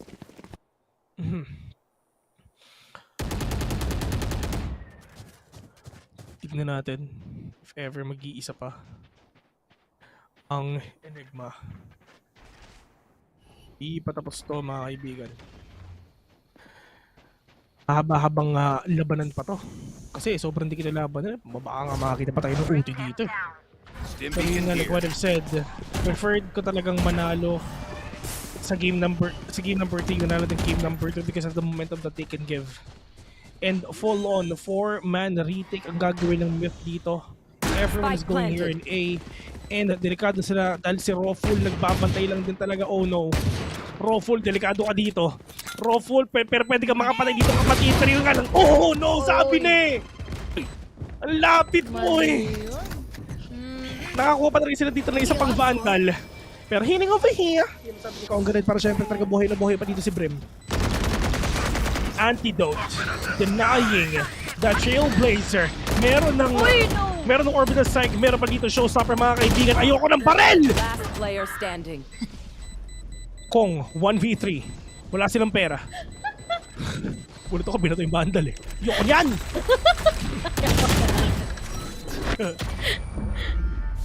Gumamit lang ng ultis, no? Pero hindi pa rin pala nakuha yung round na yun. Very unfortunate for made it sideline, pero nasayang naman yung mga utilities nila, yung mga ultimates sila dito, kaya naman may edge na tuloy yung Enigma sa round na ito. They have full-on buys. Kasama nila dito yung broken buy ngayon ng Maiden Silent, but it's just all up to the composition, and dagdagan pa natin dito yung composure ng Enigma na ma-secure na nga yung mga sites pagpasok pa lang nila. Yes, they were hold off in the first few rounds na Maiden Silent, but ngayon Enigma, they are just really doing it. Half an armors lang sa dalawang members from Maiden Silent. Mayroon pang Viper Spit dito to close off Bilong. Pero mukhang hindi naman ito ang susugurin ngayon ng Enigma, since we see here Enigma try to get in info kung sino-sino pa ba yung mga nagsasite in dito. Inside of A, lalo na ngayon nakapasok na kaagad si Rawful. What more actions will they be doing next? Dahil hindi pa naman din siya nasusundan. Walang follow-up dito si Rawful. And in terms naman dito sa I know exactly where you are. This is gonna be really hard for them though. Because of the neural theft that RVK did, the positions are now compromised. Alam nila na walang tao dito sa may A. It's just alone at saka si Kadum. Pero nga lang Kadum trying to play close right now. We're gonna catch one. Alone fills all the way from the backside, mga kaibigan. This is gonna be really hard for Enigma na makapasok. Pero talaga nakapag-rotate pa yung mga players ngayon ng mid. Pero nga lang si Kadum pushing in, catching two. And napunta pa nga sa mid ang pabor. But the problem is, Kadum might get that ace, mga kaibigan. Pero yung along Rex says no. Pero Rex safe! Oh my God, muntik naman pa. talaga makakita tayo ng 1v1, pero yung nga lang, Kadum with his aggression pushing in dito sa shower, nakakuha na nga ng isa, tapos meron pang isa dun sa may outside showers. Sa bats? Oh. Outside bats. Also, showers, bathroom, pareho lang yan. Pwedeng CR kung gusto mo. Pares by tubig. Oo, pares by tubig yan. Nagkaroon nga ng orbital strike dito to push out Kadum, pero hindi naman nanalo si Excali doon sa duel ngayon. And look at those transfers. It's This is really clean. Nakuha niya pa dito yung mga pick-offs na makaabot siya ng 4K. But unfortunately, hindi niya nakuha yung ace. It was denied fully by Rexy. But that point made it worth it for Made in Thailand dahil they had the numbers advantage. Pero muntikan pa rin yun na i-clutch out ni Rexy. Really close kung sakaling na flick or na transferan niya yung mga sprays dito na Kong and even Haverdelen. Magkakaroon pa sila ng two-way round laban dito sa Made in Thailand. But now, finally, another round for them to secure timeout muna dito ang Enigma dahil medyo nagiging comfortable na rin na si Kadum dito lalo't muntikan na siyang naka-ace pa doon sa round na yun. Yeah. What is the next thing na pwedeng gawin ng Enigma dito since nahihirapan sila mag-push, nahihirapan din sila mag-post plant if ever. For Myth, same goes for them. Nahihirapan sila mag-defend, nahihirapan din sila mag-retake. Parehas lamang eh. Hindi talaga malamang sino pwede makakuha dito, sinong may lamang. Kasi, tignan mo yun. I mean, yes, full-on vandal yung Enigma dito, pero kayang-kayang pigilan pa rin talaga ng Myth ito eh. Pero yun nga alam mo kasi Rovo talaga nag-iingay na siya, nagwawala na siya dito sa may B and wala na siyang dashing ngayon. Pero yun nga lang, Diyos ko po, because sumabog yung mukha ni Roffle dito because of the thing that alone feels dead. Talagang judge lang sa kalam, pero mukhang mag-push ata siya, pero syempre makakuha pa siya isa dito. Meron tayo sa may elbow though. Are they gonna be really that aggressive for them to push out these players or maybe not? Si Rexy inside Oka, the land. Probably has an idea na meron pang tao dito, pero oh no, wala silang idea na meron wala ng tao dito sa may elbow. Pero may papangan, may lalabas from elbow for sure, pero mukhang wala ata. And Excali is checking already kung meron pang tao dito sa may A. Pero yung alang RVK with a huge flank, mga kaibigan. Alone Proof says no! Buhay na buhay pa rin ng Myth dito. 3v3 scoreline. The clock is ticking already. That flash will not gonna connect onto one. Rexy playing close. Pero Kadum with a swing. Down you go. Makuha si Rexy dito. Pero ng second pick onto Rexy. Catching one. But the lens says no to him as well. Pero tama. Pick lang. Pero talo sa may Kenty. Pero Diyos ko po. Malilikuran pa ata. The lens versus Antidote. But Antidote will get that win instead. Close na kay Dalas yun. Nakatalikod si Antidote sa kanya. No! It should have been around for Made in Thailand. But with all of those happenings and all of those momentum na nakuha at na-gather ni Antidote, talagang pumapabor sa kanya dito yung mga placing ng crosshairs niya, yung mga times na kailangan niyang maging reactive sa pagpasok dito ng retake ng Made in Thailand. Wild plays, especially yung pakiramdam ni Alon dito. And this was one crazy shot from Rexy na na-pick off niya dito si Kadum with that quick checking off that corner, with that quick trade-off. But now, it's just really going in favor of Enigma's composure, yung momentum nila. Hindi pa rin naman nagkakalayo yung scoreline, pero ang problema din talaga dito is another save round for Made in Thailand. Wala silang mga ultimates dito. Dalawang orb ang kailangan for either Delen or Kong. Pero the problem is, paano nila kukuhanin ito? Lalo na ang kailangan at ang kaya lang naman nilang bilhin dito is the Spectres or even Sheriffs. Enigma is a tough spot. Really, really tough spot indeed. What is the next thing na pwedeng gawin dito ng Enigma? They can actually push in. They can actually be aggressive as well. Pero as long as hindi pa talaga sila nakakakuha dito ng enough na sobrang layong lead, like siguro 8-4, talagang pupusuan pa ito ng Myth eh. Pero ang problema, walang pera ang Myth dito. So pwede talagang maging 6-4 or potential 8-4 if ever, or 7-5. Malam mo, 6-6, diba? What if? I mean, nananalo naman itong mga players ito ng Thrifty. I mean, why not? Mainam din kasi yung gamit nila ng utilities sila to make it worth it na nilalapag nila ito dito para makakuha ng advantage with those crazy angles. But now, it's just purely safe positionings and pushes na ginagawa ngayon ng Enigma dahil nare-respeto nila eh. Nare-respeto nila yung save round na Made in Thailand. Kaya naman nag-aabang sila from whatever aggressive pushes na pwede pang mangyari dito. The wall all the way from Bats is just covering up those sites, covering up the visions here from Enigma. But now with those blinds, I think this is a goal signal. Nandito na yung Holy Prowler, walang man siyang masa-spot in. Yung lamps, hindi binibigay nila Wannafly. At ito pa rin ang gustong puteryahin ngayon. Niro-roll with that Bucky, makakakuha siya ngayon ng dalawa. Hindi na nakaamba pa kaagad sila, pero makakapasok naman sila ng side. The Hunt will be figuring out kung sino pa yun nasa loob. Kaya naman, Antidote will be getting in that kill. 4v3. We still have here the Nightfall. That is the reason why ma-push back dito yung retake. But Wannafly goes in for clear. Cancelled out by Excali. One member down already, but the lead with the Sheriff goes in for 2. Crazy enough to make it another round for them to equalize this half. 25-5. Thrifty. Sabi nga natin kanina, thrifty nga, nananalo sila, di ba? Literal na sobrang dikit, men. Ayaw magpalayo ng Made in Thailand. Grabe yung round na yun. Baki lang sa kalang. Baki lang talaga. Talagang kababawi dyan. Hindi ka makakabawi dyan kung gano'n. Na partida, na-nerf na yan. Na-nerf na yan, man. Those were the times. Sobrang laking threat ng Bucky. Cage triggered. Of course. Masakit na nerf na talaga ang nangyari dyan, mga kaibigan. Pero, syempre, ang kailangan natin, natin yan, upon tayo. Kasi at the end of the day, malakas pa rin ang Bucky sa harap-harapan.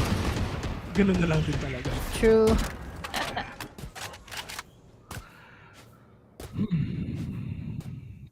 Well, this be a B-side take. Here. Nabalik Save agad. lang muna eh. Nabalik agad ng sobra.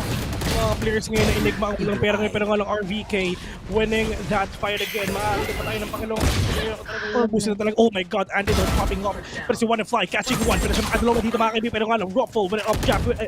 With a jump, with a kill. We're gonna take down one already. 2v4 onto this game. They have the firepower already. Oh no! Mukhang ito lang ata ang pangalawang thrifty na nakikita natin sa game na to. Ayaw talaga nila magpalayo ng score. Talagang pwede makitang OT to mga kaibigan. Pero nga lang Gracie will gonna plant the spike already. Pero that is the molly. Pero Diyos ko po, masakit Kuya Eddie. Pero Hunt, not gonna catch anyone. Nilabas ngayon ni Kadum ang kanyang rendezvous para makapagmampa at agad. Pero nakakita siyang ulong isa. Pero nasa pa yung tatlo. Excali is still alive together with Ruffle and syempre dito si RVK. Pero Ruffle, muntik na mag-swing dito. Pero nga lang din, catching one. 2v2 is game 3 right now. Pero Excali will gonna take down Kadum as well. 1v2 scoreline right now and open yung spike. Planted for outside B. Pero nga lang Ruffle, alam na niya kung nasa yung isa. Pero nga lang mukhang lilikoran ata ni Excalibur to.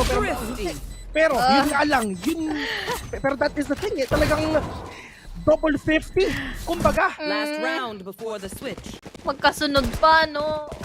Ang hirap sabihin kung sino yung may lamang dito sa round na to, sa game na ito, sa mapa na to. And Enigma, they're just really doing it. Ito yung time na talagang nakita ko ng may tsansa. May tsansa kaagad sila dito makapasok ng site. Enigma goes in with those pick-offs. Tapos si Ruffle pa dito goes in wild. Goes in for those kills. And finally, a round. Buy round na ulit dito for mid. Pero medyo broken na nga. Broken na talaga yung buy na dito. Dahil Spectres na yung gamit nila. One judge. Another Viper Spit though. Ang meron dito si Wannafly. Yung Viper Spit sa isang. I think this is the second one. And the second kill kaagad ni Wannafly. We have the Rolling Thunder to counter him out. Pero kasi nandito pa rin naman sa kanyang mga kamay ang judge. Make it 3. Antidote goes down. Nandito pa yung Orbital Strike at buhay pa rin naman si Wannafly with 30 HP. Dalawa na lang ang natitira dito for Enigma.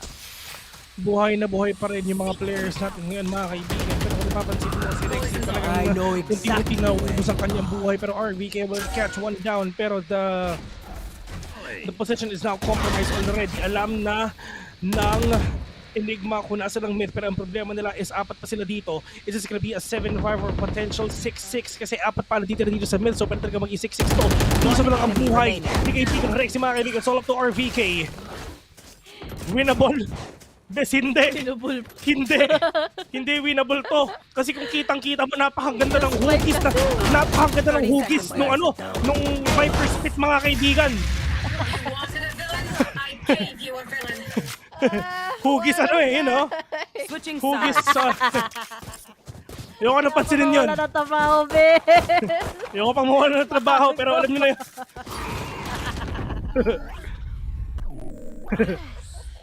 Katakot. I wanna be professional, pero yung hugis ko. Seconds left.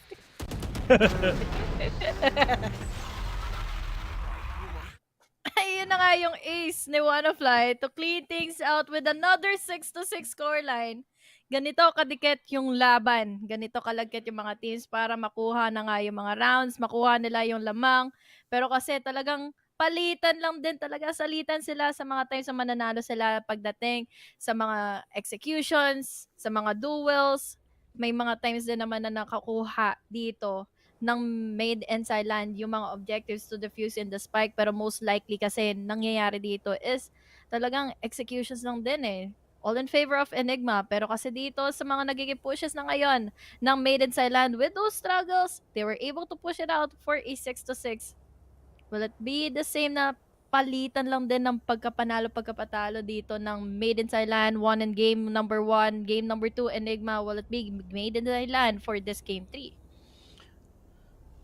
We're gonna see that later on if that would be the case sa side ng Myth or Enigma. And tinan mo yung tinan mo all the way from 7th round, palitan lang, di ba? Palitan lang sila. Enigma, Myth, Enigma, Myth, Enigma, Myth, Enigma, Myth. 5 rounds straight ganun. Or 6 rounds. 7, 8, 9, 10, 11. Tama, 6 rounds. 6 rounds straight, mga kaibigan. And Dalawa, thrifty pa. Yung dalawa, thrifty pa. Sa Myth and Enigma pa, di ba? So, ito na ata ang pinaka-close match so far dito sa tournament na to. No, Honey Glaze, what do you think? Really is a very close match. Ito lang din yung time na magkasunod yung thrifty round na naipanalo ng mga teams na ito. Kaya naman, it just really goes to show na ang hirap sabihin kung sino ba yung mananalo dito. And this match, may it be Made in Thailand, may it be Enigma, kung makapag-pop off dito si Nakadum, which he already has in the first few rounds dito sa half na ito. But this time, they are the ones attacking. Kanina napanood natin kung gaano kalupit yung attacking side nila, pero curious. We have the Poison Cloud. Walang makakakita sa kanila for a bit. Pero this time, it's our VK. Punish ulit sa mga jump pick niya. Down to 25 HP. The smokes are already in. We have also as well the Trailblazer. Fault line to delay those pushes to happen dito sa Garden. Pero nandito man din yung mga paint shells. Alone, wala siyang mga paint shells. Wala siyang mga satchels dito to begin with. Pero they were able to compromise and B. They can plant in the spike. But still, wala namang namatay dito for Enigma. So this is a good retake. Kung sakali mang maunahan nila ng mga pushes dito kaagad ang Made in Thailand. X-Cali. We're gonna get that kill onto these players. Pero Kadu, mga kaibigan, catching one down. Kadu with a 2K already. 4v3 X-Cali. Super low in HP. And that is just Myth with a clean take dito sa may B. And this is actually really hard for Enigma though. I mean, dun sa first map, tama, dun sa second, pwede nating sabihin na talagang Myth pa rin talaga nakakuha nun dun sa, dun sa Haven pala. And once na nakuha na talaga ng Myth ang kanilang momentum, mahirap din talaga mabawi ito, Honey Glaze. Like what I've said, magkaibang team ang Myth at Enigma in terms of playstyle. Kasi napakatinding aggression ang binibigay ng Myth ngayon dito sa Enigma for sure. Ang Enigma medyo mabagal maglaro to no? Talagang pinapakita talaga nila pinaparamdam nila may PC sila sa bahay. Spike down B. Pag mabagal ka maglaro, tapos sa computer. Oo, man. Pag nasa pag mabagal ka maglaro, tapos sa computer shop ka, nakakainis Kain oras sayang oras Yung tipong 3 games mo sana, naging 1 game na lang, sa sobrang tagal. Oo, dahil sa mga holds nyo. Naku, di pwede yun. Sim. Sayang mga tagpipiso. Pero hindi ko in-expect yung 3v2 ngayon. Numbers in favor of Made in Thailand. The C's is already there to completely dominate the duel. Laban kayo na alone. But now we are down to a 2v2. Ang cost ang costly ng round na ito. Dahil sobrang dami na nag-advise dito ng Made in Thailand. Only for them to have 3-man casualty. Free upgrades ng mga bundles ang binili ng mga tropa nila. Pero 2 rounds na rin naman. Yun na ipanalo dito ng Made in Thailand against Enigma. So the question is, bibili ba sila? Or talagang hayaan na nilang magkaroon ng gun advantage, power dito ang Enigma? Yeah, makikita natin yan in a few if that'll happen. Pero ang Enigma, yes, they have the firepower. Si Antidote, pwede naman siya ditong wala siyang... no. Hindi makakapag-vandal half armor si kaibigang Antidote kasi wala siyang aftershock at saka wala siyang flash. So, ano yung gagawin niya? Spectre. Or Bulldog. Yeah. Bulldog pwede. Bulldog, tas half armor or full armor, tapos bibili siya ng aftershock and flash. Knowing na nasa attack, knowing na nasa defending ka, kailangan mo talaga ng utilities. What more pag nasa ka? Pag nasa attacker ka, yan talaga. Utility game din talaga eh. No? Knowing na napaka-utility dependent ng mga players na talaga natin ngayon, kailangan, hindi lang to dapat talaga full on na in duels. Kung hindi dahil sa utility, hindi talaga tayo mananalo dito sa mga game na ito, mga kaibigan. Pero yun nga, we're gonna see it if ever kung ano ba ang pipiliin ni Antidote, and then nagpa-drop na lang siya. Hindi siya, wala siyang aftershock. Okay, wala siyang aftershock. Alright, okay. So, fault line pa rin. So makikita natin yan kung ano ba nasa isip dito ni Rexy if ever, pero yun nga lang, Kadoom knows what's up. Merong tao doon sa may Antidote, pero mag-push pa sila or hindi. Pero Alone Feels just trying to do some pot shots dito lang sa may showers para syempre if ever may nagpupush ba dyan with that cyber cage, at least mababawasan na nila kahit paano. And everyone is already going here sa be already, pero oh no, delikado sila because andito si Rawful, pero nga lang Kadoom wall gonna fall down. Antidote, ito lang din talaga ang pagbago ng api ng Enigma Gaming, pero Antidote will gonna catch one again, we're gonna catch three! My gosh! The Lend! We're gonna devour everyone with just that sheriff, mga kaibigan. Pero ang problema is apat pa ang kalaban niya. One of fly with a verticality. He knows what's up. Nakikita na yung mga ulo nito. Pero Diyos ko po, tamang burst lang with that bulldog, mga kaibigan. Medyo mahirap lang din yan. Yes, accurate yan. Pero hindi nakaka-one tap yan, kapatid. Rockful ending the line with one of fly. The lead will gonna fall down as well. 87. Babawi, Enigma. Gusto ko yung nagawa kanina ni Antidote na talagang tinake advantage niya yung tagal, yung span kanina ng cloudburst dito ng kanilang jet. He was able to take advantage na makapag-pick through siya all the way from the entry of Hookah. And finally, they had the numbers advantage after him getting in 3. 8-7 as our scoreline. Made in Thailand after that crucial round. Nagkaroon sila ng pagkakataon ngayon makabili ng full-on utilities, kaso half on armors lang. Full buys pa rin naman for Enigma. But this time, there's 3 members waiting inside of A. Naririnig na nila yung mga utilities. May Roomba dito kasama. The Seekers patiently waiting. Potentially na pwede pang magamit. And finally, I think this is going to be a rush. Excali dito with that lineup. We have the blinds already going in forward. Jumps in. We have also as well Alone with that judge. Mahuhuli niya nga ba dito? Antidote is already down. Makakakuha pa rin naman dito ng backup si Wanafly. Finally, another one for Kong. 2 members remaining na lang dito for Enigma. And what are they going to do next? They have the utilities pero hindi enough yung firepower na meron sa kanila ngayon dahil na-smoke off na yung mga entries na pwedeng puntahan ng flank or either someone from city. Everything is smoked off already. Pero mukhang pupusuan pa rin talaga to ng Enigma. Kahit dalawa lang natitira sa kanila pero mukhang hindi na rin ata. They need to save up. Kasi kailangan sila ang mag-anchor next round. Pero wala silang idea. Hindi na. Nag-wamba out na dito sila, Sila Myth. Akala ko meron pa tao sa B pero wala na pala. Yeah. They don't have any choice at all just to back off and mawiin na lang itong laban na to sa game na may baril sila if ever. Pero yun nga, in terms of commitment, kailangan talaga nila mag-commit na sobra ngayon. Close na sila sa mga rounds eh.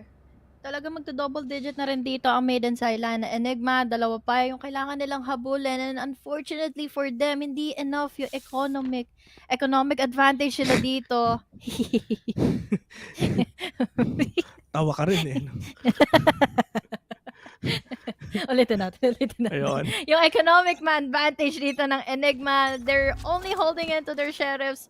Yung dalawang nakaligtas kanina sa round na yun, they are still holding on to their Vandals. But this time, slow plays for Maiden Thailand. Dahil alam natin kung gaano ka-crucial din yung mga thrifty rounds dito ng Enigma against them. 9-7 indeed. And Enigma got no mulas at all. No money, no honey. RVK slowly pushing in dito sa may showers pero not gonna catch anyone. The players of Myth right now is actually trying to play with the time, trying to play with their minds. Ginagawa na talaga ang nasan pa sila. Pero ang ginagawa lang ng Myth ngayon, ito tinatawag na contact play mga kaibigan.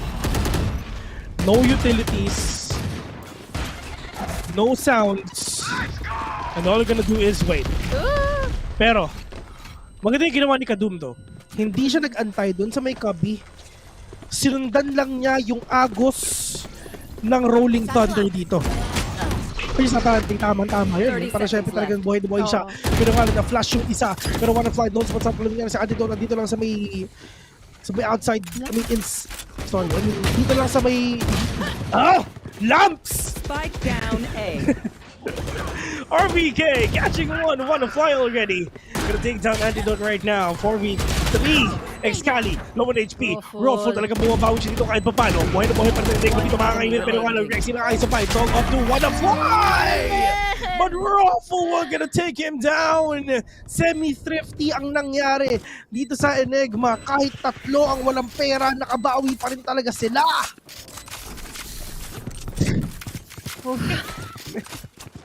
Ay naata nilang tapusin. Habulan talaga eh. It's just really the composure of Enigma na kahit na mga sheriffs na hawak nila, may dalawa namang may hawak ng Vandal. They had the Rolling Thunder as well. Kaya naman Maiden Thailand, bahagya silang na-delay doon, pero it was enough time para makapag-reposition na kaagad, maka-rotate na kaagad dito yung Enigma to fully control into the site kahit nakapag-plant na ng spike dito ang Maid and Thailand. There is Ruffle. Ito yung POV niyang nakakuha siya ng 3K kaagad in this round, but now aggressively going into A. Bats ay kukuhanin dito ni Olympios. Will it be successful though? And it will not dahil dito sa RVK. But the orbital strike is already committed para ma-push out niya yung mga nasa bats. Pero makakalitas pa rin naman dito si RVK. 3 members remaining for Maiden Thailand. 1 member all the way from TP. Si Excali dito nire-ready niya. Baka sakaling makarinig siya dito ng mga tao from Maiden Thailand outside. Using in the Nightfall will be a big disadvantage for Maiden Thailand. Nanalo sa mga duels na pwede niyang i-commit. Yeah. And the players of Enigma right now, they have the confidence to win this round. 9-9 it is. Yeah, that could happen. Excali outside showers just to catch someone off guard. Prowler out and he knows what's up. Alam niya na meron dito sa may cave. And alam din ni Kong na baka meron dito sa may outside ng teleporter. 30 seconds The land left. with a push.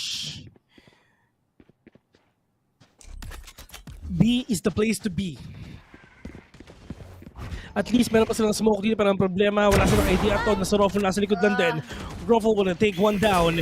Pushing it out to 2v4 situation. Kong, he needs to take down Ruffle para makapasok sila ng todo. Pero nga lang, Delend, is he gonna take one down dun sa may city? Probably not. Kong, switching it up, waiting for the perfect execution na pwedeng gawin Enigma papasok dito sa may B kasi meron namang ultimate dito sa Excali. Anyway, 1v3 mga kaibigan. Kong hindi siya natamaan nung ultimate, but the clock is ticking already. Kong, can he get it? Probably not because Ruffle will gonna end his life. Antidote. Hinawakan yung spike, hindi na iniwanan. Another round na may equalize na naman ang scoreline. Dikit na dikit ang Maiden Thailand at ang Enigma. First half, laging nagiging paborito for Maiden Thailand. Nakikita natin na Enigma, pero sige nilang mahabol yung scoreline nila. But it's just the trade-offs. It's just the full-on utilities pa para ma-secure nila yung mga rounds na ito. And lalo na sa round na yon, it's just raffle. Sa mga impact positionings niya dito, nagugulantang tayo ngayon for Maiden Thailand kung sino ba yung nakaabang na nga sa kanila, kung saan ba nakapwesto si Raffle. Kanina nasa Asia, but now he's just really committing into B with his operator. Will it be worth it na ito na naman ang kuhanin niya? Lalo na't ngayon nakapwesto halos 3 going into A site. But the problem is the trip wars. Maiden Thailand, what are you going to do next? Lalo na't si Kadum dito may hawak na 34. Oof. Antidote. We're gonna end the life of one. Apat pa sila ng problema dito mga kaibigan. Tama o syempre dito talaga ang gamit ni Julian dito and 1-4 pero malas ito nakaisa dito pero RVK with another one right now. Sa sobrang lakas ng damage ng RVK, yung katawan ng kalaban niya napunta na sa kabila. Pero Alone, oh my god! Alone feels really popping off with a Bucky. 1v3. Alone feels we're gonna get that. Oh my god, one more! Merong showstoppers Alone feels ngayon. Winnable for the side of men. Is this gonna be a clutch? Pero yung Aloropo from the back and Waffle what a kill! 9-10 indeed. Close one sana kay Alone, but the problem is quick naman sa reaction time dito si Raffle. Tapos dagdagan mo pa ng mga pagkakataon niyang mabigyan niya ng pagdadalawang isip pa dito si Alone. He's just alone inside of A site. And finally, the double-digit scoreline is all hail onto Enigma. And Enigma has enough economy para mapagpatuloy nila yung win advantage nila. Pero talagang kailangan nating i-comment dito si Alone sa paggamit niya ng mga shotguns, either Bucky or Judge. Pumapabor sa kanya.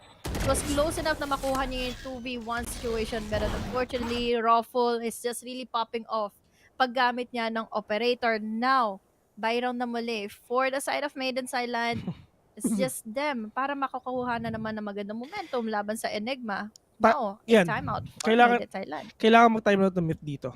Yeah, kasi pag natalo sila dito mga kaibigan, is wala silang pera next round. Makakabawi ang myth pag match point na ang Enigma. Yan. Parang kanina lang din. Omsim. Parang kanina lang talaga. So, paano ang ano nila dito? Say! Mahirap. 9-10, no? Naku, may Rolling Thunder pa pala si Antidote.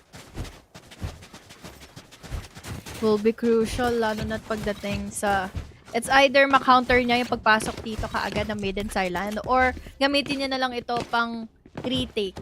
Sa most potential, mas malaki yung lamang nila pagdating sa retake, lalo na't yung Maiden Thailand dito. Hindi sila nakakakuha ng magandang entry ng hindi sila nababawasan. 3 members here in B, 1 in hookah. It's all up to Rexy. Meron siyang 1 more orb na pwedeng kuhanin dito para magkaroon ng ultimate. Pero with that showstopper, will be causing a lot of reposition. Pero with that molly as well, hindi sila makakapasok agad ng site. So much hesitations, pero tumama pa rin kay Alone. At tumama pa rin kay Antidote dito. Yung showstopper ni Alone, 1 member down, wala. Tuloy yung Rolling Thunder dito ng Enigma for that retake. Numbers in favor of Maiden Thailand. Tuloy ang laban. Sa sobrang dikit na laban. Dito sa dalawang koponan. Semi-bars lang. Pero, sa Tony Prowler, mukhang wala ata nakita ditong biktima. Wall bangs onto their faces though, but X-Cali need to push in already. Alone Kills is now compromised. Pero ito na, double pick onto the side of Myth. Delend. Oh no, si Rexy nagtutok sa loob ng smoke mga kaibigan. Hindi siya natatamaan, hindi siya nababawasan. Pero ito yung pag-push niya! Rexy with a kill 1-1! Hindi na alam halasan ng galing yun! Pero Alone Kills knows what's up! Pero merong patience sila mga kaibigan. Pero meron nagkakapat na sila and one of fly. We're gonna end your life! 1v1 with a great one. Is this gonna be an 11-9 or 10-10? Walang pera ang Myth pag natalo sila dito. Kailangan ipanalo to ni Wanna Fly. Wala silang pera, pero... Oh my God! Ay, naku po! Ayan na! What a fly! Nasilip! Bakit nilalabas mo? Bakit nilalabas mo ang vandal mo? Oh no! Walang pera ang mid! Outspain! No!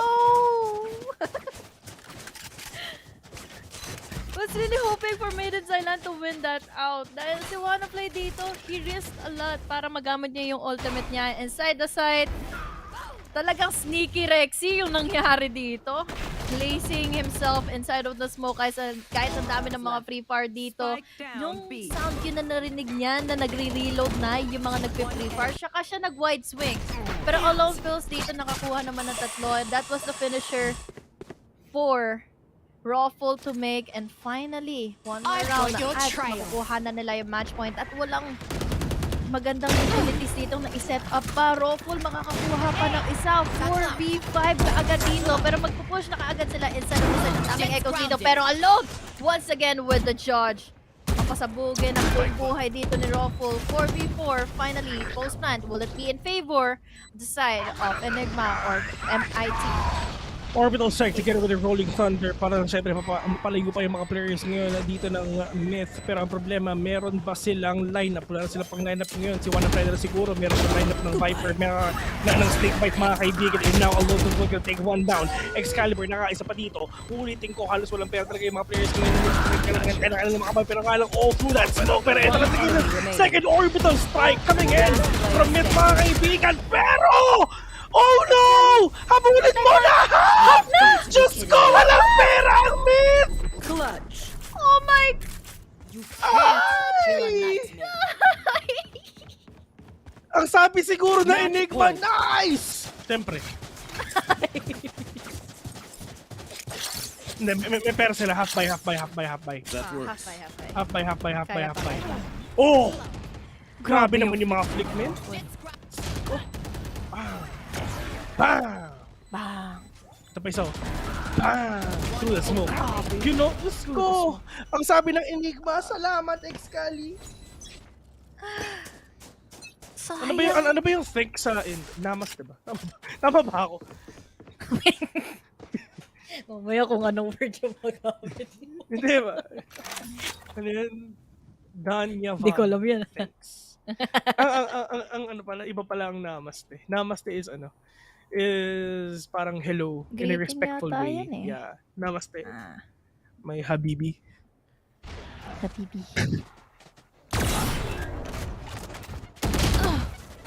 Oh no. Raffle just went down immediately na mag-wide swing dito si WannaPlay. The sound cues from that cyber cage will be getting an info kung sino-sino na nga ba yung magpupush sa kanila. RVK dito with a crazy angle para makuha niya si Kadum, and Kadum falls down. Nightfall is already engaged. 4v4. Makapasok ba sila ng site? The hesitations are there, pero si Kong, nasa loob na pala siya. He has the utilities pa para maka-open up ng mga pick-offs dito to have every advantage available. Right now, antidote for those skills. WannaPlay for the trade-off. May matatag and na isa. 3v3. Still doable, but RVK is just really doing it with his sneaky play. 30 seconds left. We have two remaining members, pero with that blind, it has the advantage now na magkakaroon pa nga ng timing dito. Ang Maiden Thailand na makapag-TP, makarotate, going into A, pero it's all up to Alone facing this off to try and cut off that rotation. Pero unfortunately, hindi niya na makakatapat dito si Rexy. 10-12, hello, tignan natin. Oh, Molly kay Kong, mga kaibigan. Puso na, pero sabi ni Rexy, sige na, tama na. Ang sakit-sakit na. 10-12 indeed. May pera pa rin ng Enigma kahit anong mangyari. Oh, half by? Half by! Half by.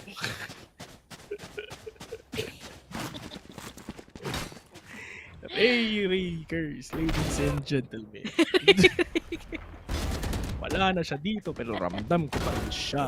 30 seconds left. One enemy remain. 10 seconds left. Iba yun?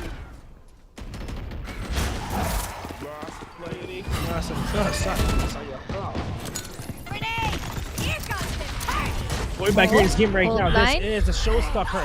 And we're gonna take down next Kali right now. And syempre lamang na ngayon ulit talaga ang mid. The firepower that they have all the Vandals on hand. Meron pa silang kill dito na isa and they're gonna plant the spike already. Spike has been planted and Enigma, can they do the greedy? Kahit dalawa na lang sila though. If ever nakapatay sila ng tatlo, yes, pwede pa. Pero medyo mahirap din talaga. Pero all the way from the backside right now, Ruffle catches one. 66 ang buhay ngayon ni Ruffle. Oh no, 1v4. 1v1 sa apat mga kaibigan. Napakahirap nito. Makakita pa tayo ng OT. Oh, wala. Pero yung Ruffle will take down pero the Lend with a trade 11-12. Who will win this fight?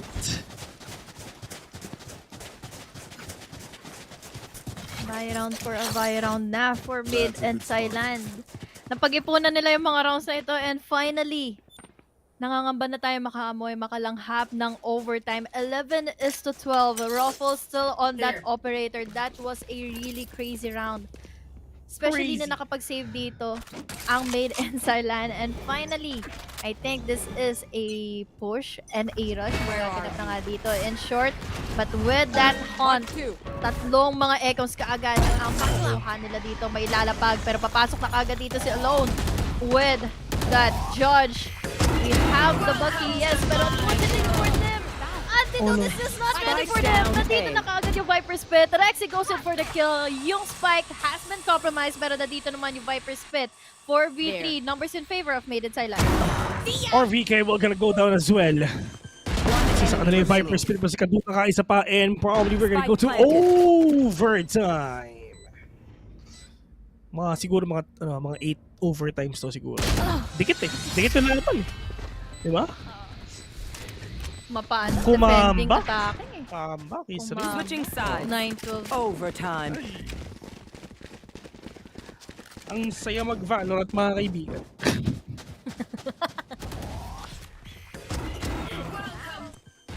Share ko lang. Grabe.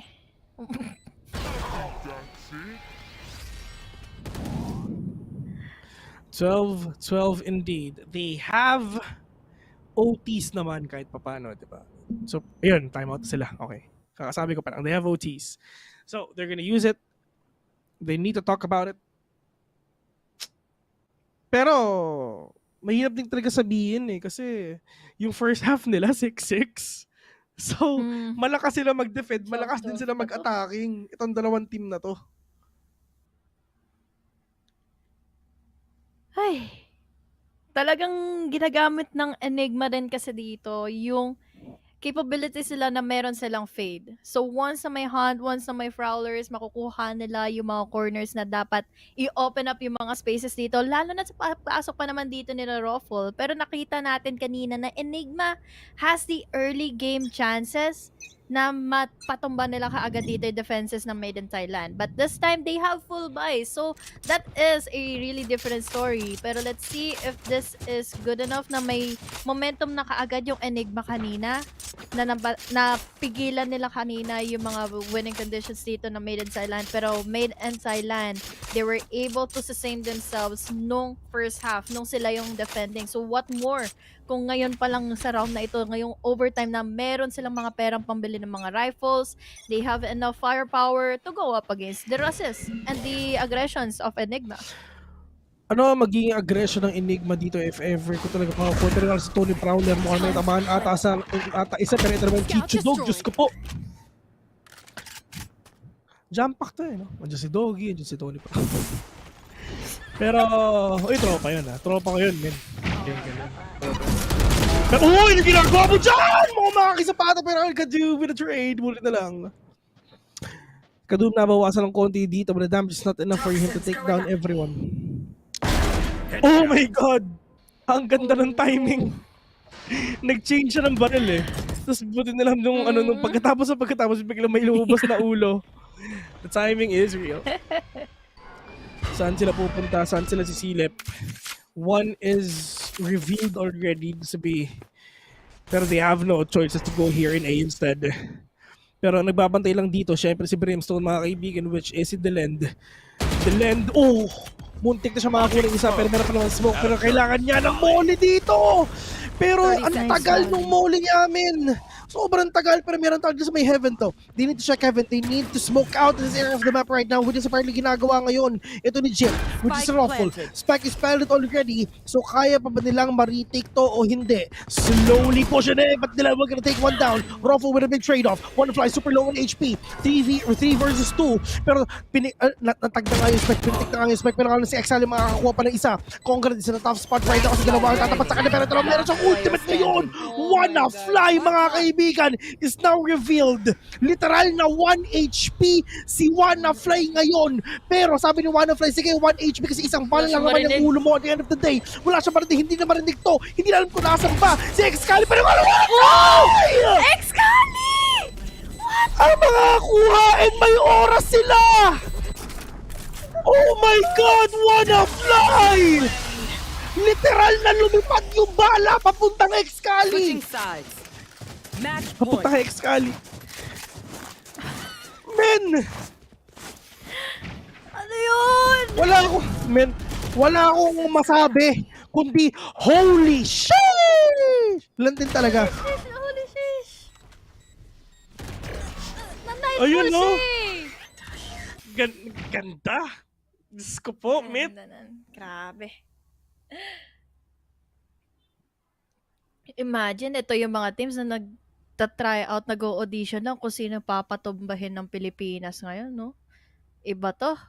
Enigma, they're just really doing it with their aggression, pero sabi ng MITH, made in Thailand, composure lang din ang kailangan nilang isagot dito. It's just popping of potential din ngayon ni Wanna Fly to secure in those rounds and those pick-offs at talagang ibang klase yung round na yan. Ang daming mga utilities na naging set up, ang daming naging nightfall, there was the line-outs pa nila, the lend, the pushes na nangyari na nga from TP, from RVK, and even Javier Kadum, but unfortunately, even na nasa numbers advantage kanina yung Enigma, it was really down to a 2v3. Pero down to Wanna Fly against Nightfall, against Excali. It's just really just composure and dagdag moral din yun for made in Thailand na may secure na itong match point nila.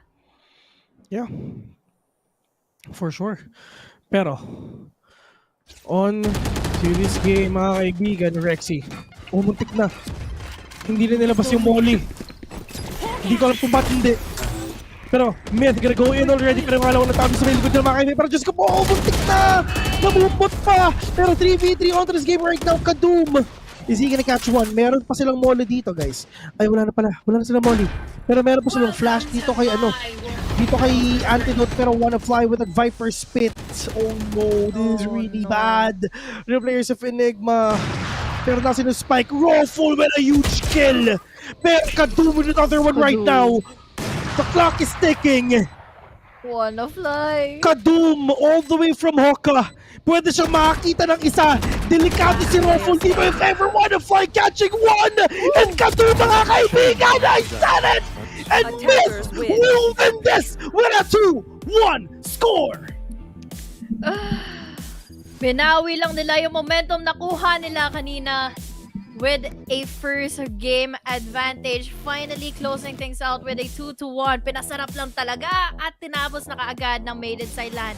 Enigma, talaga nakita natin yung struggle, yung pain, lahat na ma-experience sila, maipanalo lang yung mga rounds na yun. But unfortunately, it's just the finisher for Made in Thailand with those Wanna Fly plays. Yeah. Nila Wanna Fly, nila Kadum, talagang overwhelming yung game na ito, itong series na ito. Really overwhelming indeed. And yeah, we've seen it already. And talagang napaka-impactful ng mga plays talagang pinapakita ng mga games natin ngayon. And for the side of Enigma Gaming, big GGs to you guys. Sobrang dikit talaga ng laban, knowing that this is the first time na naglaban kayong dalawa ng Myth and Enigma. Pwede natin sabihin na first game, ano pa lang yan? Kumbaga parang ligawan stage, getting to know each other stage. Pero sa game number 2, ayan, alam na ng Enigma yung gagawin nila. Pero nga lang, si game number 3, talagang sobrang dikit lang din talaga na laban. And si Viper, medyo sinwerte lang din talaga siya. Nagkaroon siya ng orbs for that Viper Spit. And like what I've said, si Kadum, sobrang ganda ng posisyon niya. Pumunta siya ng Hoka for him to get that verticality. And he took down Ruffle agad-agad. Ladies and gentlemen, you've seen it. yung dalawang games natin dito sa araw na to. Napakainit. And the Honey Glaze, before we end everything, do you have your last words or anything na dito sa araw na to?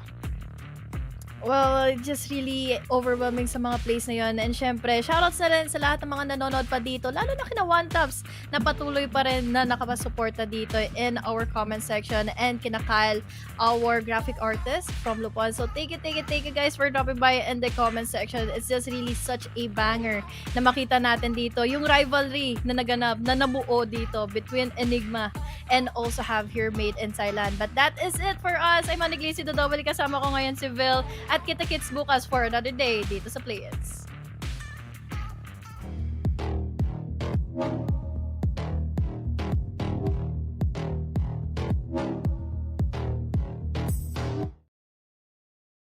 The stars blow in your inner. The starts at the core, in a space and more. Your body's a planet for sure. Nurture it with the words I've written. Scribe like highlights, flying saucer. Supply the order, it's the author. Walking on air, walking on water. Blending between borders to let you know this is here to support you. The blend, the blend, the blend, the blend, the blend, the blend,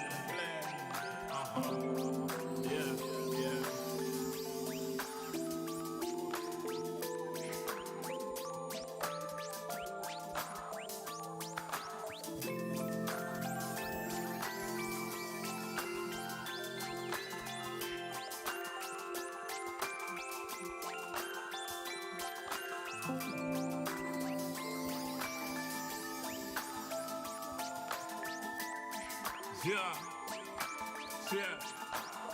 Yeah. Second verse after the first. Take control with words, roll reverse, the rebirth of verb from inside out, outside in. We control the herd frequency. The heart of the world beats to me. It beats on beat as we breathe deep. Oxygen from trees feed. Gift in our gift. This right here, proof we exist. Mind state is gravity, the way you uplift. Across seas swift, water quench thirst. There's a shift. Set sail like shit to find other lands. The motherland, sun is blind. With the words I'm writing, I'm fertilizing. The earth's a rising, realizing. Global warming and the sea is rising. Pollution, the planet needs metabolizing. Full of fire like a dragon fighting. Creating hot springs when the pressure rising. It's terrorizing, but I'm never frightened. Cause the days will brighten. Yeah, the blend.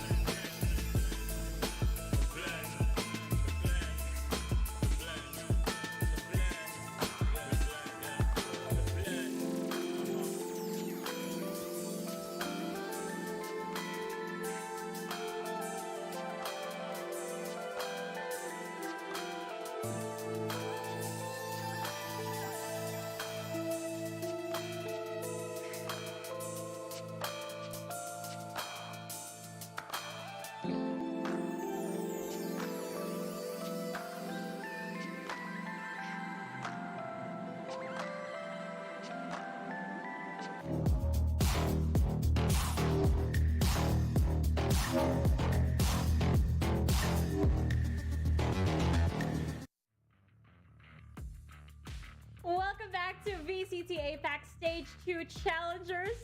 Oh my goodness, what an amazing series we just witnessed, especially with Enigma Gaming taking us to that map number 3 to solidify their enigmatic place. But in the end, oh my good lord, Made in Thailand just shut that intention down.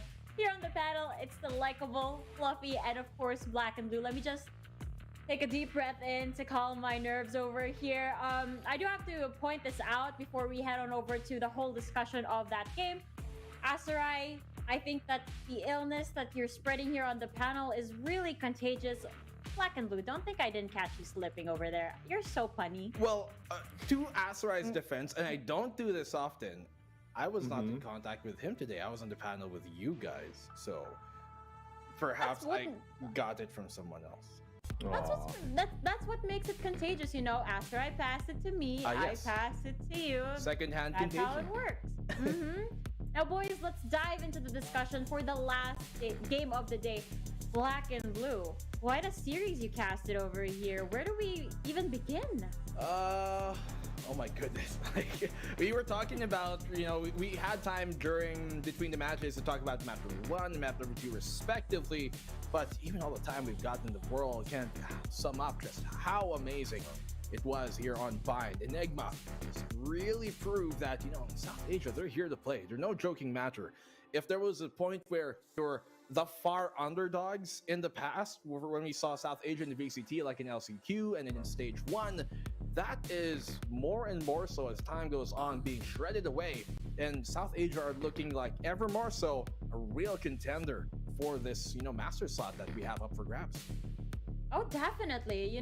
If we take a look back at how the maps have been so far, we had this momentum. I'm not going to say power struggle, but more of momentum power struggle in a sense. Wherein, we'd get round for round towards one side of the team.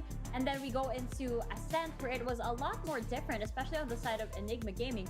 But here on Bind, I don't even know how to describe it, Fluffy. It just cut so close every single round. Yeah, I feel like every map that we go through in this series, it just gets closer and closer. It got so intense, I had to remove my blazer actually.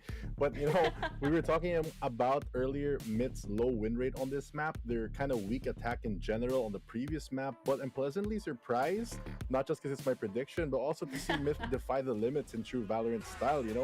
A lot of their players really stepped up to the plate today. But even on the other side as well, Kadoom so early, even with that 4K on the retake as well, I'm sure is going to be one of the highlights on that chamber.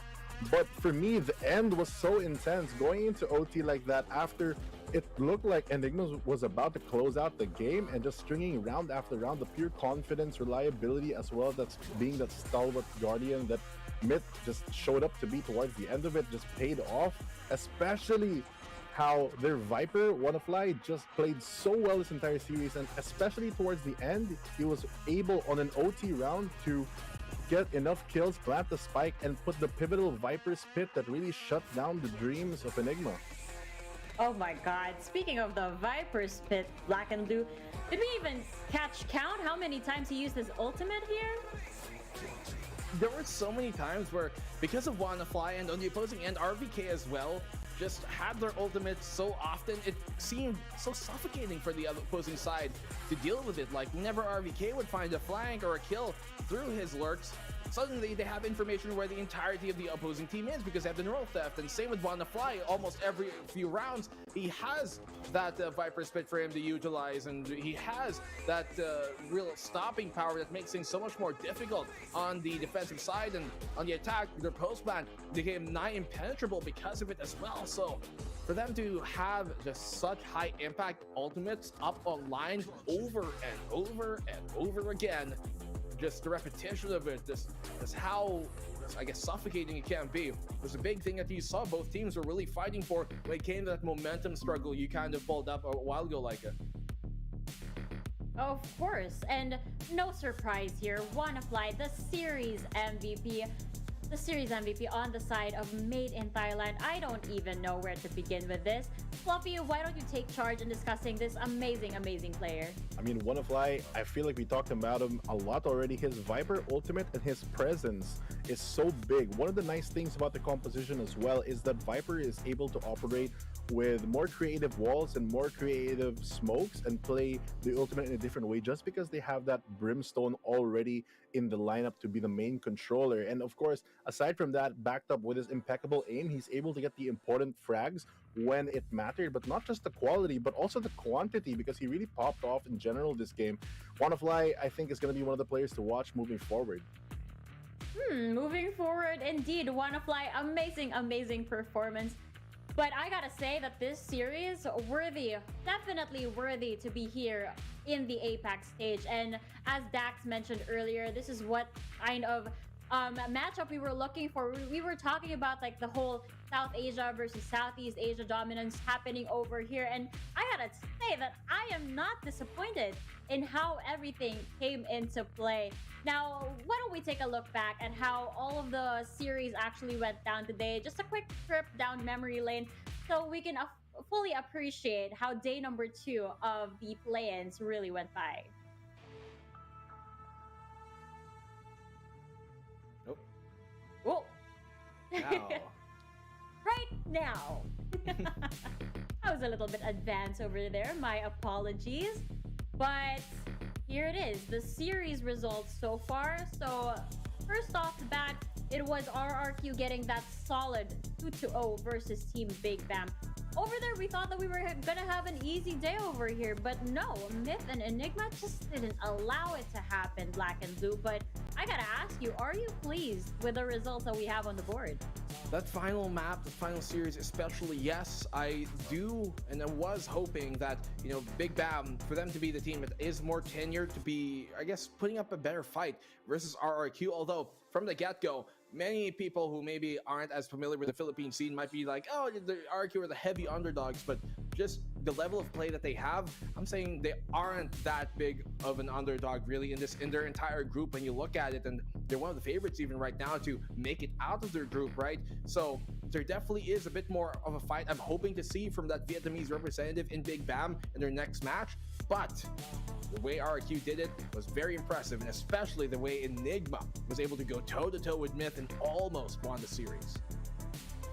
Now we just saw a glimpse of Group A play-in so far for the brackets, and now we're getting a good look at Group B. So Fluffy, your predictions yesterday weren't on point, but today they're incredibly on point. Are you amused by how the turnout is so far? Today, especially for sure, you know, from 0-2 to 2-0, it feels very good as the panel analyst. But overall, I'm also very excited to see a bunch of our other games, especially here for Group B. Well, it's time to rebrand Fluffy. Fluffy 2-0 this time around. If yesterday was a Fluffy 0-2, right? Right. Well, maybe a 4-0 tomorrow. We'll wait and see. So now the schedule is on the board. We're in for a longer day tomorrow, boys. But the good news is we get fed more Valorant action. If it's anything like the series that we just witnessed over here, I have no regrets and staying in the panel all day long. Now, I'm personally just so stoked to see more. And we talk about the rising tides here on VCT APAC. And I think that the tides just keep rising and rising as these teams keep sailing. They're ready to fight the current, and we'll get to see who will be the next one to get to their desired destination. But as I say a little poetry overall, we've come to the conclusion of day 2 of the play-ins. More action is due tomorrow, so you guys better make sure that you guys will be joining us for day number 3 here on the play-ins. This has been Likeable, Fluffy, and Black and Blue on the panel. Greeting you guys a good night and a good weekend.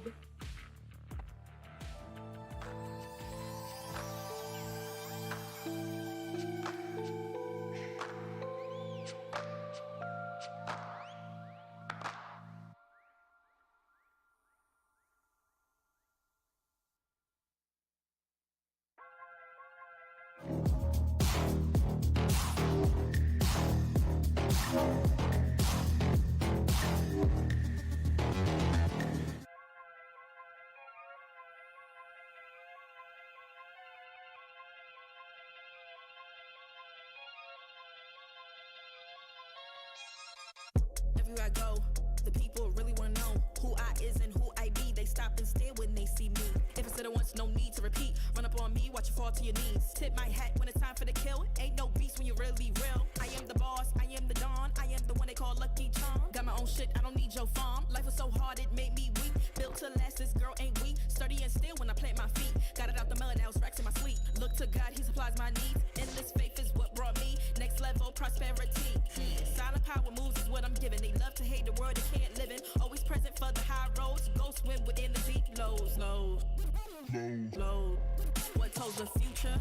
Who knows? I don't do it for the likes, I do it for the love. Do it for the ones who really need a hug, cause they had it tough, never had enough. Feared, loved, and respected. Using words as a weapon. Test and she. Hurry up quick, El Jefe's coming soon.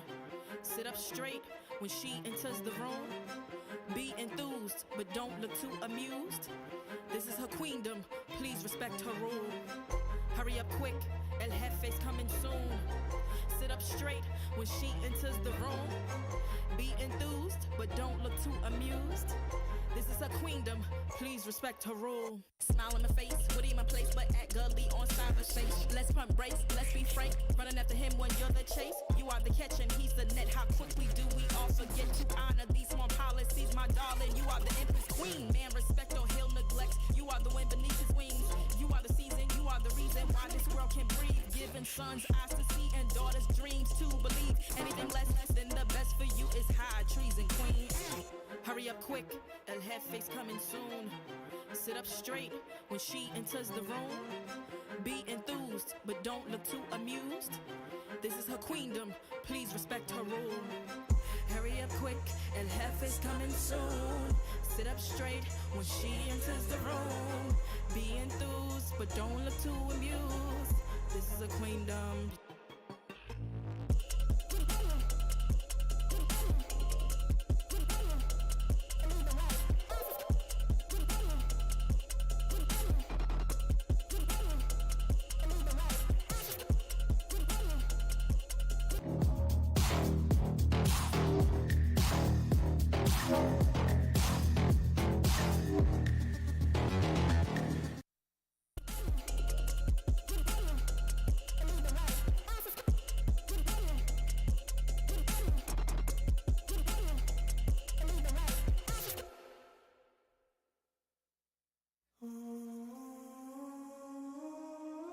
I just gotta flex, flex, flex on the lean.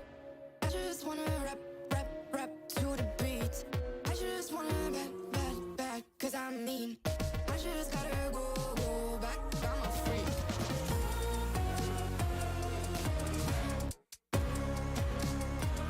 Gotta go. I just wanna rap to the beat. Move of emotion, they drunk at their problems, they always on road and they starting. She knows this cause she is the same. She's trying to stop playing games. Move of emotion, they drunk at their problems, they always on road and they starting. She knows this cause she is the same. She's trying to stop playing games. Where the people at, what they really want to know. Who's your lovers and who are your bros? Who are the enemies you do keep close? Who are the people that you shouldn't know? Where the people at, what they really want to know. Who's your lovers and who are your bros? Who are the enemies you do keep close? Who are the people that you shouldn't know? I just gotta flex, flex, flex on the lean. I just wanna rap, rap, rap to the beat. I just wanna back, cause I'm mean. I just gotta go back, I'm a freak.